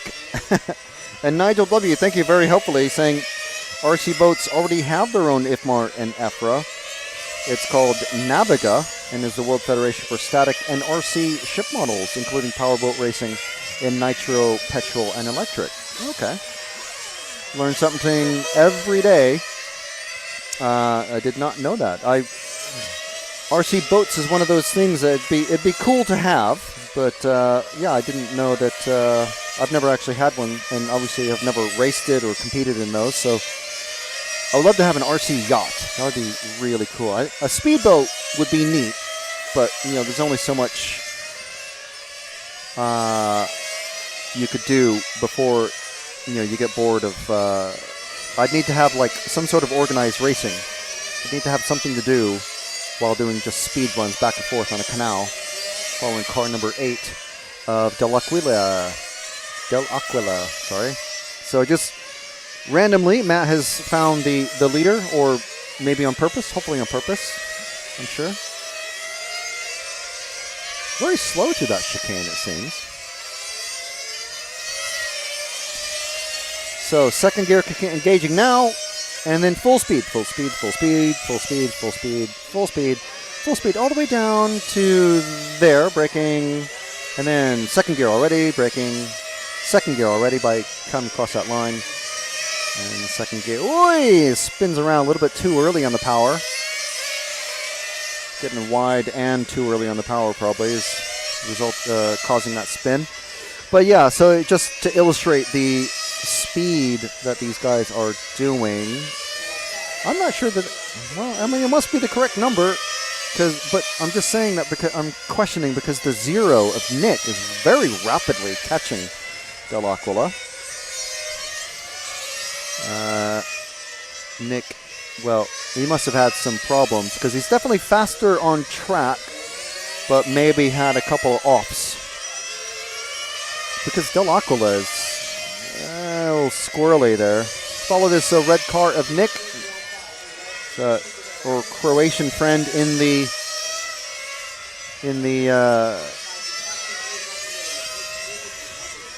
at the Zagreb circuit, the Ayrton Senna, I believe, circuit. Asking for sideways, eventually getting there. So I'm just going to stick with Nick on this one, because that first name is going to really throw me. I'm going to have to like overthink on how to say it every time. But this is the 0 car of Nick, actually number 10. We'll just stick with that. Who else is out? Dan Jones is finally out there. So we followed the leader. I'll find the car number 3 and see if we can. The 3 is our second place car and is about to.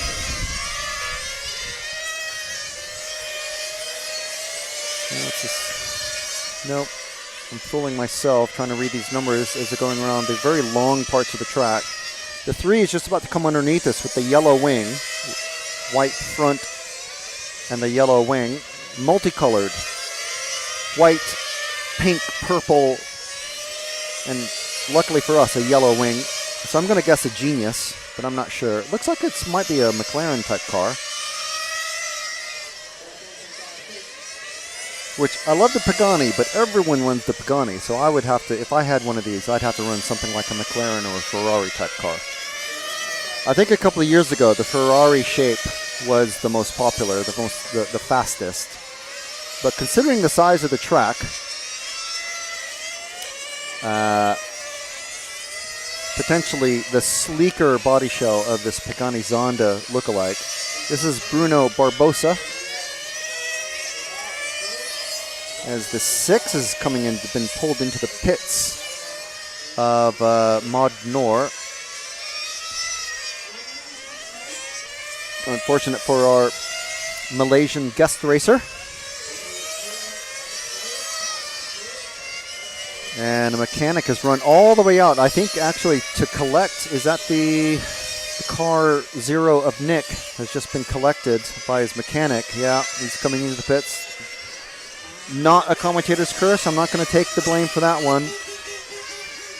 Oh, the engine is running, but it's not moving. So that's definitely not good.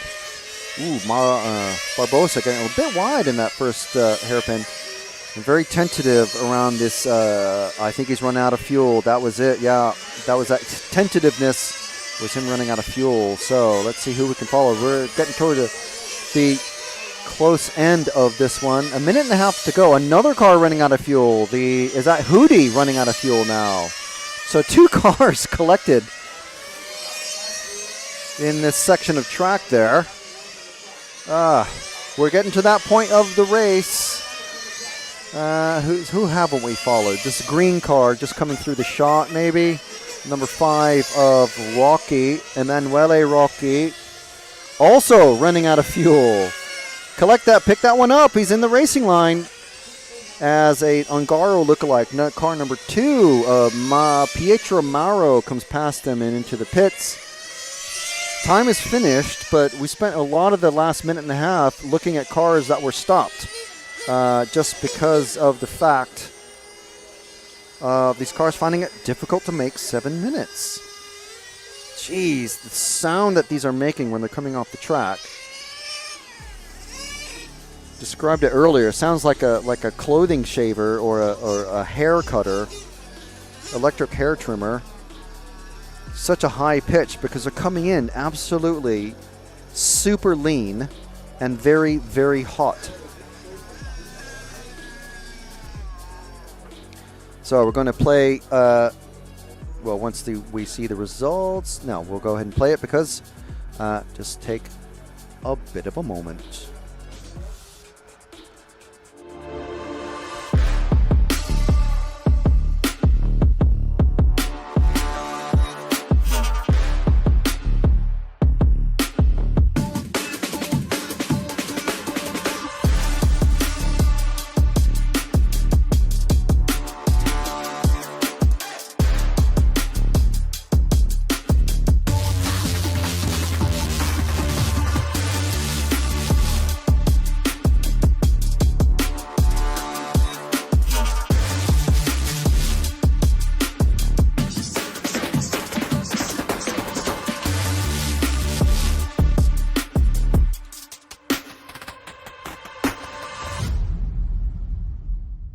I love RCTV News. I'm Matt McCallum. And I'm Frank McKinney. And here are your headlines. There's RC in the background. We're here. Hi, everybody. There he is. Totally secret, no one knows. You got any thoughts on it? No, we don't have a clue what you're talking about. That leads us nicely to the 12th Euros. And this week's hot topic. This is a hot topic. Okay, these are rookie numbers.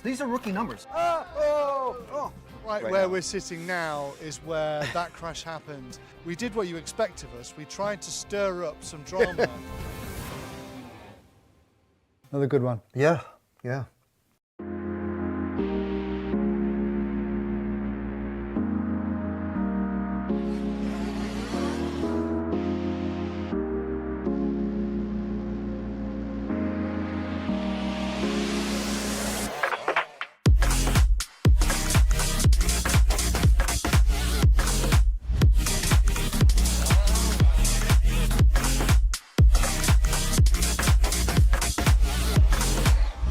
Now we got the mid-wing car. Now it's a four-way battle. Poleman is being run back to the pits. Our Poleman is going to miss the start. Oh no! Hatler's going with Ben. Ben and Hatler right together now. On the last shot, and Ben's on the inside. He's got him.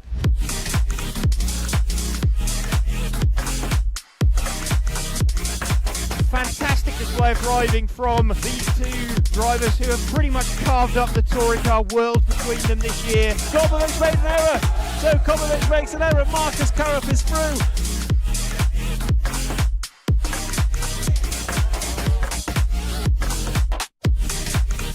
Just to take the most amazing European Championship, that is absolutely unbelievable.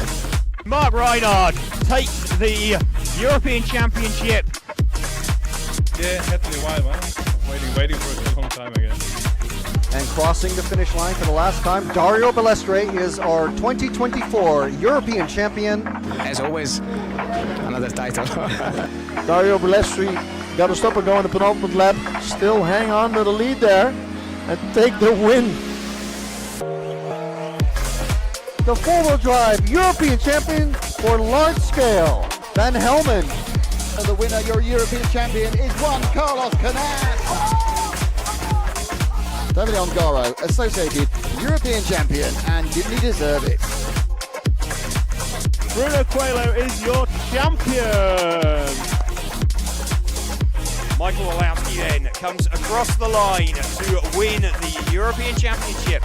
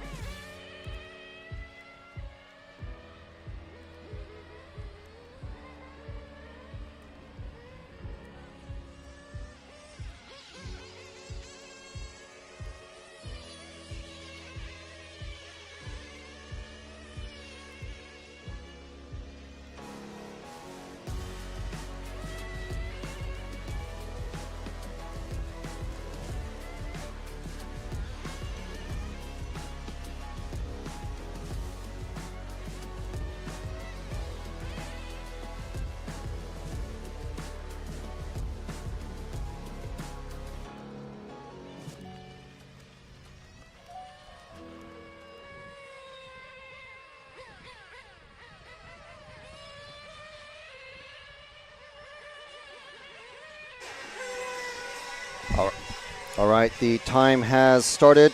The clock, race clock commencing.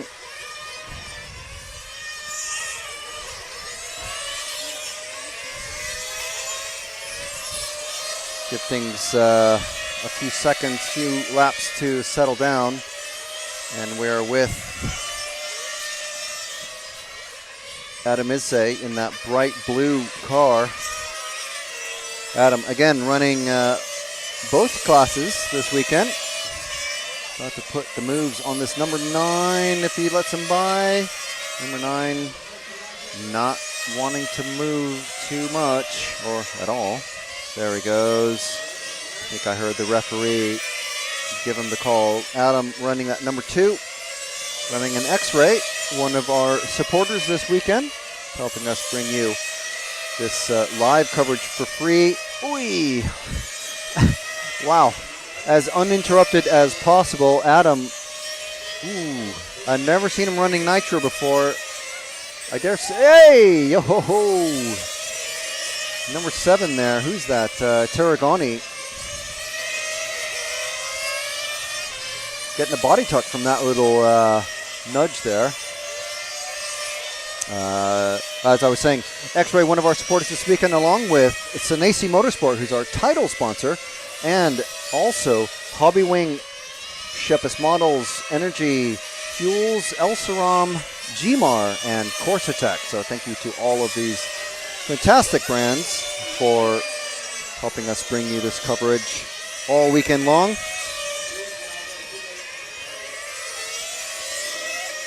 And if we just wait, and we'll pick up the next car along to see who this is. I see cars on, numbers on 2 sides of the car. So it's the number 6, though, of Loris Louise.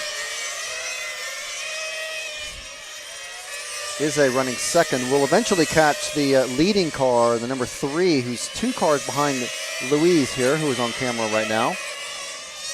And he's actually the next car behind because he's already passed the car 9. So if we just wait here and let Loris go past the next all-white car with the clear wing, that is our leading car, number 3 of Gabriele Palosci. Sorry, that's the car 5. Okay, no, it's fine. It's fine. We'll stick with car 5 as I get the name correct, and we'll catch one of our next victims. This is Louise again. Sorry. So it's the car 6 leading of this pair, and then the car 5. Car 5 is Louise. Car 6 is Burak Kilich, actually, running his paint scheme. So yes, as I was saying anyway, our next victim in the commentary studio is going to be Burak Kilich, I believe, in the white and blue with the red top and the clear wing, being rapidly caught by this pink and white car.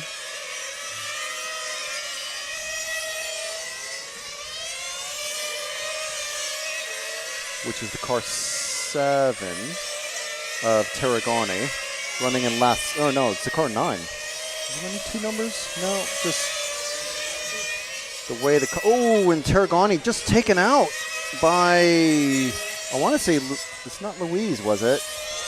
It was one of the white cars. Too many white cars in this one. There's already 3 white cars. And is that car 4 of Martin Bayer? Okay. And as Matt pointed out earlier, very, very, very similar paint scheme to Vaselli, between Vaselli and Bayer. So if we follow Bayer, Dario Vaselli, who will be... No, he's not running Nitro, is he? I don't think he is. Yeah, Bayer here racing with his son, Tobias. And his... I'm not sure his wife is pitting for him in the pits. Another car has just died with 2.5 minutes remaining. Another car has broken down or something in the middle of the track. We're still with Bayer as he comes through the chicane in the midfield. And there's that busted up car, the white and pink. Yeah, hurry up and get across the track there. And if we hold at the hairpin just here, we'll pick up this pink car, all pink car. So there's a white and pink and an all pink. We're with the white and pink. Sorry, we're with the all pink now. There's literally 3 cars that are all white still out on track. So this is the number 3 car, Pelosi, our leader, on the timing screen. Rapidly catching Bayer actually as well. If anyone knows what car Gabriele Pelosi is running, let us know in the comments. I'm not sure. Looks vaguely like a McLaren sort of shape, but it could be anything really. Any of the supercar GT sort of categories. But all pink with white wing and black end plates as the number 0 car of low feed lets him past.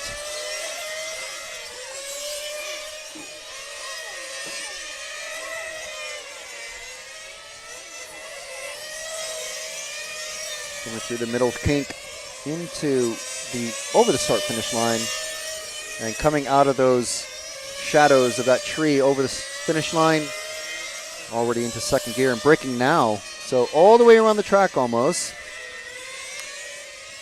In full speed mode in second gear, braking only maybe 4 times around the entire track, even around the sweeper, no braking. So you look how fast he's catching Bayer. There's Pelosi catching the number 4 car of Bayer in the X-Ray. And Bayer moving aside very nicely. Oh, and Bayer running out of fuel. Very low on fuel and just, not able to actually finish a full 7 minutes. Bayer has pulled off the main straight. So it's tough. It is tough. It's actually cool, very slightly cooler than yesterday. So the cars maybe not running as hot as they were yesterday, but still, luckily, his boss, Uri Hudi, picking him up to bring him back in. So we'll see how, well, we need to wait till the end of the round to see how any of this affects the qualifying, but there's certainly, oh, one car still going. Jeez.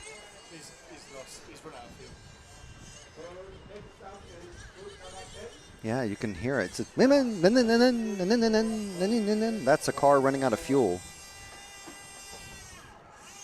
Yeah, even just sitting there. Yeah. I mean, that's one way to make sure that there's no fuel in the engine, for sure.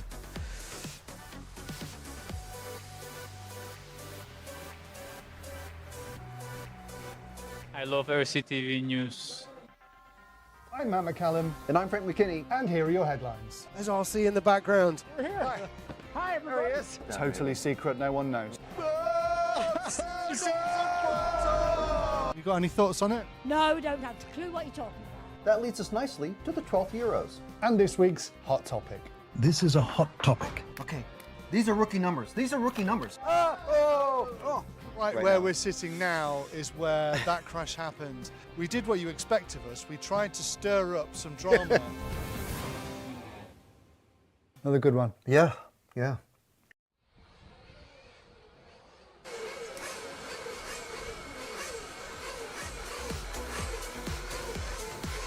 Awesome. So we need to welcome Ivan Cinco from Croatia. Thank you so much, Ivan, for becoming our latest RCTV hero.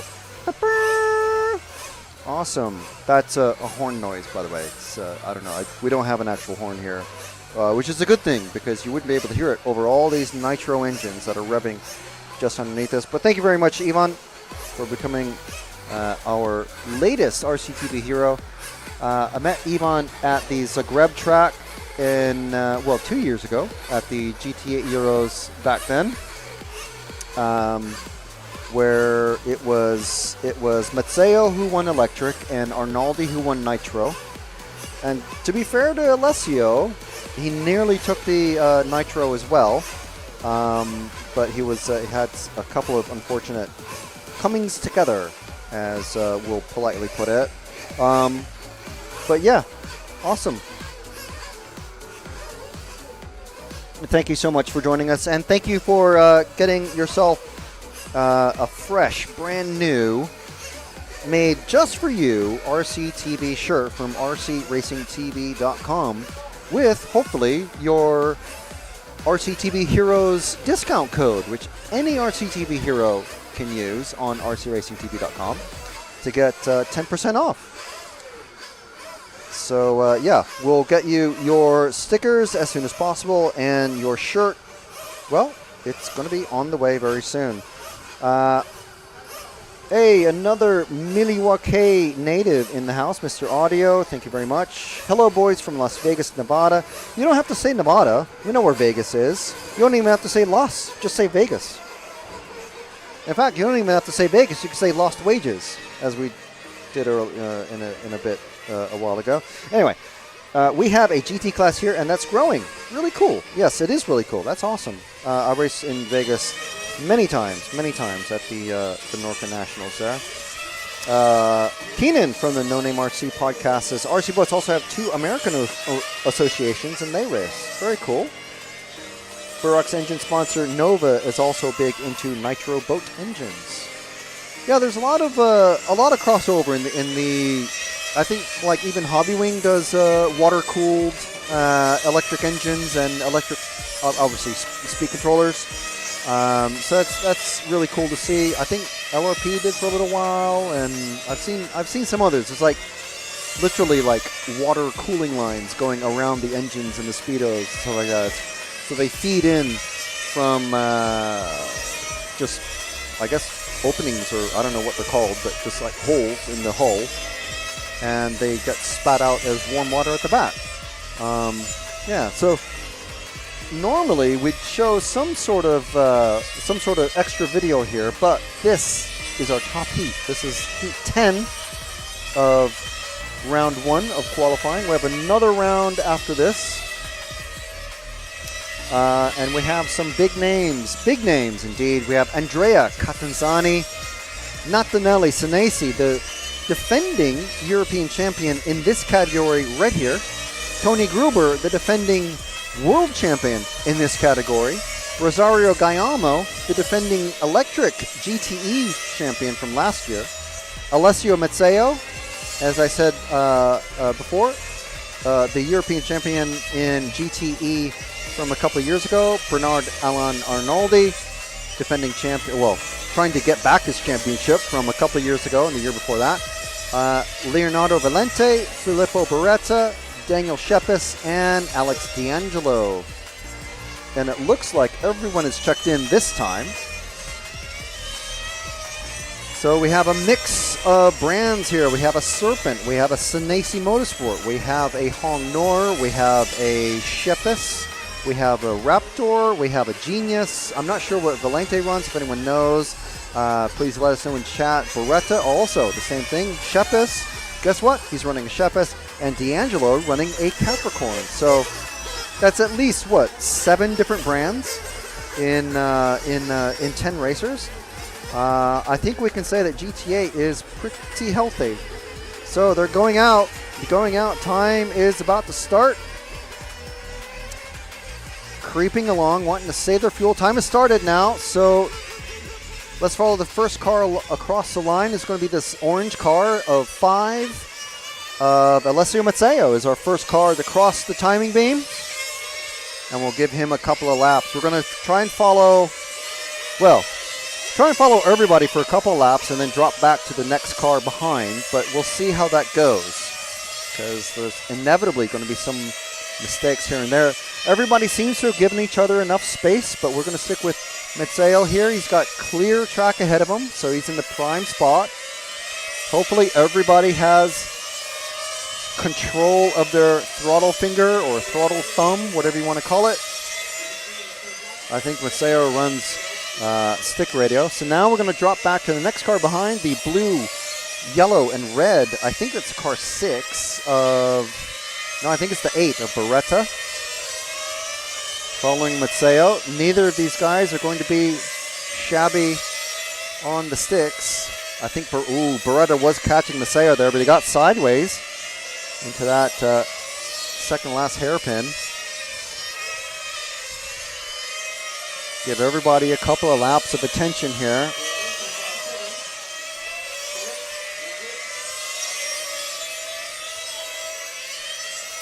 Catanzani popping up into the lead with his Serpent. He is a fast kid.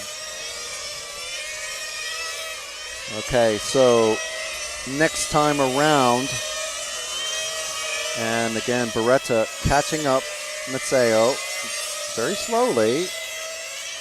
Okay, so we'll wait at the start-finish line. The next car across, give it a few seconds, is going to be Nataneli Senesi. Again, the defending champion. There we go, the car 2. That white, blue, and gray, very cool color. I want to ask him if that gray was inspired by Dario Balestre, who has been running gray in his body scheme for 2-3 years now at least. Very nice color combination though.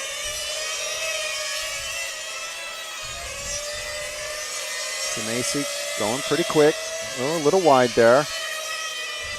Makes him slightly tentative going through the chicane in the middle of the track. So we'll wait here and we'll catch the minty green car, B.A. Arnoldi. There he goes, the car number 6. And behind him, I'll try and figure out who that is, because Arnoldi fell back from Senesi just a bit. But he's now pulling away from Gaiamo, who's the next car behind. So we'll stick with Arnoldi for one more lap.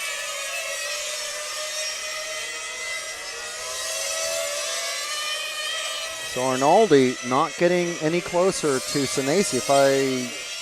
Just from a glance, it looks like Senesi's actually pulling away. So we'll drop back to Gaiamo now, the white and yellow. There is blue in there, but at this distance, you cannot tell. It just looks white and yellow.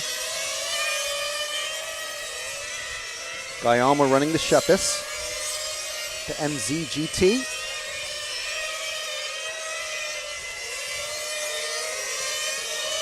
In some places, these cars do just look slow, but they are full throttle.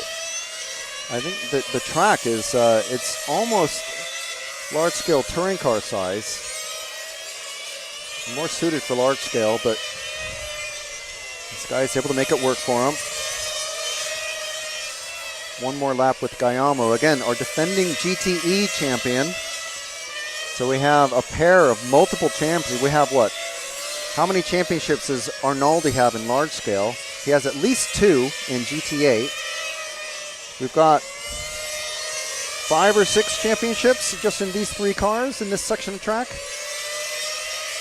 So if we just wait at the hairpin here, we'll catch the next car along. Actually, it's going to be a pair of cars. It's going to be first one along. It's going to be Gruber with the white wing.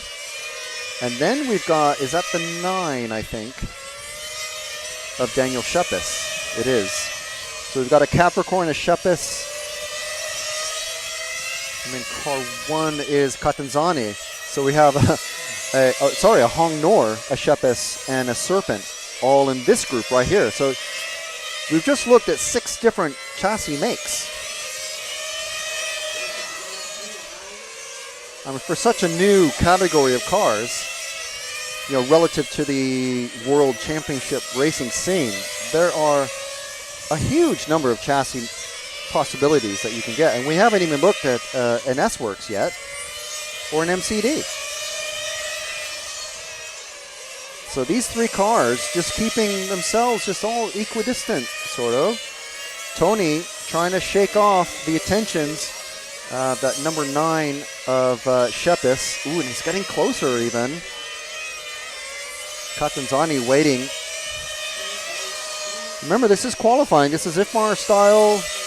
Everyone on their own clock. So no one looking appreciably faster than another. No one blocking anyone else, but Scheppes all over the back of Gruber. Oh, and he makes a mistake there. Gets further back to Catanzani. Catanzani, one of the youngest racers here. And the only Serpent racer. He is sponsored by them, but he's pulled away. Gruber's now made a nice little gap to Scheppes. Let's follow Scheppes, that middle car. Focus on him a bit.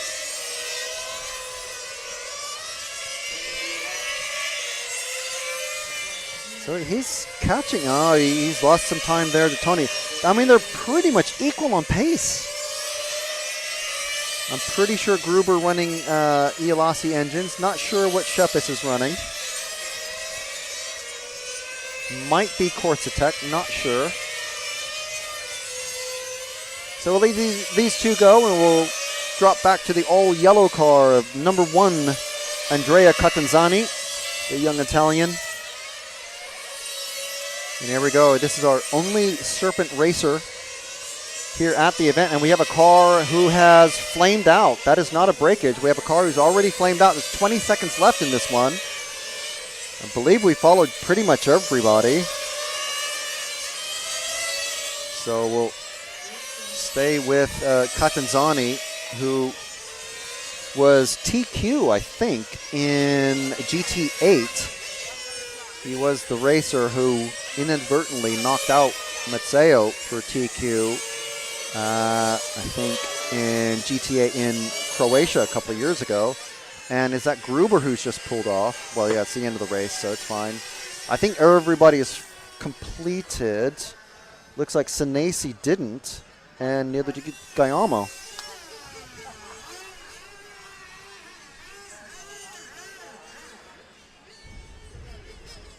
So still just about able to make it around.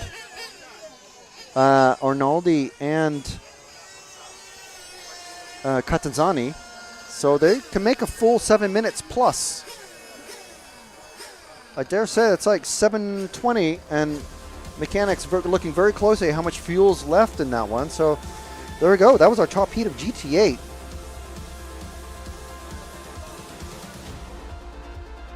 And we're already getting ready for the second round of qualifying. You can see the Q2 with Heat 1.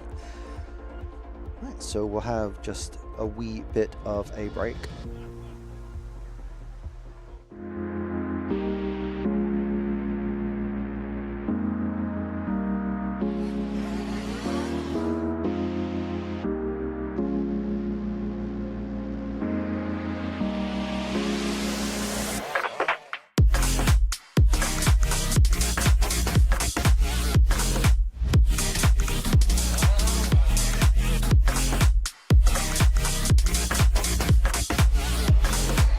going in. Now we got the meat Winker on. Now it's a four-way battle. Poleman is being run back to the pit. So Poleman is going to miss the start. Oh no! Hatler's going with Finn. Finn and Hatler right together now. On the last shot, and Finn's on the inside. He's got him.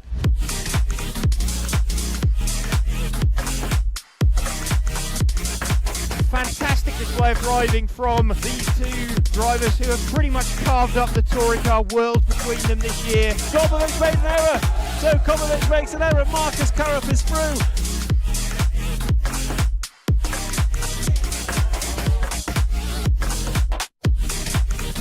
To take the most amazing European Championship, that is absolutely unbelievable. Mark Reinhard takes the European Championship. Yeah, had to be a while, man. Waiting for a long time again. And crossing the finish line for the last time, Dario Balestre is our 2024 European champion. As always, another title. Dario Balestre got to stop and go in the penultimate lap. Still hang on to the lead there and take the win. The four-wheel drive European champion for large scale, Van Helmen. And the winner, your European champion, is Juan Carlos Canas. Davide Ongaro, associated European champion, and didn't he deserve it? Bruno Coelho is your champion. Michael Walowski then comes across the line to win the European Championship.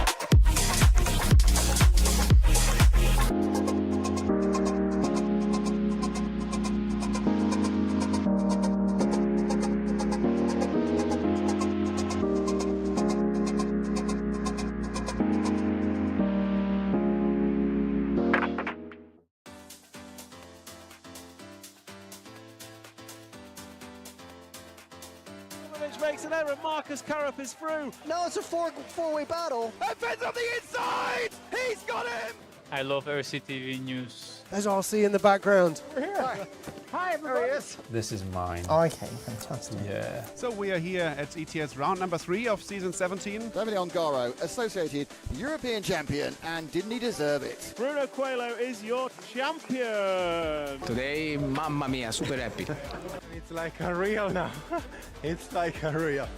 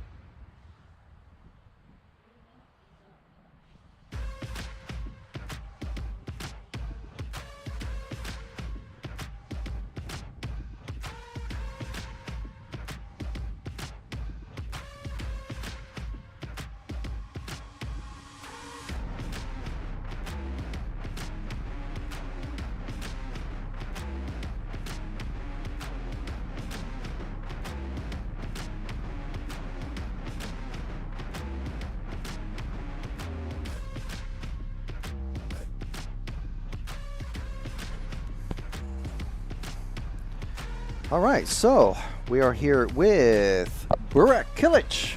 Hi. Representing Turkey this week. Yes. Yes. Well, I mean, for now and forever onward, right? For sure. Yes. All right, so first of all, we know you as an off-road racer. Right. Now, the last time we saw an off-road racer come in was actually your good friend, Davide. Yes, exactly. A couple of years ago in Croatia. He didn't really take too much to... GTA really wasn't his thing. So what brought you into GTA? So, as you can see, I'm with the Nova engines. So, I mean, I want to try GTA really wasn't his thing. So, what brought you into? I didn't do it in the first qualifying, so a little bit too much anxious. On the gas, so yeah. So you have to modulate. I mean, like at one point, do you have? I mean, I imagine. Is like Mr. Nova Engines watching over your car. So he's listening to your car in the straight, going, no, cut back 5% fuel. More leaner. So, I mean, these guys, if you're not aware, if you're not a nitro racer, the people who can like listen to an engine when it's 500 meters away and like be able to tell, no, something's wrong. No, you need to change this. No, come in, I need to change that. It's crazy.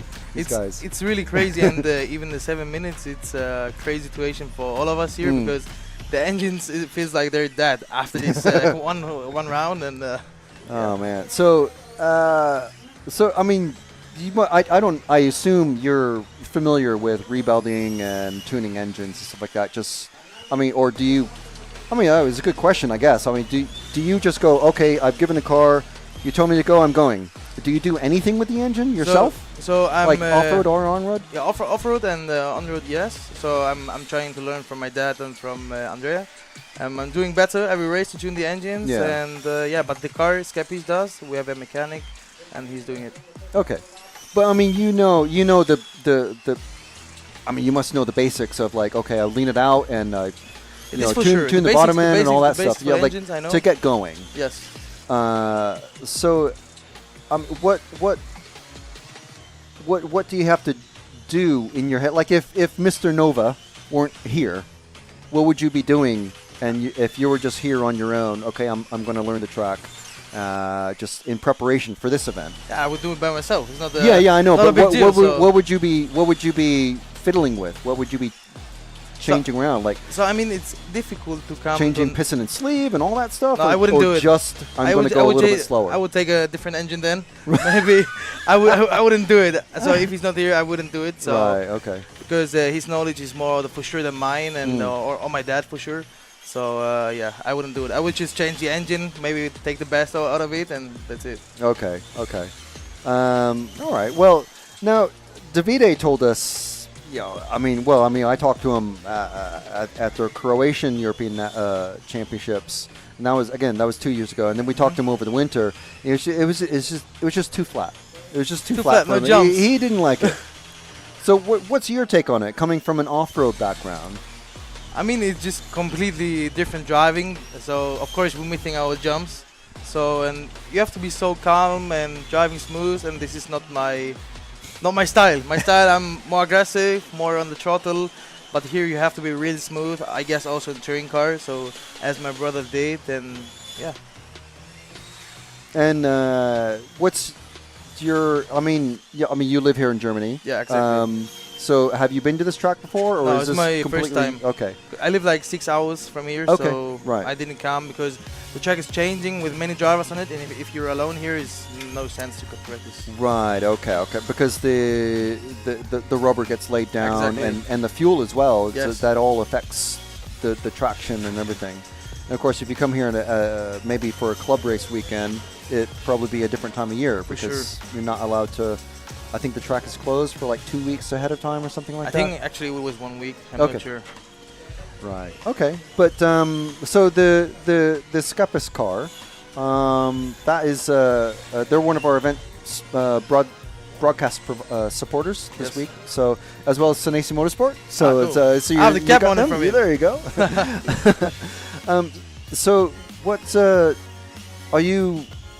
you picking up from those guys? Like like sitting next to them, watching them. Like Rosario's constantly wrenching on his car, but Skepis is also helping out.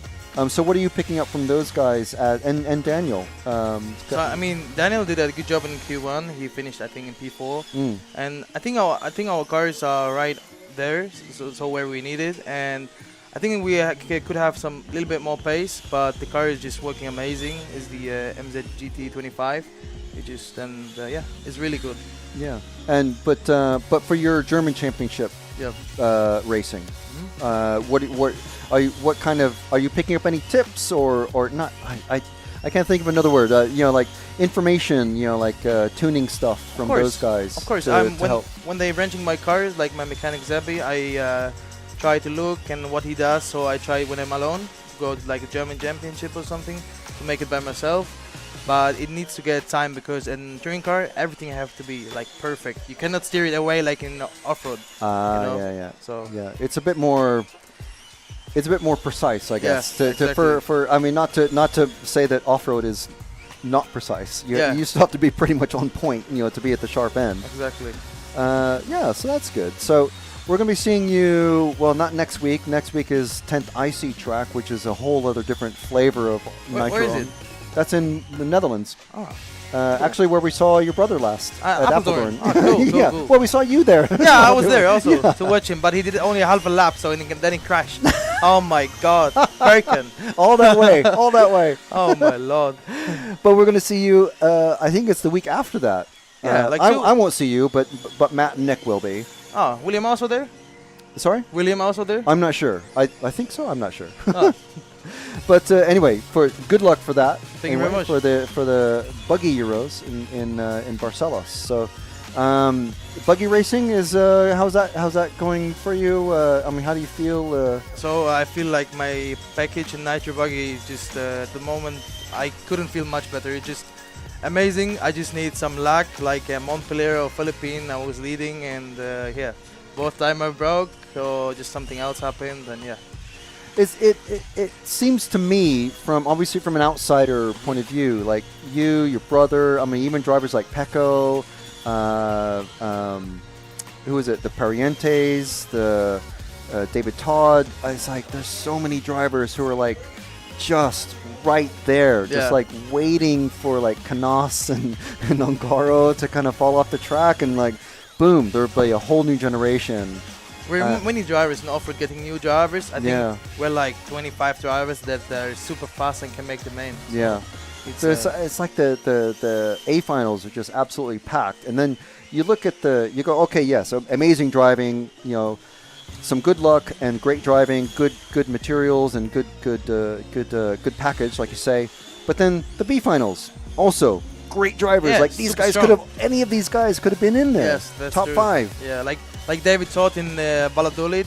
Yeah, I think he made one round like a P6, and then he made like I think 12 or something, but I think he missed it. He was so fast. I mean, he can be also like soon or later he will be in the main for sure. Yeah, and we've seen a lot of those drivers come from the B Euros because obviously he won it last year. But there's lots of other drivers like Bermudez but I mean Canas is possibly the biggest name to come from B Euros to A Euros. Yeah. So yeah, I mean it's all of that to say that we're looking forward to big things. Of course, of course, that's the key. Yeah, always. Okay, fantastic, good chat. Hopefully, good luck for the rest of the weekend. Thank you very much. Yeah, trying my best. I'm trying. That's all we want to see is good racing and everybody having a good time. Hopefully, yeah. All right, so Burak Kilich here in Leipzig, and thank you very much. Thank you. See you. Bye.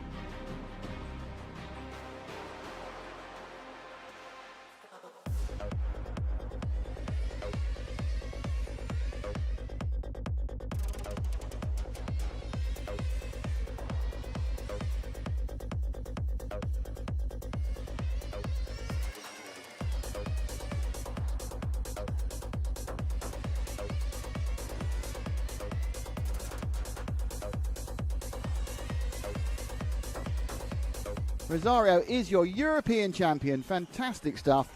Nataneli Senesi wins the most amazing race to take the most amazing European championship. That is absolutely unbelievable. It's like a real now.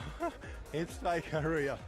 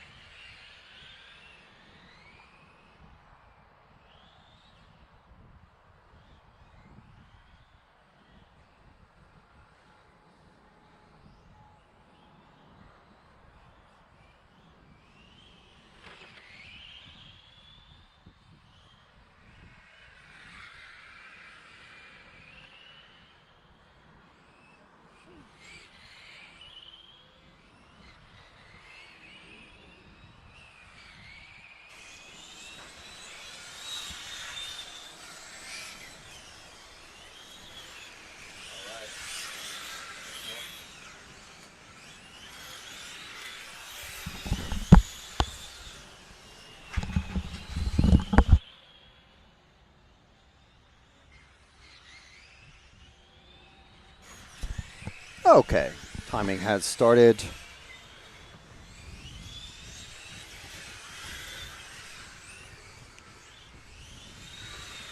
And there's your drivers on the track right now. We'll cut over to moving camera and see who Matt has picked up. This is the second group of racers for GTE, so we're just learning that the schedule has changed slightly from what we saw earlier in the day. Yeah, so we are with the basically we're doing it on-road style as we should, and doing starting over with Heat 1. So we hope you enjoyed that little chat that we had with Burak Kilich, representing Turkey, living in Germany, racing the German National Series. And who's this we're following? It's the car number 3 of Zdenek Kachura. I know we had someone in the chat earlier cheering for Kachura. Lots of Croatians and Eastern Europeans shouting for their mates, fellow racers, friends, family, etc. Kachura getting around the chicanes and full speed down this pit. Oy! Oh wow, that was certainly a way to go. Leaving actually some grass on the track. That's how sticky those tires get. Very sticky and warm. Throwing grass on the track, so it's going to take some half a lap or maybe a full lap to. You see, it gets sideways there. I think he's got a little bit more power, just putting it on a little bit too early in some places, and it's where he's losing some time, surprisingly, by having too much power coming out of these tight turns. Taking it very slow through that center chicane. He's got that bright yellow, the number 4 of Tower behind him. Down the main straight, hard on the brakes. Talking with the Hobby Wing support team here of Mikhail Milanovic and Sultan Dong from Hobby Wing. One of our many fantastic event supporters here this weekend. The heat and the size of the track and the voltages that the drivers are running on these electric cars, making it pretty difficult at times for them to handle the power for these drivers. Give the drivers more power, but also as much runtime as they can possibly use, which is it's a delicate balance.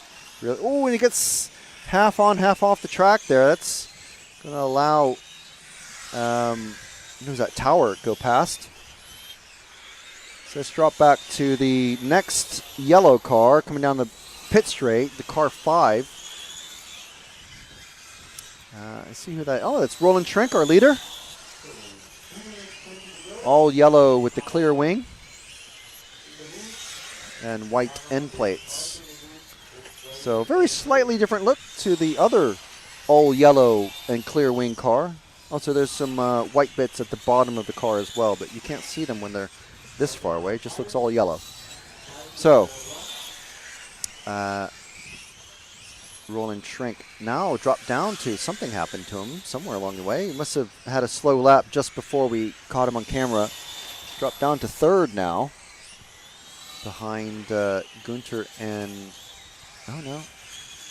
This is going to be one of those qualifying heats where there's 4 different drivers, and every time they cross the line, someone new takes over the lead. As he's catching up to that stricken number 3 car, again out on the grass, and now ahead. So Roland going to want to get past this car number 3, I think it is, that we were following previously. Yeah.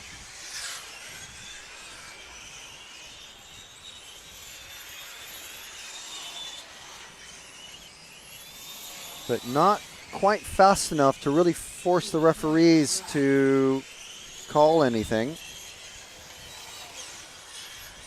Andreas Lammers, who we were talking with previously, our international referee, standing behind the drivers, ready to put a word in their ear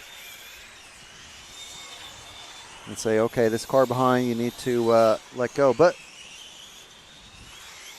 Katura actually has the speed to pull away, but just every now and then makes a mistake, takes him off track. And that allows Roland to catch up once again. It looks like Katura is now able to pull away a gap and maintain it. So if we wait at the end of the straight, and there will be a dark green car. I'll get the car number. One of our, I think it's car number 2 of Alberghino. Dark green with a light green wing. And I think it's one of our Swiss racers, because that looks like a Swiss cross. Wow. Nicely held sideways there. Little power drift. And the sun has definitely gone behind the clouds for a bit, so the traction may temporarily be gone, but it's hard to say what the traction is doing at any given moment. Again, well, the same little mistake there, so I think it's just kind of a consistent sort of thing. Ooh, half on, half off there again. Down this main straight, hard on the brakes. A little bit wide. It's definitely not going to be the cleanest racing lane. Now you got some grass in your tires again. 10 seconds left now. And everybody looks like everybody's making run time. There's a couple of cars that have come in. I didn't hear anybody do any big, massive car braking mistakes, but maybe you just kind of tell when the batteries start to get a bit soft and you just don't get that forward bite from the motor. Car's now pulling, ooh, and nice styled out finish for that X-Ray number 2 car.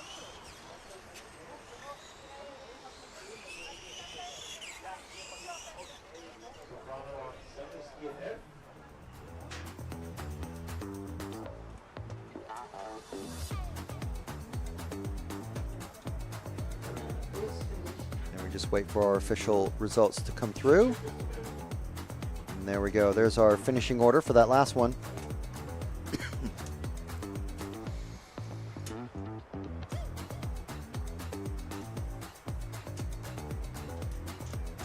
Right Bauer taking that one with 20 laps, 7:05.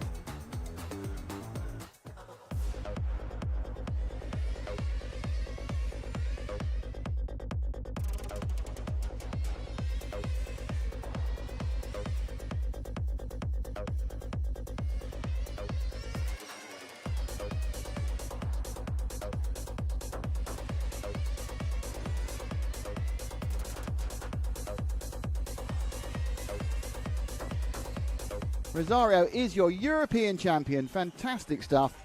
Nataneli Senesi wins the most amazing race to take the most amazing European championship. That is absolutely unbelievable. It's like a real now. It's like a real.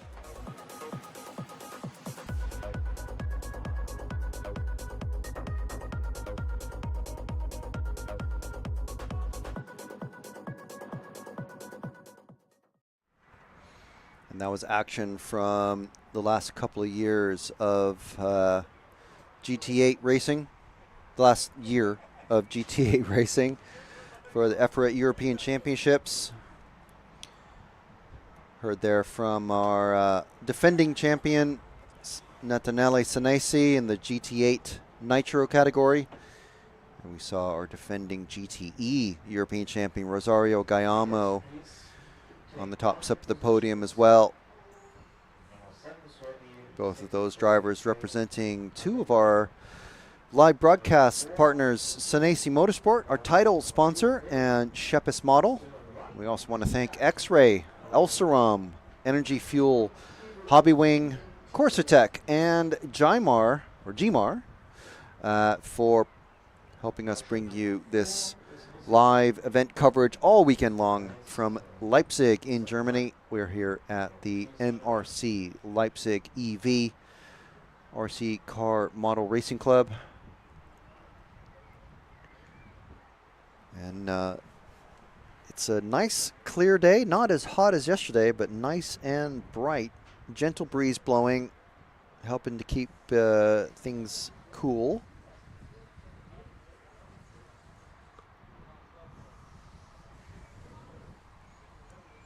So while we still have a little bit of a break before the next group time starts, we'll just see a little bit more action from this weekend's racing.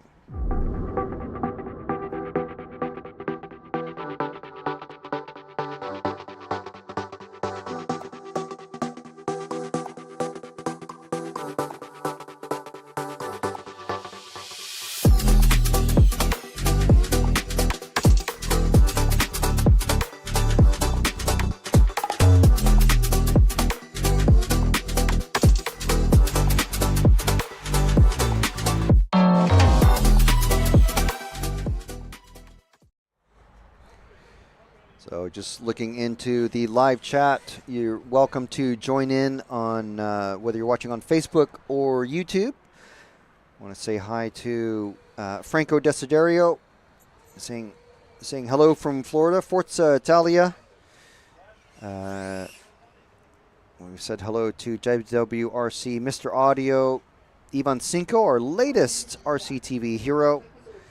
Kurt Menth asking, when's the finale? The finales are on Saturday. So I can't remember what that is in German, but Saturday.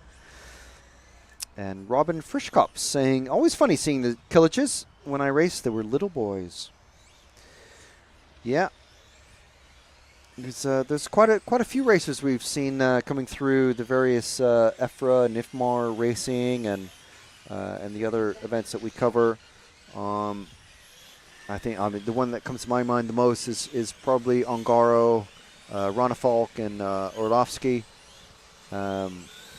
Watching these drivers be really fast as little kids and then just be really fast as adults is always quite special and really cool to see. So if there's anyone in particular that you're cheering on for, make sure and let us know in the chat. Again, whether you're watching on YouTube, Facebook, it's EFRA or RC Racing TV. I'd love to hear from you. Let us know where you're watching from and who you're cheering for. If there's any particular brands. Maybe there's a racer that you're familiar with that we are not here in the commentary booth. Because there's definitely, like, Philippo Beretta is one that comes to mind. He's in the top heat of Nitro. And there's another one that I can't quite remember the name of. Because we have many, many brands that we are seeing here. But we just don't know exactly what all of the top racers in the top qualifying groups are running. Meanwhile, we are half a minute into this next group. And who are we following here? This is the car 3 of, I think this is Jiri Pfeiffer, if I remember from off the top of my head, followed again by Gerd Pfeiffer. Right now we're following Gerd. So the two Pfeiffers, possibly, but not necessarily related. Hard braking there from Jiri. Allows Gerd to close up quite a bit of pace.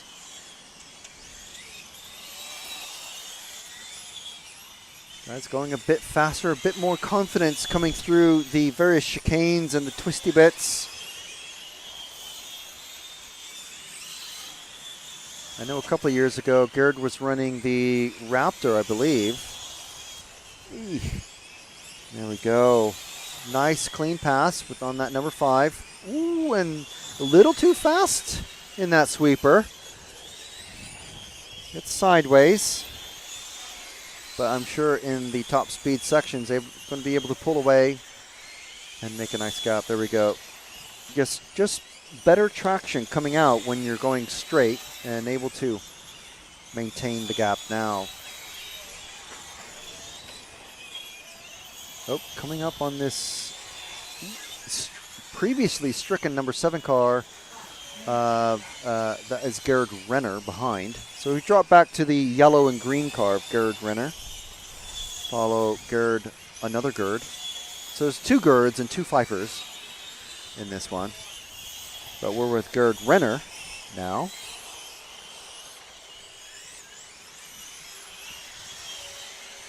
A little bit suffering at the back end for grip.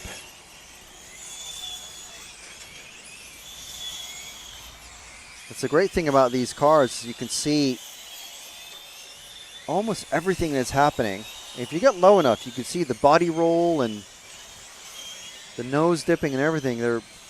I mean, I know it sounds a bit silly to say, but they're like they're like just much smaller large-scale touring cars. You can see everything from quite a distance.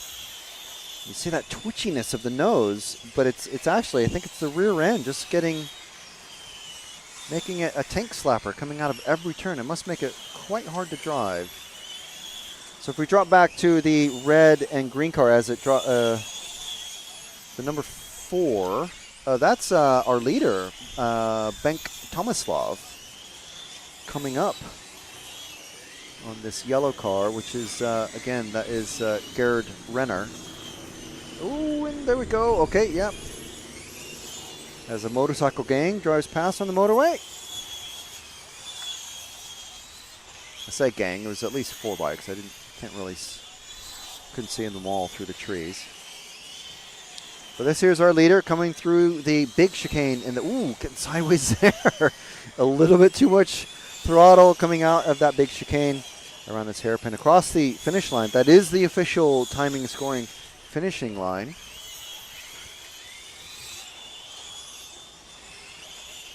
Nice and, well, tight-ish. There was at least a car width between the body and the white line. As I was saying before, you don't want to run on the actual curbing itself because it is serrated, probably about a hand span. It's about maybe 4 inches or so, or 10 centimeters roughly.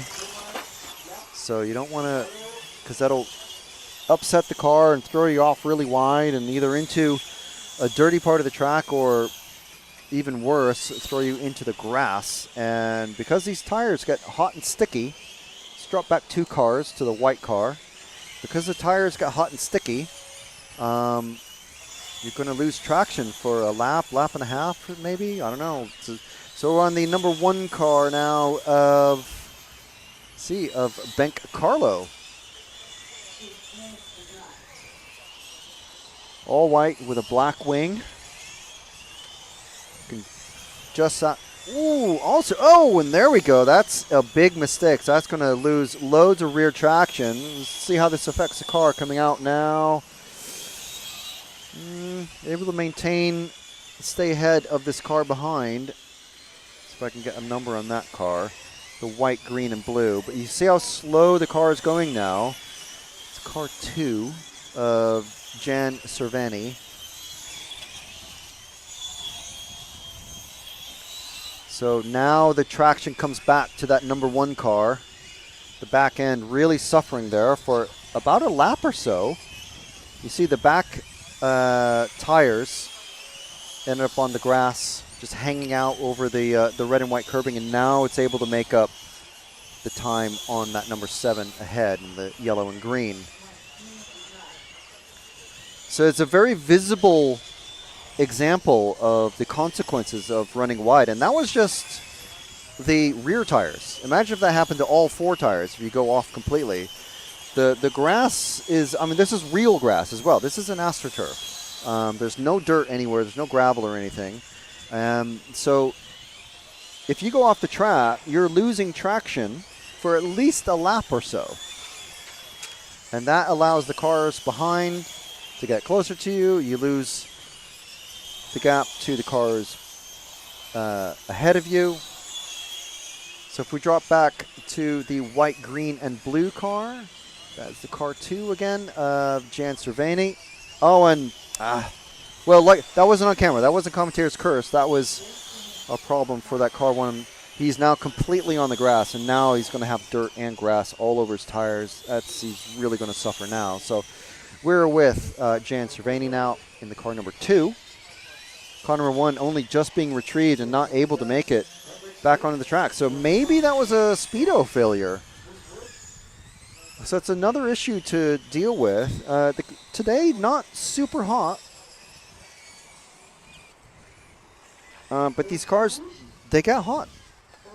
There's no cooling holes cut in these cars, so that could be a problem with the due to the cooling or due to the speedo, but it's purely speculation. We'll have to see how they're able to recover.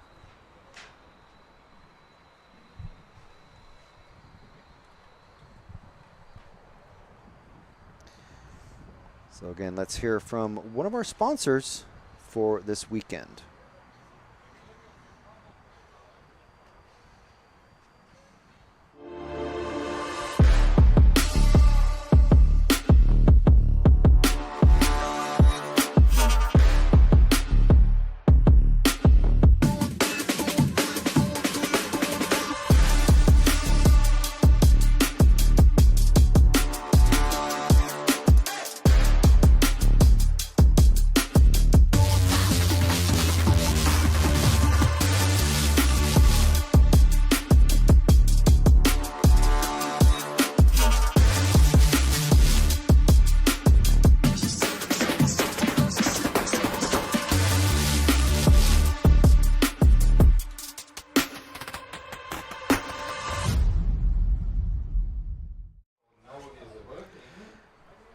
Okay, so we have still a few minutes before the actual start of the next run of qualifying. So we have a hello from the hobby shop from the Dominican Republic, and Ivan Cinco saying go Gert Pfeiffer, and also Tomislav and Carlo Bank. Okay, so it's not Bank Carlo, it's Carlo Bank. Okay, thanks for that. And Marcelo Altavia saying Forza D'Angelo e Pelosi vai ragazzi. So he's saying go fast, Alex D'Angelo and Pelosi. Go boys. And Mod Sierki Modnor saying hello EFRA, hello Mod. Saying I'm Mod Sierki from Malaysia. So we have been following you actually. We have been following you. Also joined this race in GT8 Nitro Group 8 car number 6. If I race, can you follow my car, please? And then he finishes with TQ. Says, yes, go for it. Let's see it.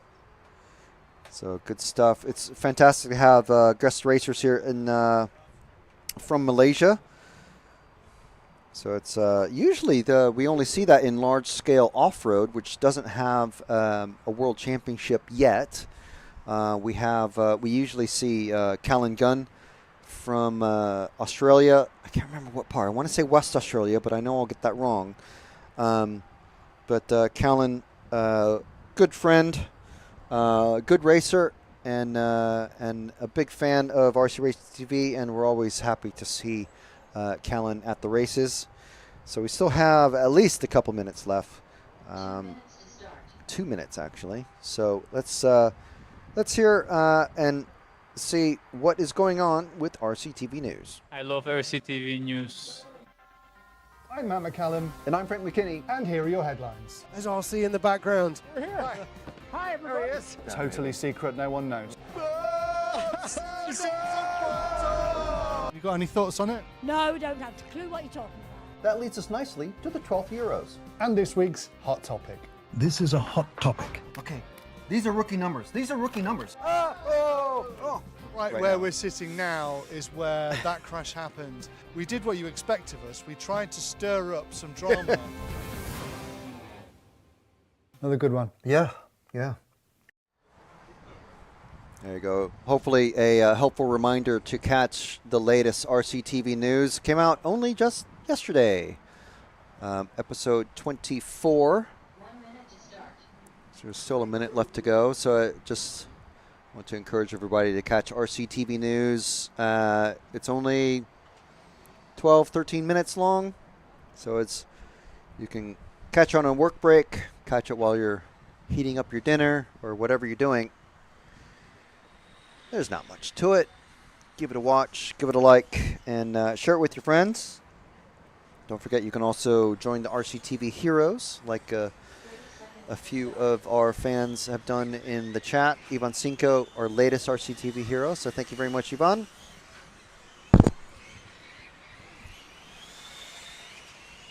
So the first lap's out. Time has not started just yet, but everybody out for their runs, and here's the drivers who are in this next race.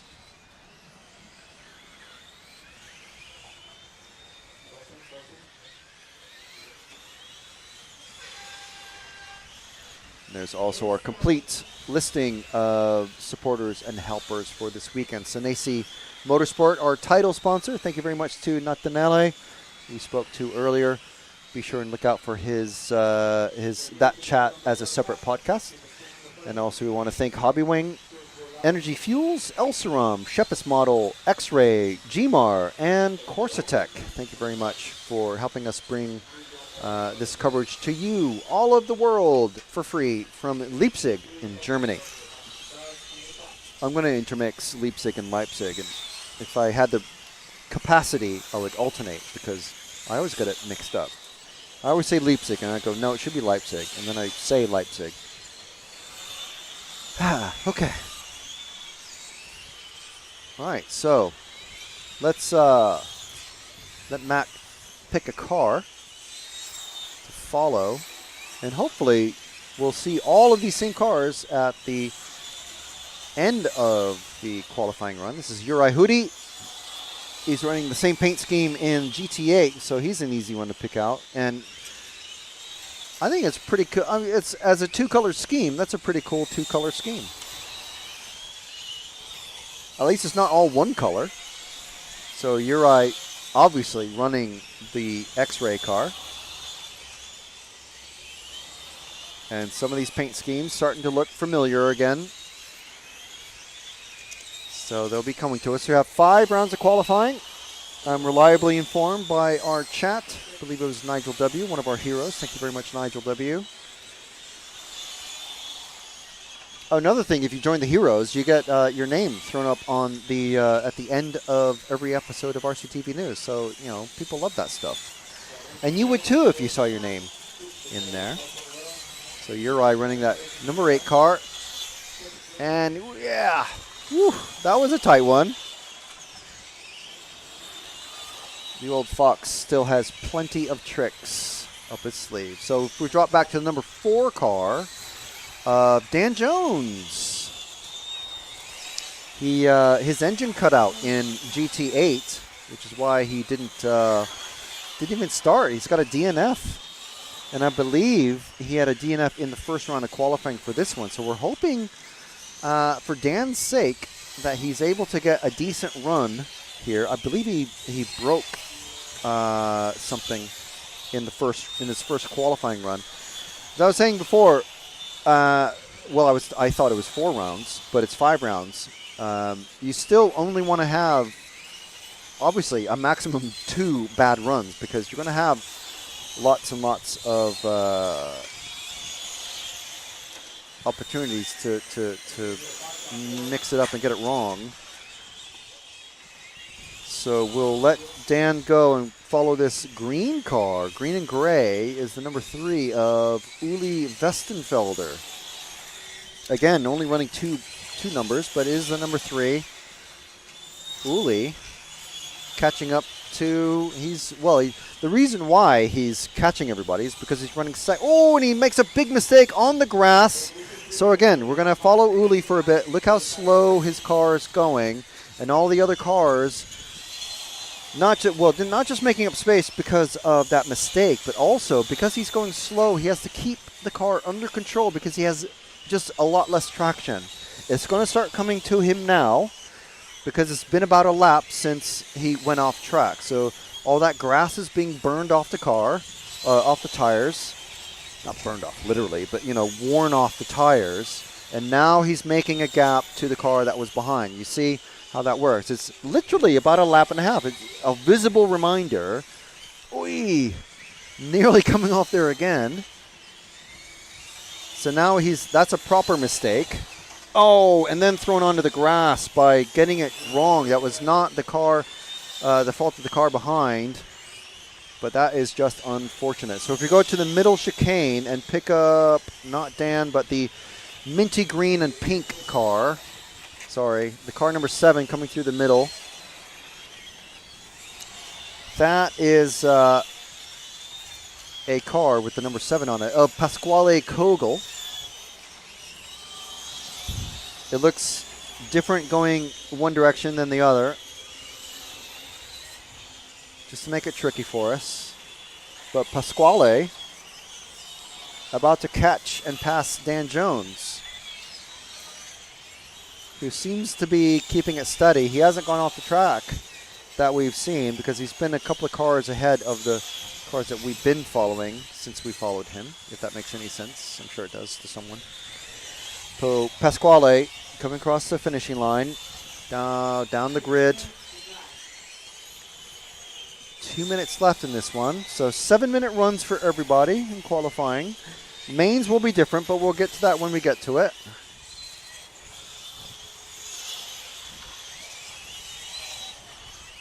Pasquale looking quick, definitely catching Dan, but just slowly but surely sort of thing. Dan actually running second now after Uli making a series of mistakes.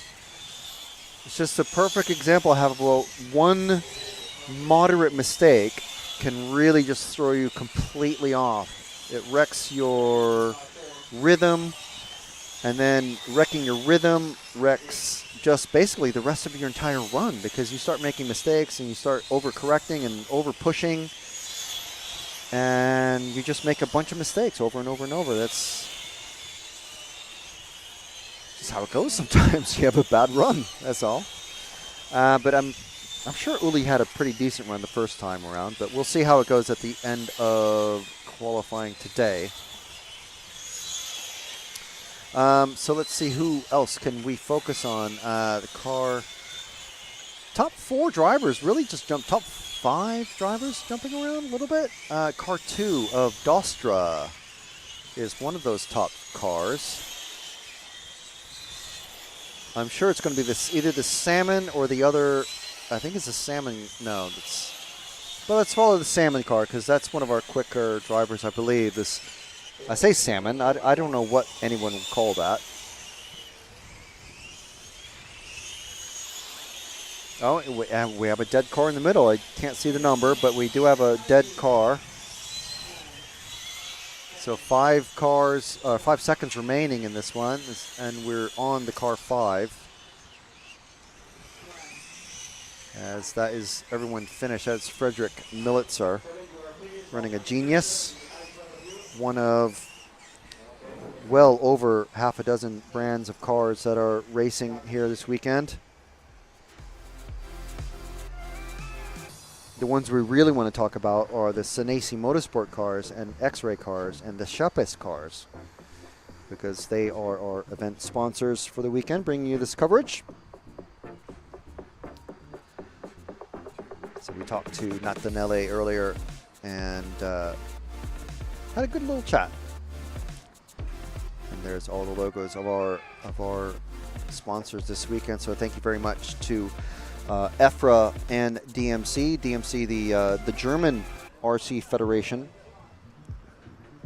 a member organization of EFRA, the European Federation of Radio-Operated Automobiles, who has pulled everything together to organize these European championships.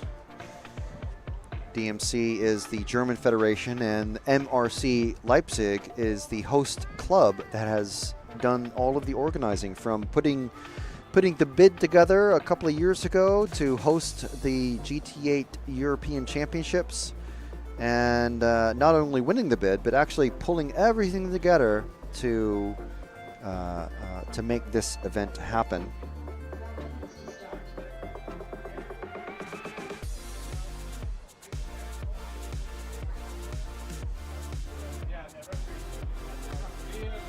Thank you for watching. It's great having you with us, and we'll be back very shortly.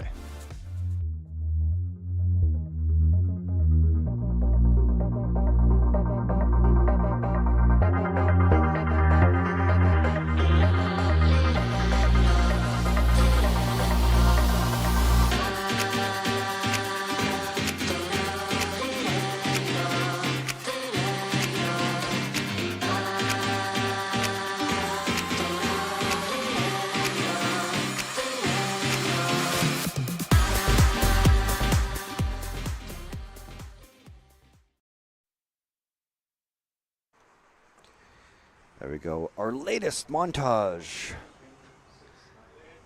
We got a montage. Right, so we had someone ask earlier for car number 1, Daras, and here he is in this one again with car number 2 of Puker, car number 3 of World Cup champion Jorn Neumann, Tom Hake, Orman Schutz, Pietro Lucifora, Sven Mueller, Sven Rodewald, Mark Senkar, and Nick, who is, I believe, from Croatia. I'm not sure exactly, though.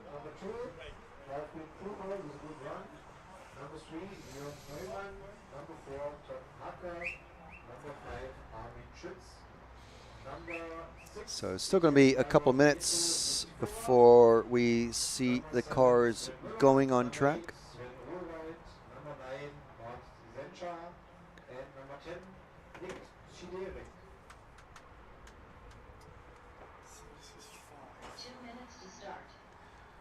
Okay, so yes, we do have officially a couple of minutes to go.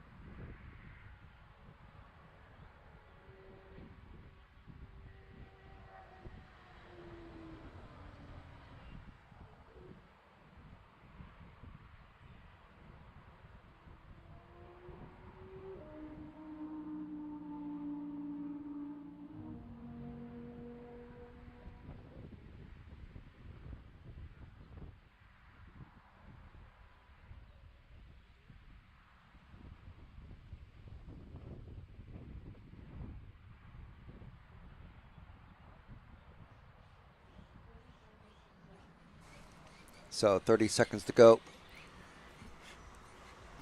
Cars are going to start heading out on track. Start getting the tires warmed up. I think someone asked in the chat if tire warmers are allowed. Well, it's spec tires. Not that means that tire warmers aren't allowed, because there are some categories that do have spec tires and tire warmers. But I'm pretty sure, although you can get 1/8 scale sized tire warmers, I'm pretty sure there are no tire warmers allowed. But I will confirm that.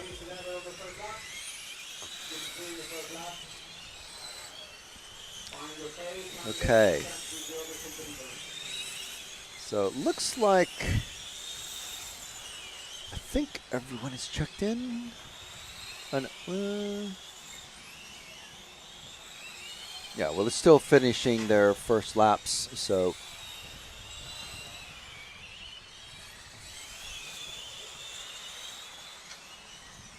we'll let things carry on. Neumann's cross. Yes, everyone has checked in and is crossed. You can see the cool new progress graphic. That blue bar going across underneath the drivers' names. You can see roughly where they are on track. And in the case of what's really cool is during the finals, especially when they are racing for position and they're on the same lap, you can see when there is, you can visually see when there is a battle happening without it actually having to be on camera. So, of course, I picked a perfect time to turn around and try to get the number of the car. This is car number 1 of Daras. So we're already following Daras. Perfect. And it's a big gaggle of cars ahead, so we can follow Daras as he works his... okay, yes, the car that went off the track. I was worried about that. He didn't make his way out. The car that went off the track is the car number 9. Daras working his way through the slower traffic now. So a little bit of a... maybe a tactical error there, because now Doris is working his way through traffic already, whereas if he'd been at the head of the group when they went out of the pits, he would at least be able to delay this work and slow lappage for a few laps at least. Coming up on the number 6 now of Armin Schutz, and past. And the car 2 trying to get past Schutz. That is Pucher. So now there's a bit of a clear gap now as a car just went off the track into the grass. It was the car 0 crashing of Nick. So unfortunate. Okay, so let's move forward one car now to the all-white car going down the main straight now. I believe that is the car 3 of Jorn Neumann. Oh, no, sorry, it's the 8 of Sven Rodewald. So another one of the drivers that we wanted to follow. Now, we talked about all the various different brands, and I believe it was Andreas who mentioned this is the MCD car of former, I want to say, four-wheel drive buggy European champion Sven Rodewald. We watched him not come out of nowhere, but almost a surprise winner. Ooh, nicely held there, coming over the bermage. Oh, and sideways. That's going to let Doris catch up tons of space. And Doris makes a massive mistake, spins into the grass and spins into the dirt, losing probably about 5 seconds there. Going to have a lot of work now to catch up to Rodewald. Again, this is just qualifying, but that is going to be 5 seconds overall that Doris is going to wish he had back. As the number 2, that bluey white car of Pucher, now catching up to Rodewald. These two together on the main straight now. You can see the relative speeds pretty equal, top speeds, but Pucher able to, brake later? Yeah, just way more confidence on the brakes. Pucher now ahead of Rodewald in the white car. Now Pucher has acres of space ahead of him, so we can let him go in a lap or so. It's focusing on Pucher.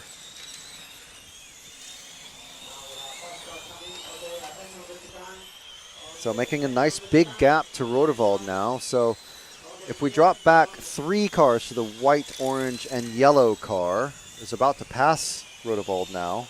It's the car 6 of a fast driver, and that is Lucifora, Pietro Lucifora. So Rodewald not quite having it all his own way.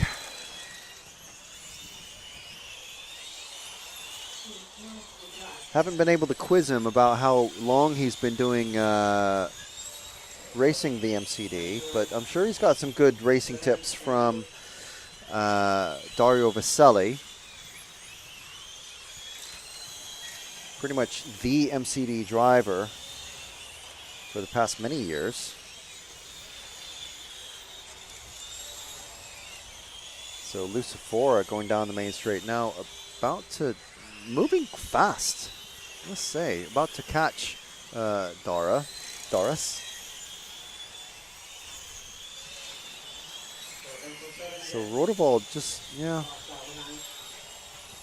not looking spectacular out there in the slow sections. Slow sections is where you make up all the time. Fast is the fast bits. It's all good to go fast, but you got to be fast in the slow bits as well. So let's see who we haven't followed. I think this possibly at the about to go into the sweeper. Next car through the sweeper is the bright yellow of number 9. I should have had the name beforehand. Of Mark Spencer. I'm going to guess from the anglicized sort of name is going to be one of our Irish racers. No one running Irish colors. None of the Irish racers running Irish colors. But I'm pretty sure we haven't followed Mark today. So here's Mark for all of his friends and family back home.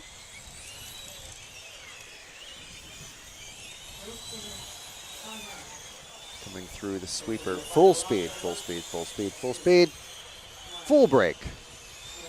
Full speed, full brake. Full speed again. Infield is, you know, it's an infield, but it's a very fast track, especially for these cars. And Mark is, okay, well, that's the end of the race. Yeah, it seems like everybody's made it to the end. Alex, oh no, it's already showing the next group of racers. So there we go.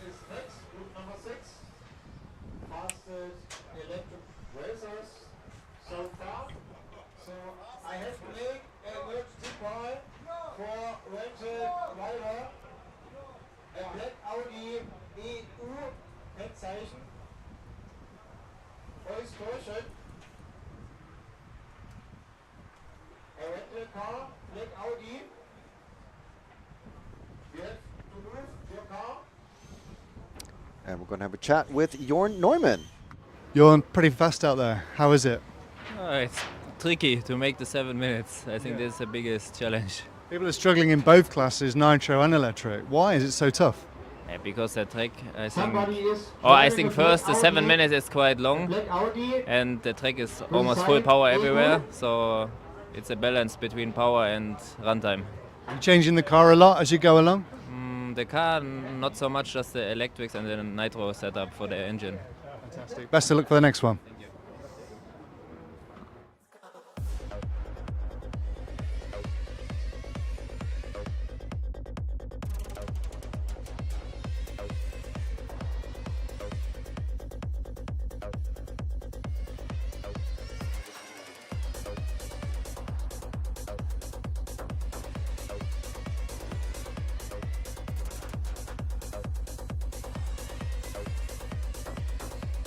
Rosario is your European champion. Fantastic stuff. Nataneli Senesi wins the most amazing race to take the most amazing European championship. That is absolutely unbelievable. It's like a real now. It's like a real.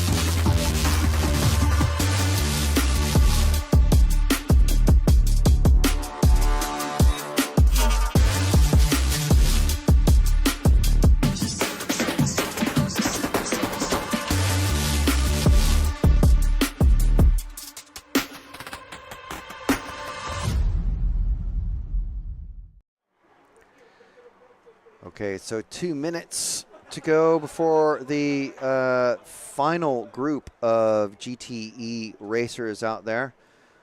And then we're going to have 4 groups of Nitro. So a few more GTE racers than GT8 Nitro. There's lots of drivers who signed up and weren't able to attend. But this is the fastest group of GTE.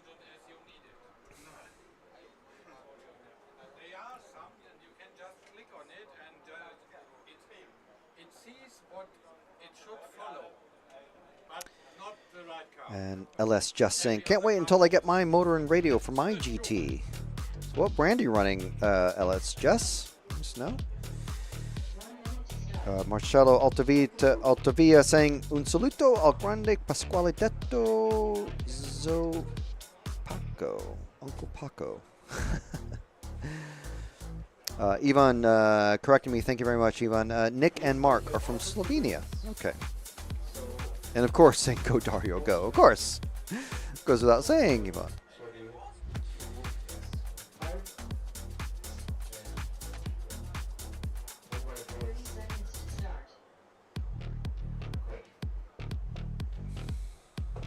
There's the pit area. Not a lot of pitting to do, but still need someone to set the car down and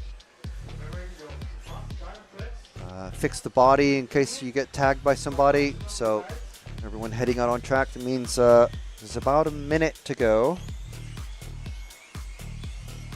So we're seeing a lot of names that we're going to see later as well in GT8. But meanwhile, time has started counting down. First laps are starting.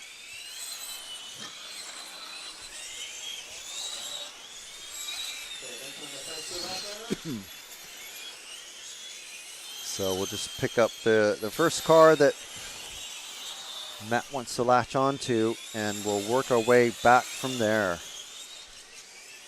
So it looks like we're with Adam Itze, and he's catching up to Dario Vaselli. So Dario, again, running the MCD. Itze in that blue car running the X-Ray.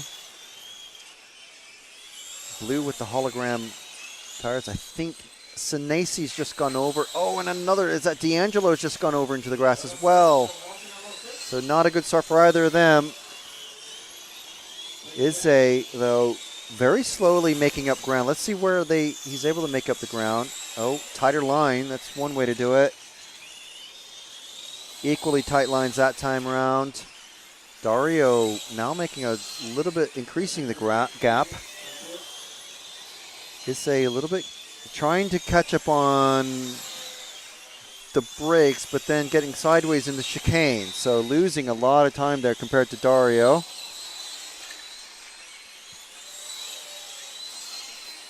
And what Adam's trying to do is, well, one, not drive half on, half off the track or over those red and white curbs. But Itze trying to catch up to Dario to encourage him to move over, but Itze at the moment just doesn't seem to have an improved amount of speed compared to Vaselli. Oh, Vaselli gets sideways coming out of the chicane now, so now Itze all over the back of him. And then Itze hits the curbing, so puts him back to where he was.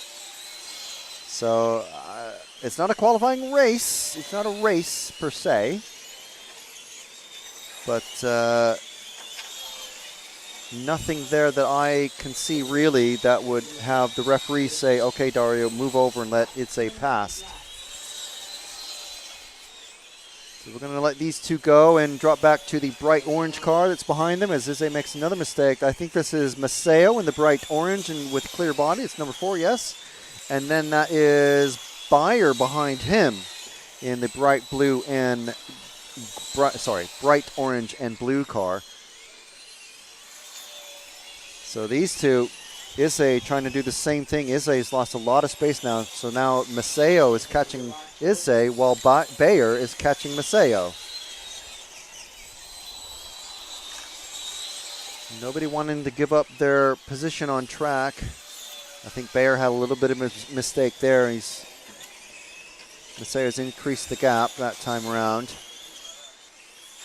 So now all 4 cars are starting to get clumped together as they've all passed the car number 5. That was Philippo Beretta. So Vaselli now leading this clumpage of cars. And I think we can put it to Nick, who's our authority on the World Endurance Championship. These endurance racing, when these cars all of a similar pace, they just get clumped together. It's just called a big clump. And oh, geez, now Vaselli's holding them up. Vaselli's holding up at least these 3 cars. Macedo gets past Izze.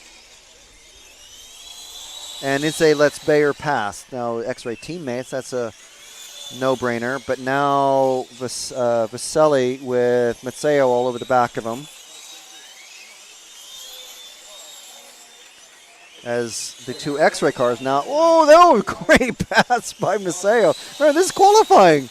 What are the finals going to bring? Macedo just not even touching the brakes, it seems like, in that last hairpin. Good racing action in this round 2 of qualifying from the GT8 top heat. Oh, and Vaselli gets past that time round.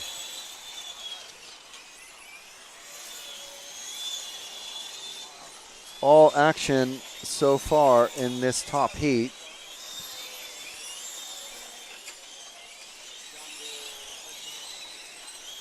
So if we let these group go past at a convenient point, and we'll catch the white and blue car of number 7, Nataneli Senesi. He's trying to make up some time. He's running 7th at the moment with the car 7.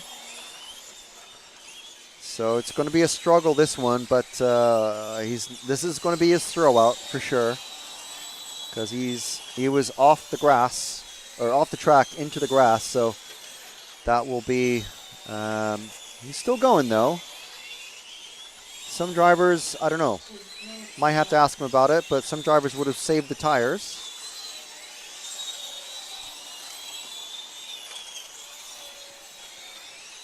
But Nataneli certainly knows better than us about what his tactics and strategy would be for the racing ahead. As looking back to that previous group of cars, Vaselli has been pushed back to the last group of 4. So if we let Senesi go past at the end of the straight here, and we'll pick up the minty green car, B.A. Arnaldi. There he is on track with a clear wing. Luckily, the only one running the minty green this time around, as he gets a bit squirrely out of that chicane. Arnaldi running the Genius, and also running in the lead with Martin Bayer. He is leading that group of 4 cars that we were watching earlier. Martin Bayer running 2nd. Arnaldi, who we're watching on camera now, running in the lead spot for the top group of GTE racing here at the EFRA 2025 European Championships in Leipzig, Germany. Bayer now at the top spot. Bayer with clear track all around him, but just same as Arnaldi. Arnaldi has a massive gap to Senesi ahead of him, and those two are going to be very similar pace. So 25 seconds left in this one. Arnaldi again takes it. Let's see, Bayer still in 2nd, so the last time he went around. So Arnaldi just a bit faster than Bayer, so we'll stick with Arnaldi, who is our 3 seconds left in this one. He's going to come across, get another lap. Is that? No, okay, he's finished. All right. So there we go. We're going to see if we can get a word with him.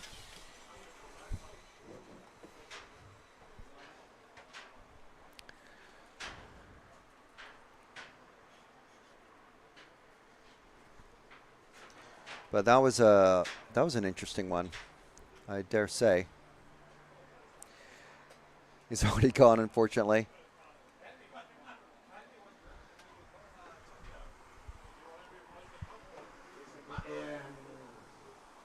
Align Arnaldi to the referee position, and now align Arnaldi, please, to the referee position. Hurry up.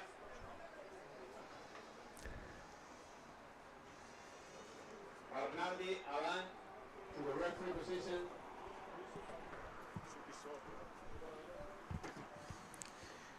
So the referee's trying to help us get Bernard. Here he is, here he is.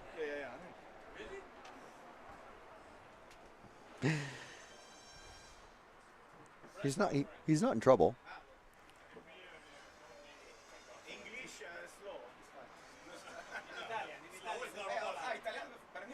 Melio. How was that? Super fast. Yes, but very difficult this track for not mistake. I not push a lot off. His tire is too cold. It's very critical. But one big mistake, but I win. He's happy. A lot of drivers battling with traffic. Bayer, your old large-scale friend, he was in loads of traffic battling, but you seem to have a lot of space. Yes, I speak with my mechanic, Bayer in first, and I push. A clear track, I push, and good. Best of luck for the next one. Thanks. Thanks you.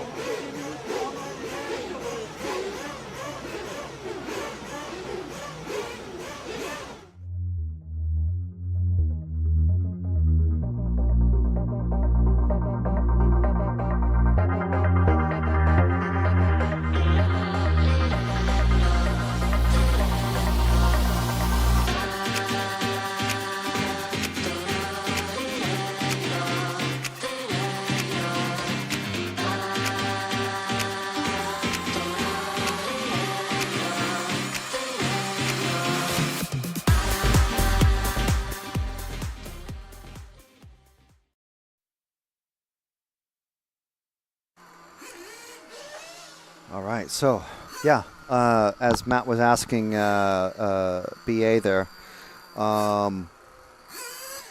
very interesting for the mechanics to act as spotters for the drivers up on the rostrum.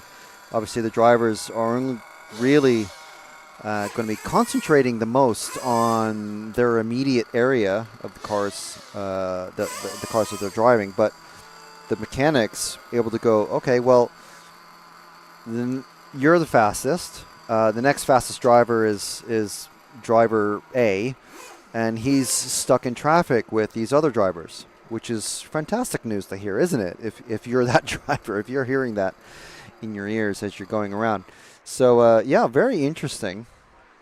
So we'll see how things progress with that, and good to chat with BA there. So still a couple minutes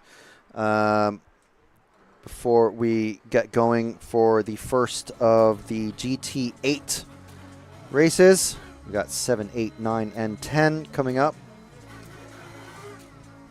And so they're going to have a few minutes of warm-up. So let's hear from one of our sponsors.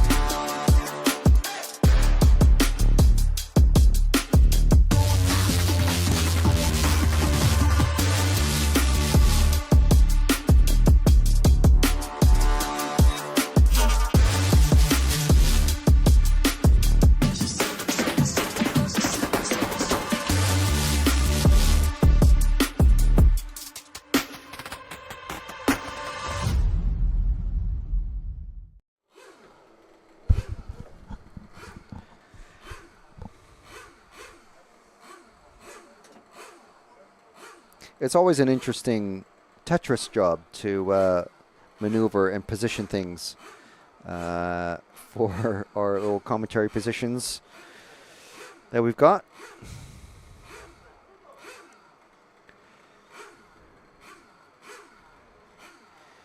Every trip is a new thing to get used to. So while we're waiting, we can mention some of our other trips that are coming up next week. As I've mentioned a couple times already, we're going to be, well, we as in me, the Royal We, and Will, who is also here, and a couple other racers, will be at the Apeldoorn RC Club in the Netherlands. We were there a few weeks ago for electric touring car, and we'll be there next week for 10th IC track. So much noisier and no healthy brakes for electric racing. So if you're a nitro fiend, if you're a foam tire fiend, if you love nitro touring car, make sure and be watching that next week. And that will be good. We'll have John Ehrman on the commentary position. And so he knows quite a bit about the bit of racing. A lot more than me, at least. And the week after that, we'll be in Barcelos for the European Championships for 1/8 Nitro Buggy. So that will be Nick on the commentary for that one, and Matt will be there, and plenty of other RCTV alum.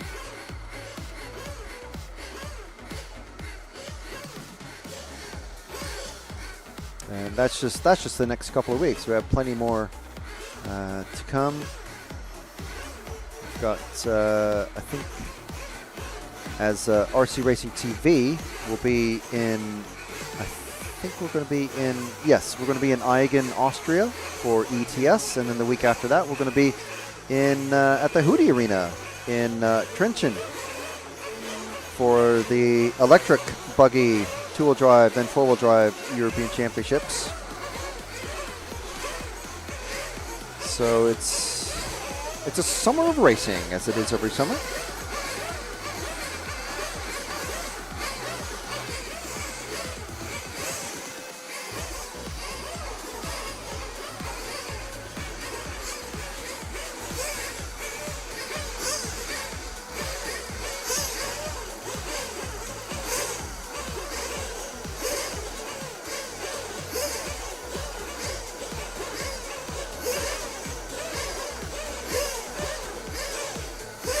So as you can hear, nitro engines are revving up.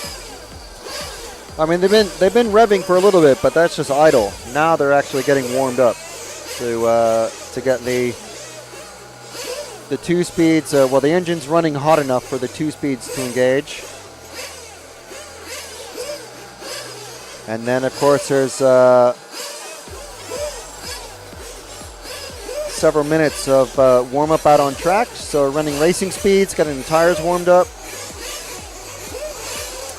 and then they'll come in for their final fuel stop and hopefully be able to make 7 minutes, because that is the full qualifying run. It's also the minimum amount of time that they're allowed to run for their first stint. So in the finals, you might have it might be a 10, 15, 20, 30, 45-minute race, but your first fuel stint before you're allowed to exit the pit lane has to be 7 minutes. So there we go. Cars are released.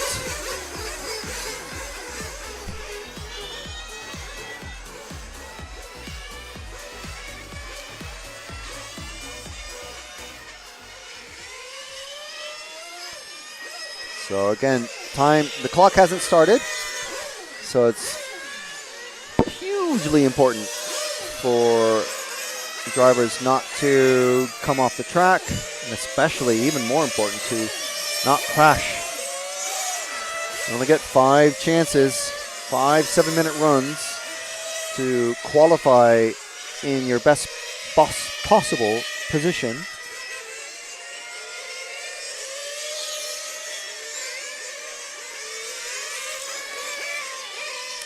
And then there will be bump ups, and there's a last chance qualifier as well. But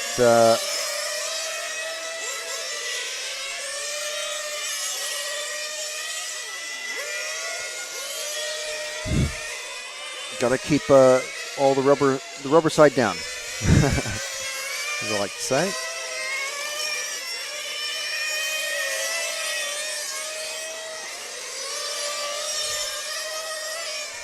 Couple of these cars running huge wings at the back.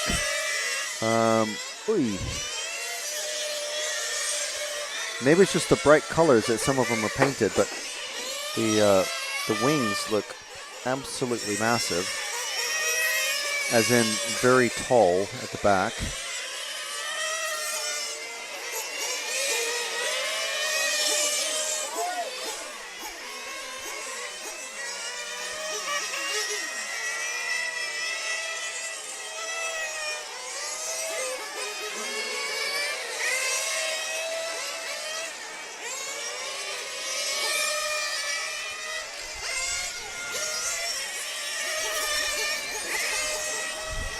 Cars starting to come in for their first tunings after a few laps out. Come in, get that high-end needle sorted out, top up with fuel,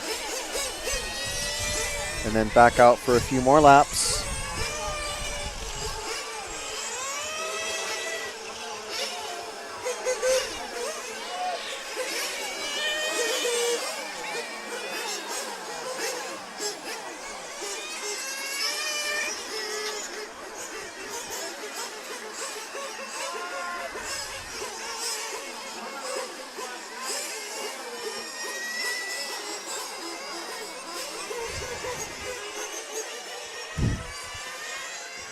Some of these drivers, I must say, need to work on their where to stop for the pits, because they're forcing their mechanics to like stand up and move over a meter to pick up the car, and I just waste tons of time in a long final where you have to pit stop. But right, we'll let him go. We'll let him go.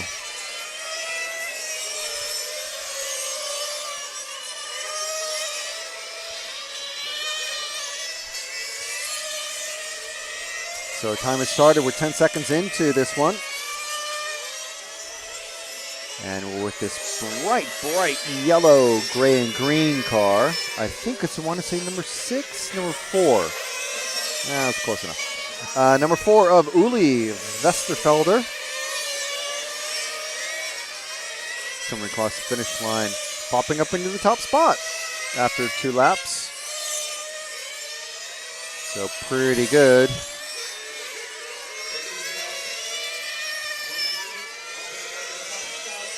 Taking it, well, seemingly steady if you just look at the car individually. But he's rapidly catching the group of cars that are ahead of him, probably because they're all bunched up and kind of racing each other. They're literally like hitting each other, or very close to hitting each other in every corner. There goes one out of the way. It's handy. And, whoa, there goes another. Wow, okay. That could have ended up very badly. Now there's plenty of gap to the next car ahead. So we'll stick with Uli for a tiny bit because he is, well, he's running second now. Johann Strasser taking over the top spot, but that's probably because he's had to slow down and kind of see where the slower cars ahead are going to be going. But Uli now back into the top spot as Dennis Milvik taking over in the second spot. So Uli, oh, yeah, so there's 3 drivers sharing out that top spot as Uli comes across. So it's one of these situations where there's 3 different drivers. Every time they cross the line, they take over the top spot. But that will start to even itself out as we get further into this qualifying session. We're about 2.5 minutes in now. Looks like something hanging out of the side of the car, but that's just a reflection of the sun onto the tarmac. So that's interesting. So we'll start to look around at the other car. So at the start-finish line, we'll just wait there for the number 1 car, which is the next car behind. And that is Sylvain Jaunholm, who's nearly went off the track there. Oh, that pink car definitely went off the track. Sylvain, that white, red, and black, and white again car. My old racing colors almost.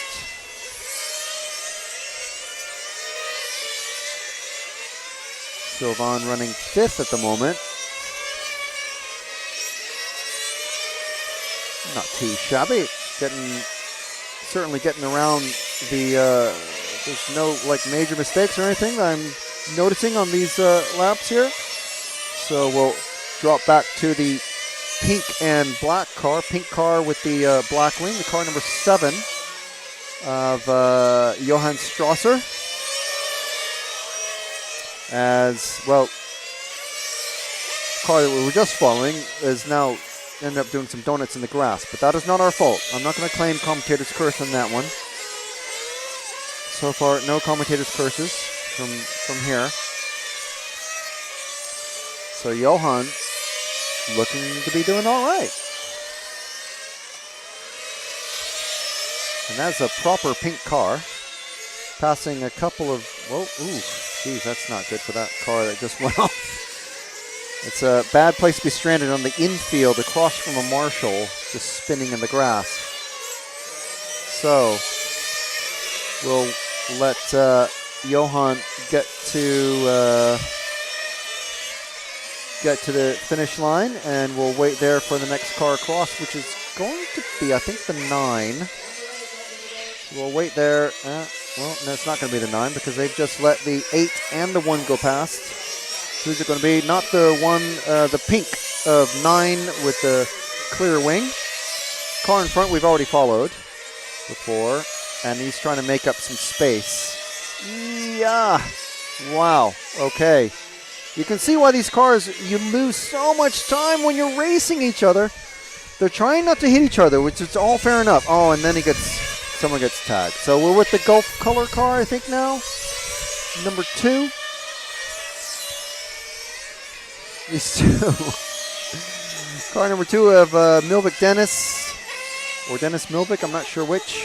I want to say Milvik.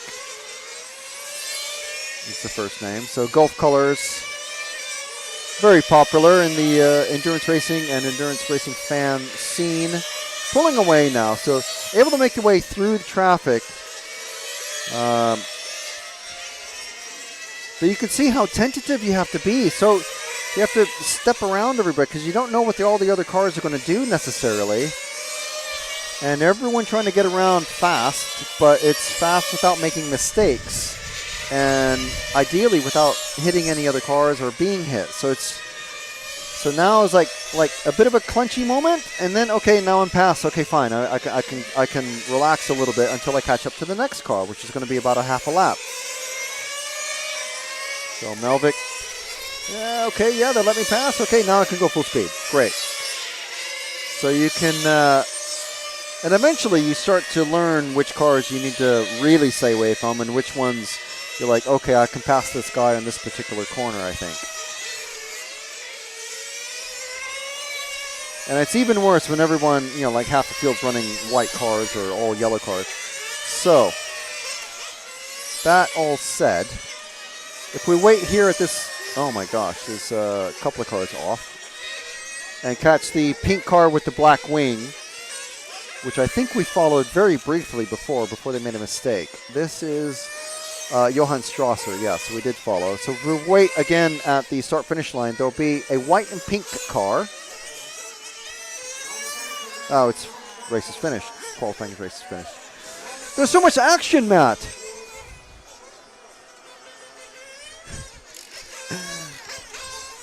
So we're going to try to catch someone. So anyway, we hope you enjoyed that. It's we try to follow everybody, and if you say go Dennis or go Melvik, then we're going to try and follow Melvik. And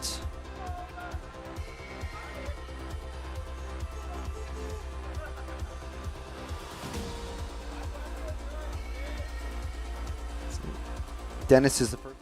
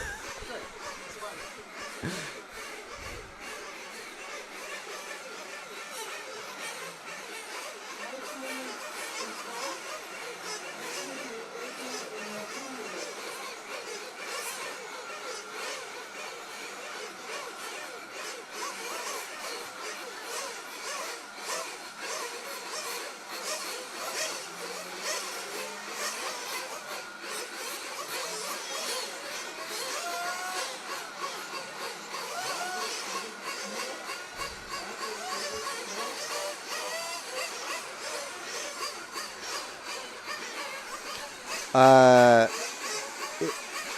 you going to get Adam, or is?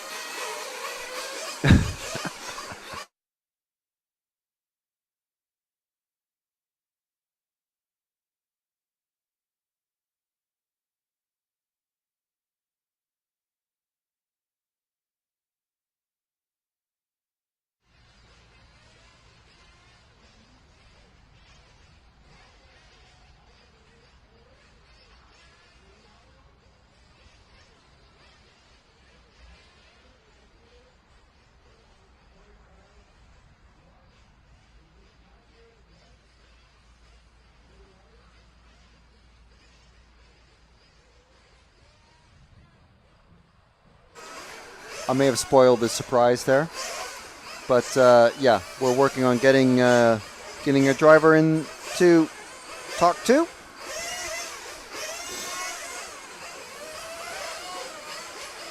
I can say though that Dennis's fiance is watching. Maria saying, "My beloved fiance Dennis Livik, not Milvik, is the first."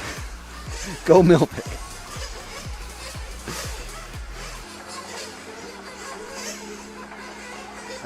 And from France, we say we have a message from Al Tayari Wassam. Felicitations from France. And Irvin Richter says, "Go, Johan, go." And Marco Biagio Renato Ferrara says, "Forza Team Sicilia."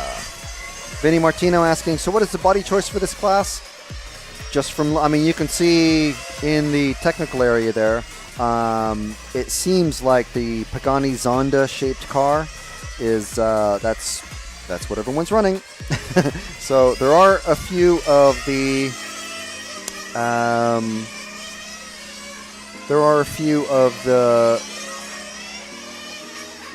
like Audi sort of shape and Ferrari sort of shape, but pretty much everyone seems to be running the Pagani Zonda shaped cars. I say shaped cars because no one here is running like officially licensed cars or anything. But you know,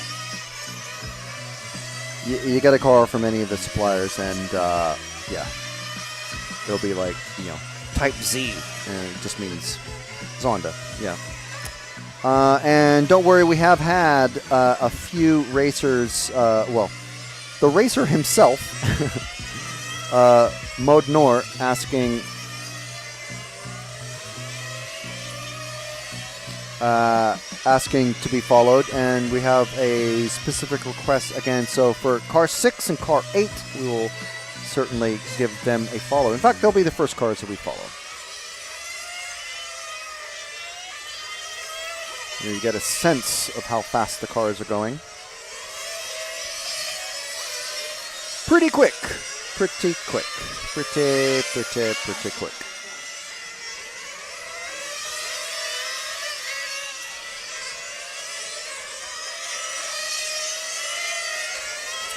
So I can see Uri Hudi out there running the same paint scheme as he's running in GTE, which is great. And he's the only one that I know just from looking at it. Of course, the others, well, I mean, there's 5 rounds of qualifying, so there's going to be plenty of time to get used to all the various paint schemes.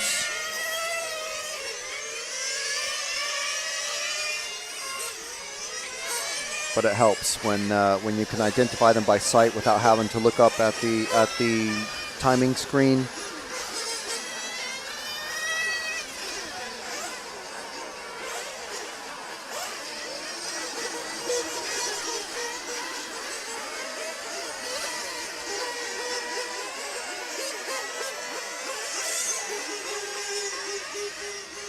So that's the first top up during this warm-up session. There will be another one to come. Well, no, that was the final top up. Sorry. Racing has started, and it looks like Dan Jones, I think he's clocked in. So Dan Jones had a nightmare start to his qualifying last time round. But let's start with the car number 6 of Mod Noor, our racer from Malaysia.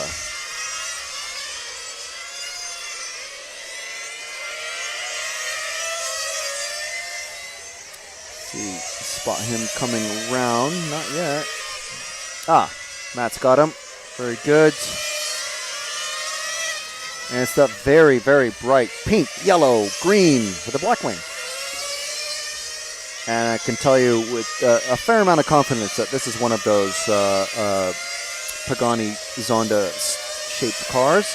And directly behind him is the car 8, who is the other of our specific car requests for this particular heat. So it's Sandy, and they're probably now both in the same shot. Or, well, almost.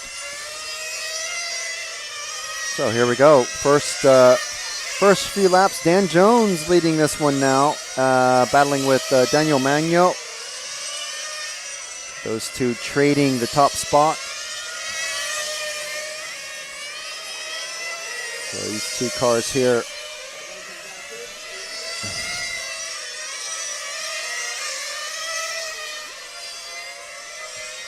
So when the car 8.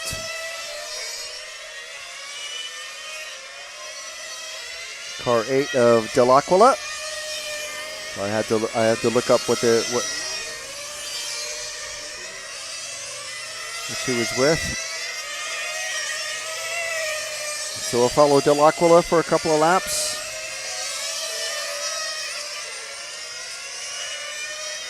Seven-minute qualifying runs, just like the electric. Now the important thing here is that obviously they need to finish the qualifying run. If you flame out at 6.5 minutes, that is not going to do your qualifying time any good at all.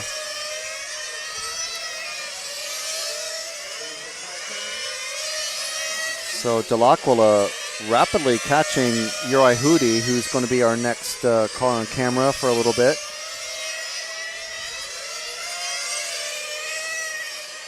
Whoa, and he spun. Oh, now he's all over in the grass. And he's stuck. He's stuck between two marshals. Worst place to be stuck. Really, really unfortunate. Yeah, that is going to be a very loose machine for a couple laps. The next car behind, though, is the car number 2 of one of our leaders, Pietro Mario. Very nice race paint. And I think this is the car with the tricolore that goes all the way down. No, it's one of our different ones. But anyway, obviously an Italian car. He does have the tricolore across the hood of the roof of the car. Pietro, very fast. Not quite as fast as Dell'Aquila. Dell'Aquila pulling away from this number 2. But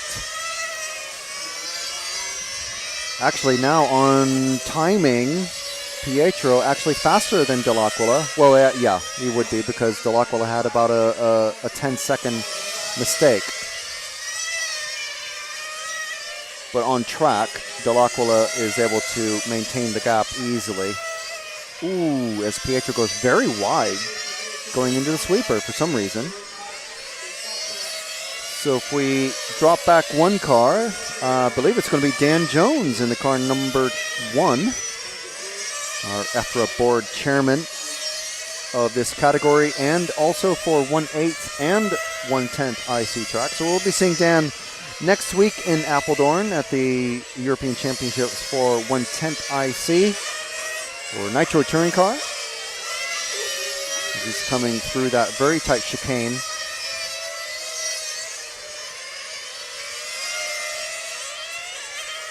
Things going smoothly enough for this event that Dan's able to race 2 classes.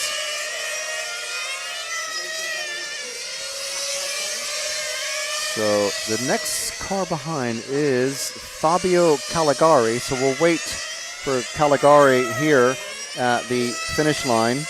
Caligari in the bright orange. I want to say that's a Shepis car.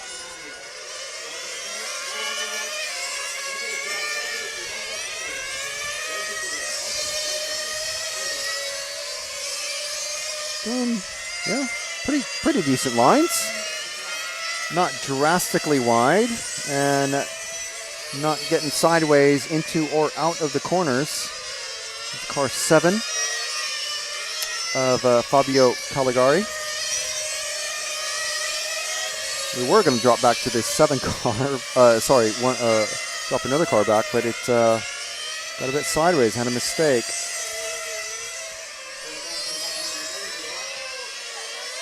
So Caligari catching Dan Jones.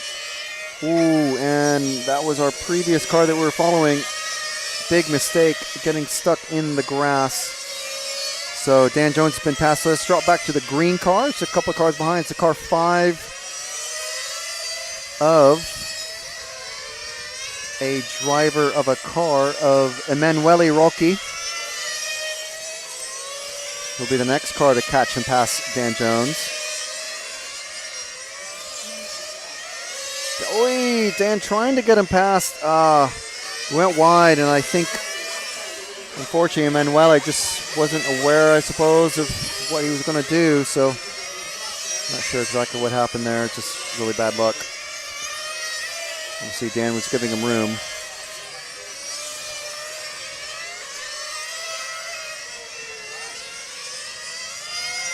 Has dropped Rocky back quite a bit. Dan is roughly in the same position in timing as him.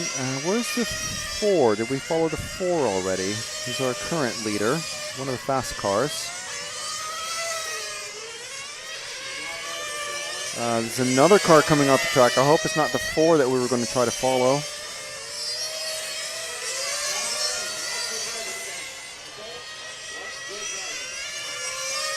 Uri Hoodie's flamed out. Well, it's the end of the race, but so it's a couple of cars have just come off. I think this was it was the 3 that is being walked back of Bruno Barbosa.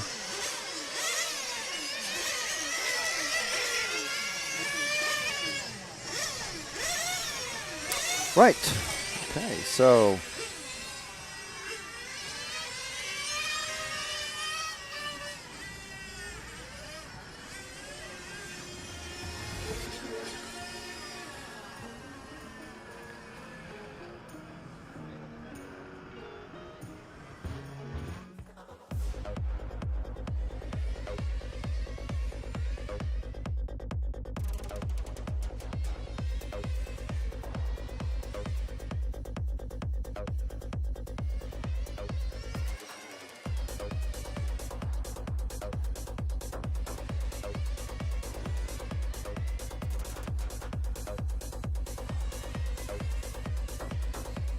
Rosario is your European champion. Fantastic stuff. Nataneli Senesi wins the most amazing race to take the most amazing European championship. That is absolutely unbelievable. It's like a real now. It's like a real.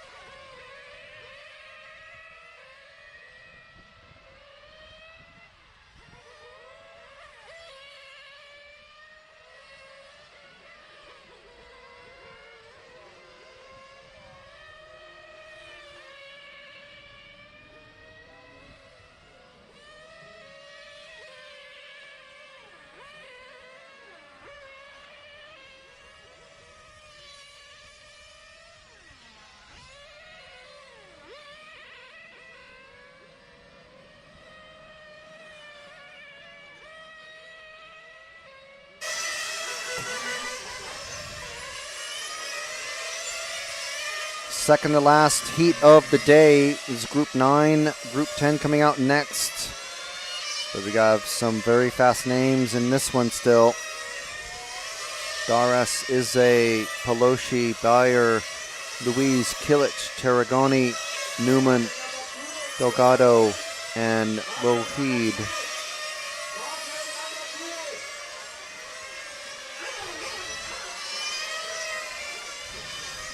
You see the some of the mechanics in the pits, and we're starting to get the final refuels.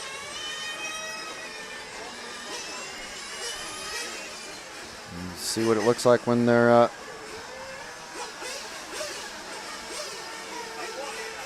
getting out there.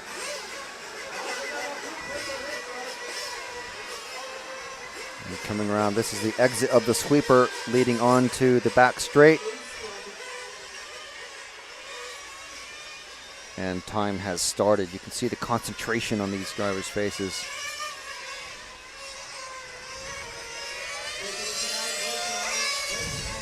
And I'm counting at least 5 white cars, which is fabulous. And one is dead coming off of the main straight. So we're with the pink car.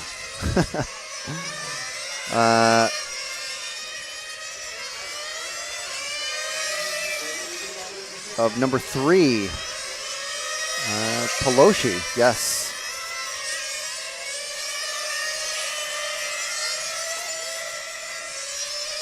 As you come around the straight, coming up on the white and pink. Number 9, that is Delgado.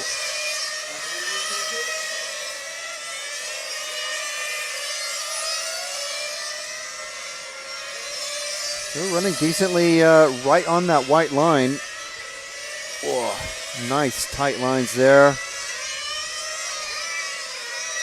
I'd be envious, well, maybe not that one, but envious of all of these racing lines that Pelosi's doing right now. Perfect placement. And he's very rapidly catching up to, is that the number? This is one of those that only has a number on the right side of the car. So number 6, Burak Kilich. I'm going to have to tell him he needs a number on the right side of his car as well. And he lets Pelosi go past. Now Pelosi's working his way towards. We're just going to use Pelosi here to catch all of the various cars. Oh, and well, car just in front of him just decided to steer into the wall. That was the car number 0. Of Lohid. I don't know what happened there. Pelosi now creeping up on number 4 of Martin Bayer running a white body show. That's an interesting one. Must have decided to change bodies for some reason. Either a completely different shape or moving the body post forwards, backwards, whatever, as racers like to do. Car just ahead is the car 1 of Daras, running at least race paint. So now Daras is immediately ahead of Pelosi. We kind of lucked out picking Pelosi as our first victim,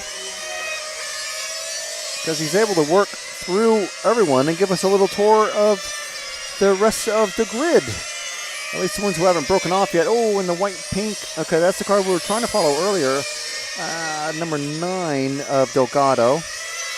So yeah, now the only car ahead of Pelosi is Adam Izze. So let's give Pelosi a break and let's move forward one car to Izze.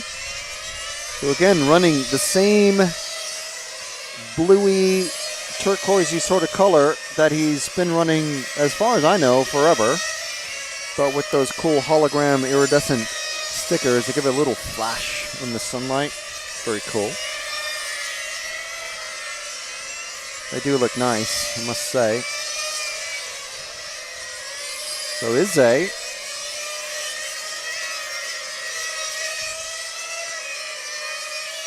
Normally, when we see him, he's running. Well, the first time I saw him was only a couple of years ago, maybe, that I like really noticed him running fronty, stock, and mod at a little thing called ETS. So he knows his way around a touring car track. Knows his way around an off-road track as well. And it's the first time I've seen him running nitro, so very interesting.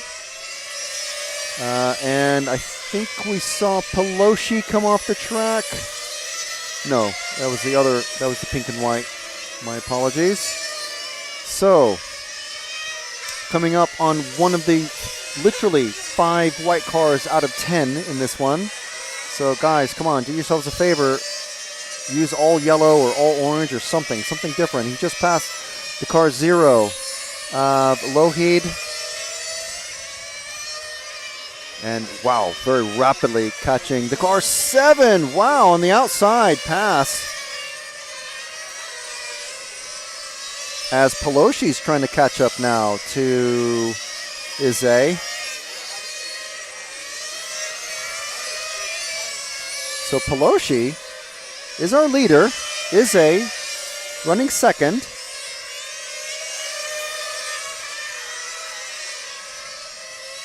These two, the fastest 2 cars on track.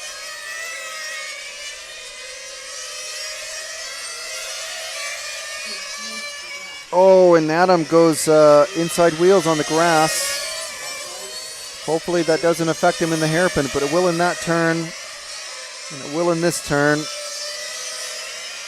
Doesn't seem to have cost him a huge amount of time, but it certainly did make him a bit slower than normal compared to Pelosi. He's already losing time just a tiny bit at a time to Pelosi. And I must say, after, literal years of following Izzy on track with the camera and just watching him, I can't say that I've ever actually seen him make an actual real proper mistake.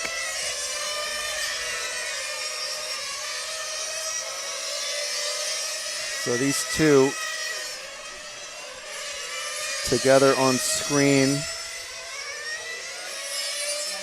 A little bit wide there for Adam.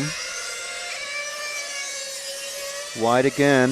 Pelosi still just reeling him in.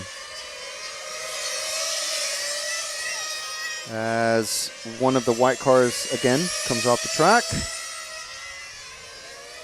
The number 2.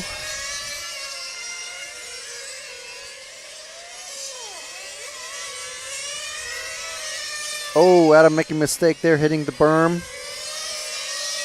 But able to keep going forward. And the white and pink car, I can't remember the number, but man, that one came off. So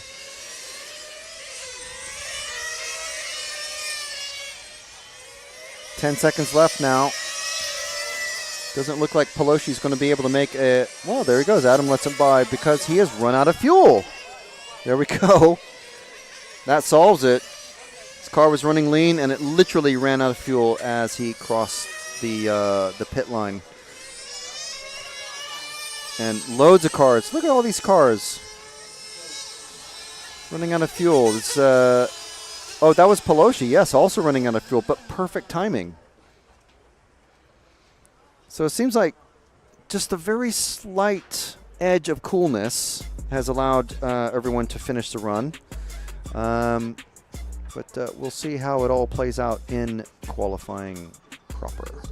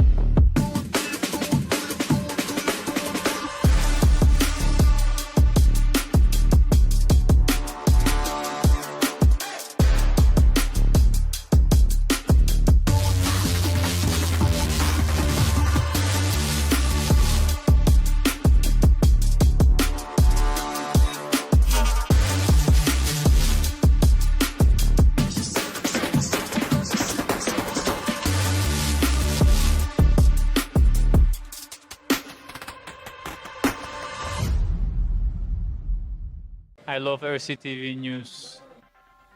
I'm Matt McCallum. And I'm Frank McKinney. And here are your headlines. There's RC in the background. We're here. Hi, everybody. There he is. Totally secret, no one knows. You got any thoughts on it? No, don't have a clue what you're talking about. That leads us nicely to the 12th Euros. And this week's hot topic. This is a hot topic. Okay, these are rookie numbers. These are rookie numbers. Right where we're sitting now is where that crash happened. We did what you expect of us. We tried to stir up some drama. Another good one. Yeah.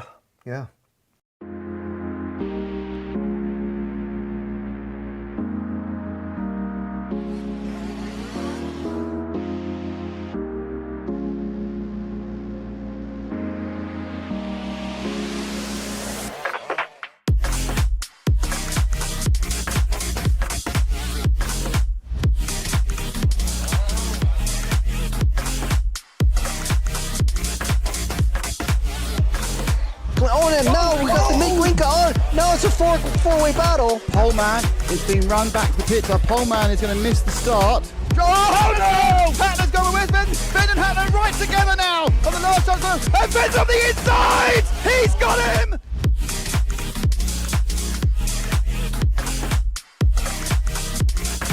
Fantastic display of driving from these two drivers who have pretty much carved up the touring car world between them this year. Kobovic made an error, so Kobovic makes an error. Marcus Karup is through.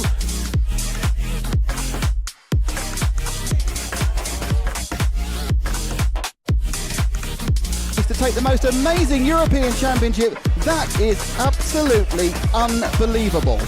Mark Reinhard takes the European Championship. Yeah, had to be a while, man. Waiting for it for a long time again. And crossing the finish line for the last time, Dario Balestre is our 2024 European champion. As always, another title. Dario Balestre got to stop and go on the penultimate lap. Still hang on to the lead there and take the win. The four-wheel drive European champion for large scale, Van Helmen. And the winner, your European champion, is Juan Carlos Canas. David Ongaro, associated European champion, and didn't he deserve it? Bruno Coelho is your champion. Michael Olowski then comes across the line to win the European Championship.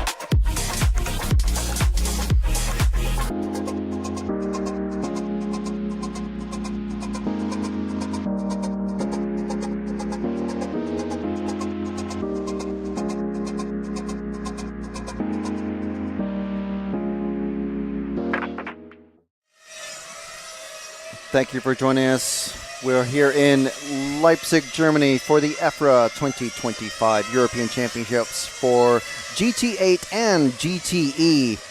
And you are watching, or you're about to watch, the final qualifying run of the day for Heat 10 GT8, the fastest group of nitro racers here this weekend. So, just to recap, fastest run already this today was Philippo Beretta, followed by Alessio Mazzeo. So we'll see how these drivers do. You can check all of this out on myrcm.ch.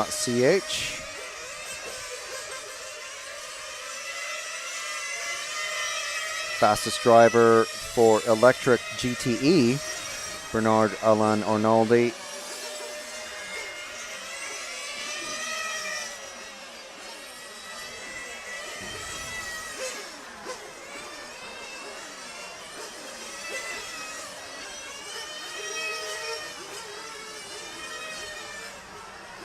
So coming in for their final top-up.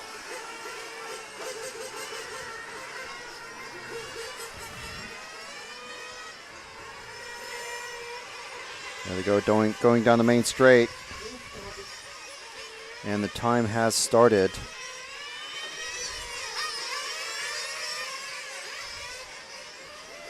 So, Gabriele Palosci doing really well, but remains to be seen how this is going to go with final run. And we're with Matteo. Oh, no, that's not Matteo. That's car number 5. No, it is Matteo. I thought it was... he's running the same color body but a different number. Car 4 in electric. So he was out that just passed him. That was the car 1 of Catanzani, the young Italian racer. Not the youngest. It's not. Philippo Domanin is probably one of the younger ones. Catanzani pulling away from Matteo. A little mistake there. Catanzani in that bright yellow. Very easy to spot. The only serpent here at the event. And behind him, it looks like... Oh, it's Giamma Rosario. So if we drop back to the 2 cars behind, that's Guillermo and Matteo. So previous European champion twice over, just passed by Guillermo, last year's GTE European champion. And I should just reiterate, Eduardo Rapetti not here this year. He took TQ honors last year and wasn't able to come back through. But Filippo Beretta last the round 1 TQ.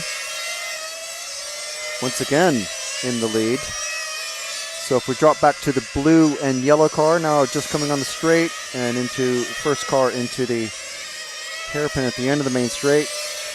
That's car number 7 of Leonardo Valente. And he's got Alex D'Angelo behind him. D'Angelo, I don't know what Leonardo's running, but Alex running the Capricorn. Now it's a very safe bet that an Italian driver is running an Italian car, but which of the multitude of Italian GT8 cars they're running, I don't know. If you know off the top of your head what Valente and what Beretta are running, please let me know so we can have this information. There goes D'Angelo, sorry. In that car 0, the yellow front with the black back half, clear wing.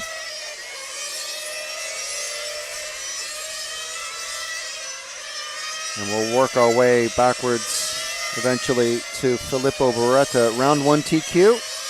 And at the moment, on his way to becoming round 2 TQ as well. So, interesting.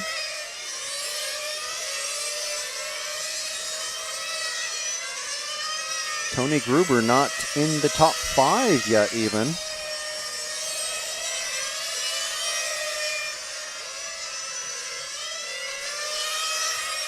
Daniel Shepis, the next car back. So if we drop back to the white and orange number 9, just at the end of this main straight, coming into the chicane now. That is Daniel Shepis running, guess what? The Shepis car, the MZ GT. His father, Salvatore, graciously helping us provide this coverage to you, along with X-Ray, Hobby Wing, El Saram, Energy Fuel, and of course our title sponsor, Senesi Motorsport.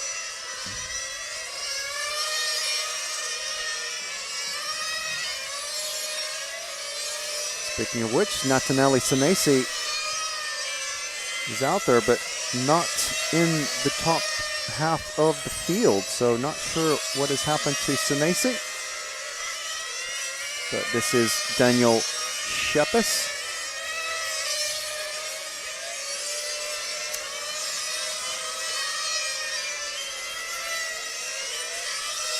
I think he's pulled off, actually, Shepis. Yes, he is. He's directly underneath me, the car number 2. I don't know what happened there. He had some problems in his first run as well, or was that his last run in GTE. So if we drop back one more car to the multicolored yellow, blue, yellow, and red. That is the number 8 of Philippo Beretta, on his way to being round 1 and round 2 TQ. One more and he'll seal the deal.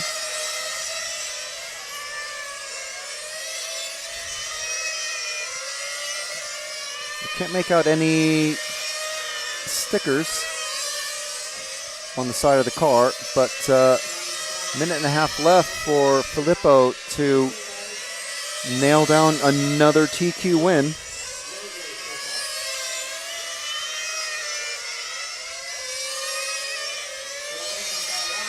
So definitely a good run for Philippo once again. So we drop back one car to the the orange car with the white wing. That is Tony Gruber, the only one, luckily for us, running an orange car with a white wing. Tony Gruber, current world champion, is going to be defending his title with in Chile. Someone's just been pulled off the track. That's not our TQ man. But Tony running the Hong Nor.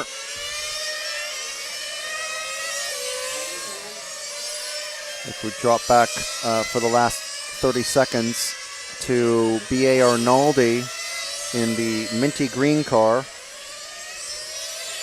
Arnaldi running the Genius, another Italian brand. So I have one Asian brand, the Hong Nor. Oh, and I hear more and more cars are starting to appear underneath us, running out of fuel. Philippo, Beretta has run out of fuel, but he's just pulled in. I believe he's going to hold on to that TQ spot. Arnaldi nearly getting stepped on in the pits, but so Arnaldi finishing second that time around. Maceo finishing third. Philippo Beretta, though, taking TQ. And we're going to see if we can speak with him.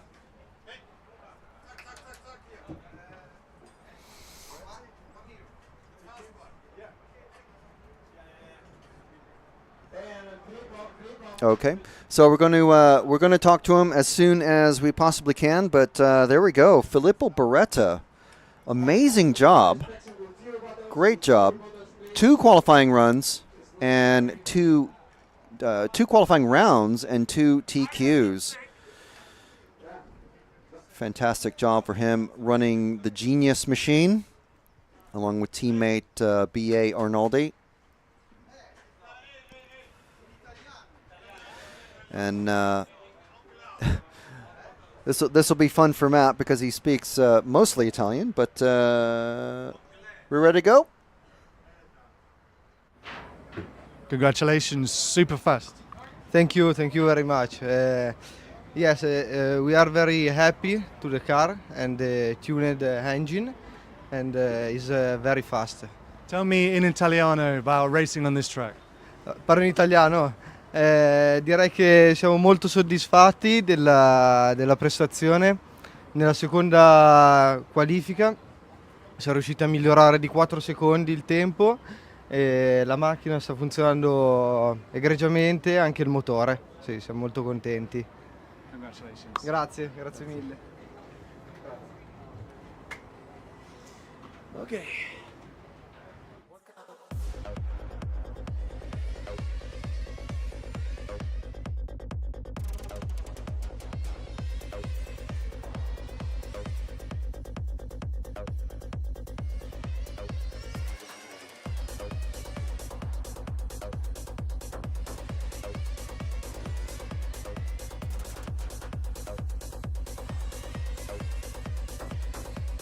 Rosario is your European champion. Fantastic stuff. Nataneli Senesi wins the most amazing race to take the most amazing European championship. That is absolutely unbelievable. It's like a real now. It's like a real.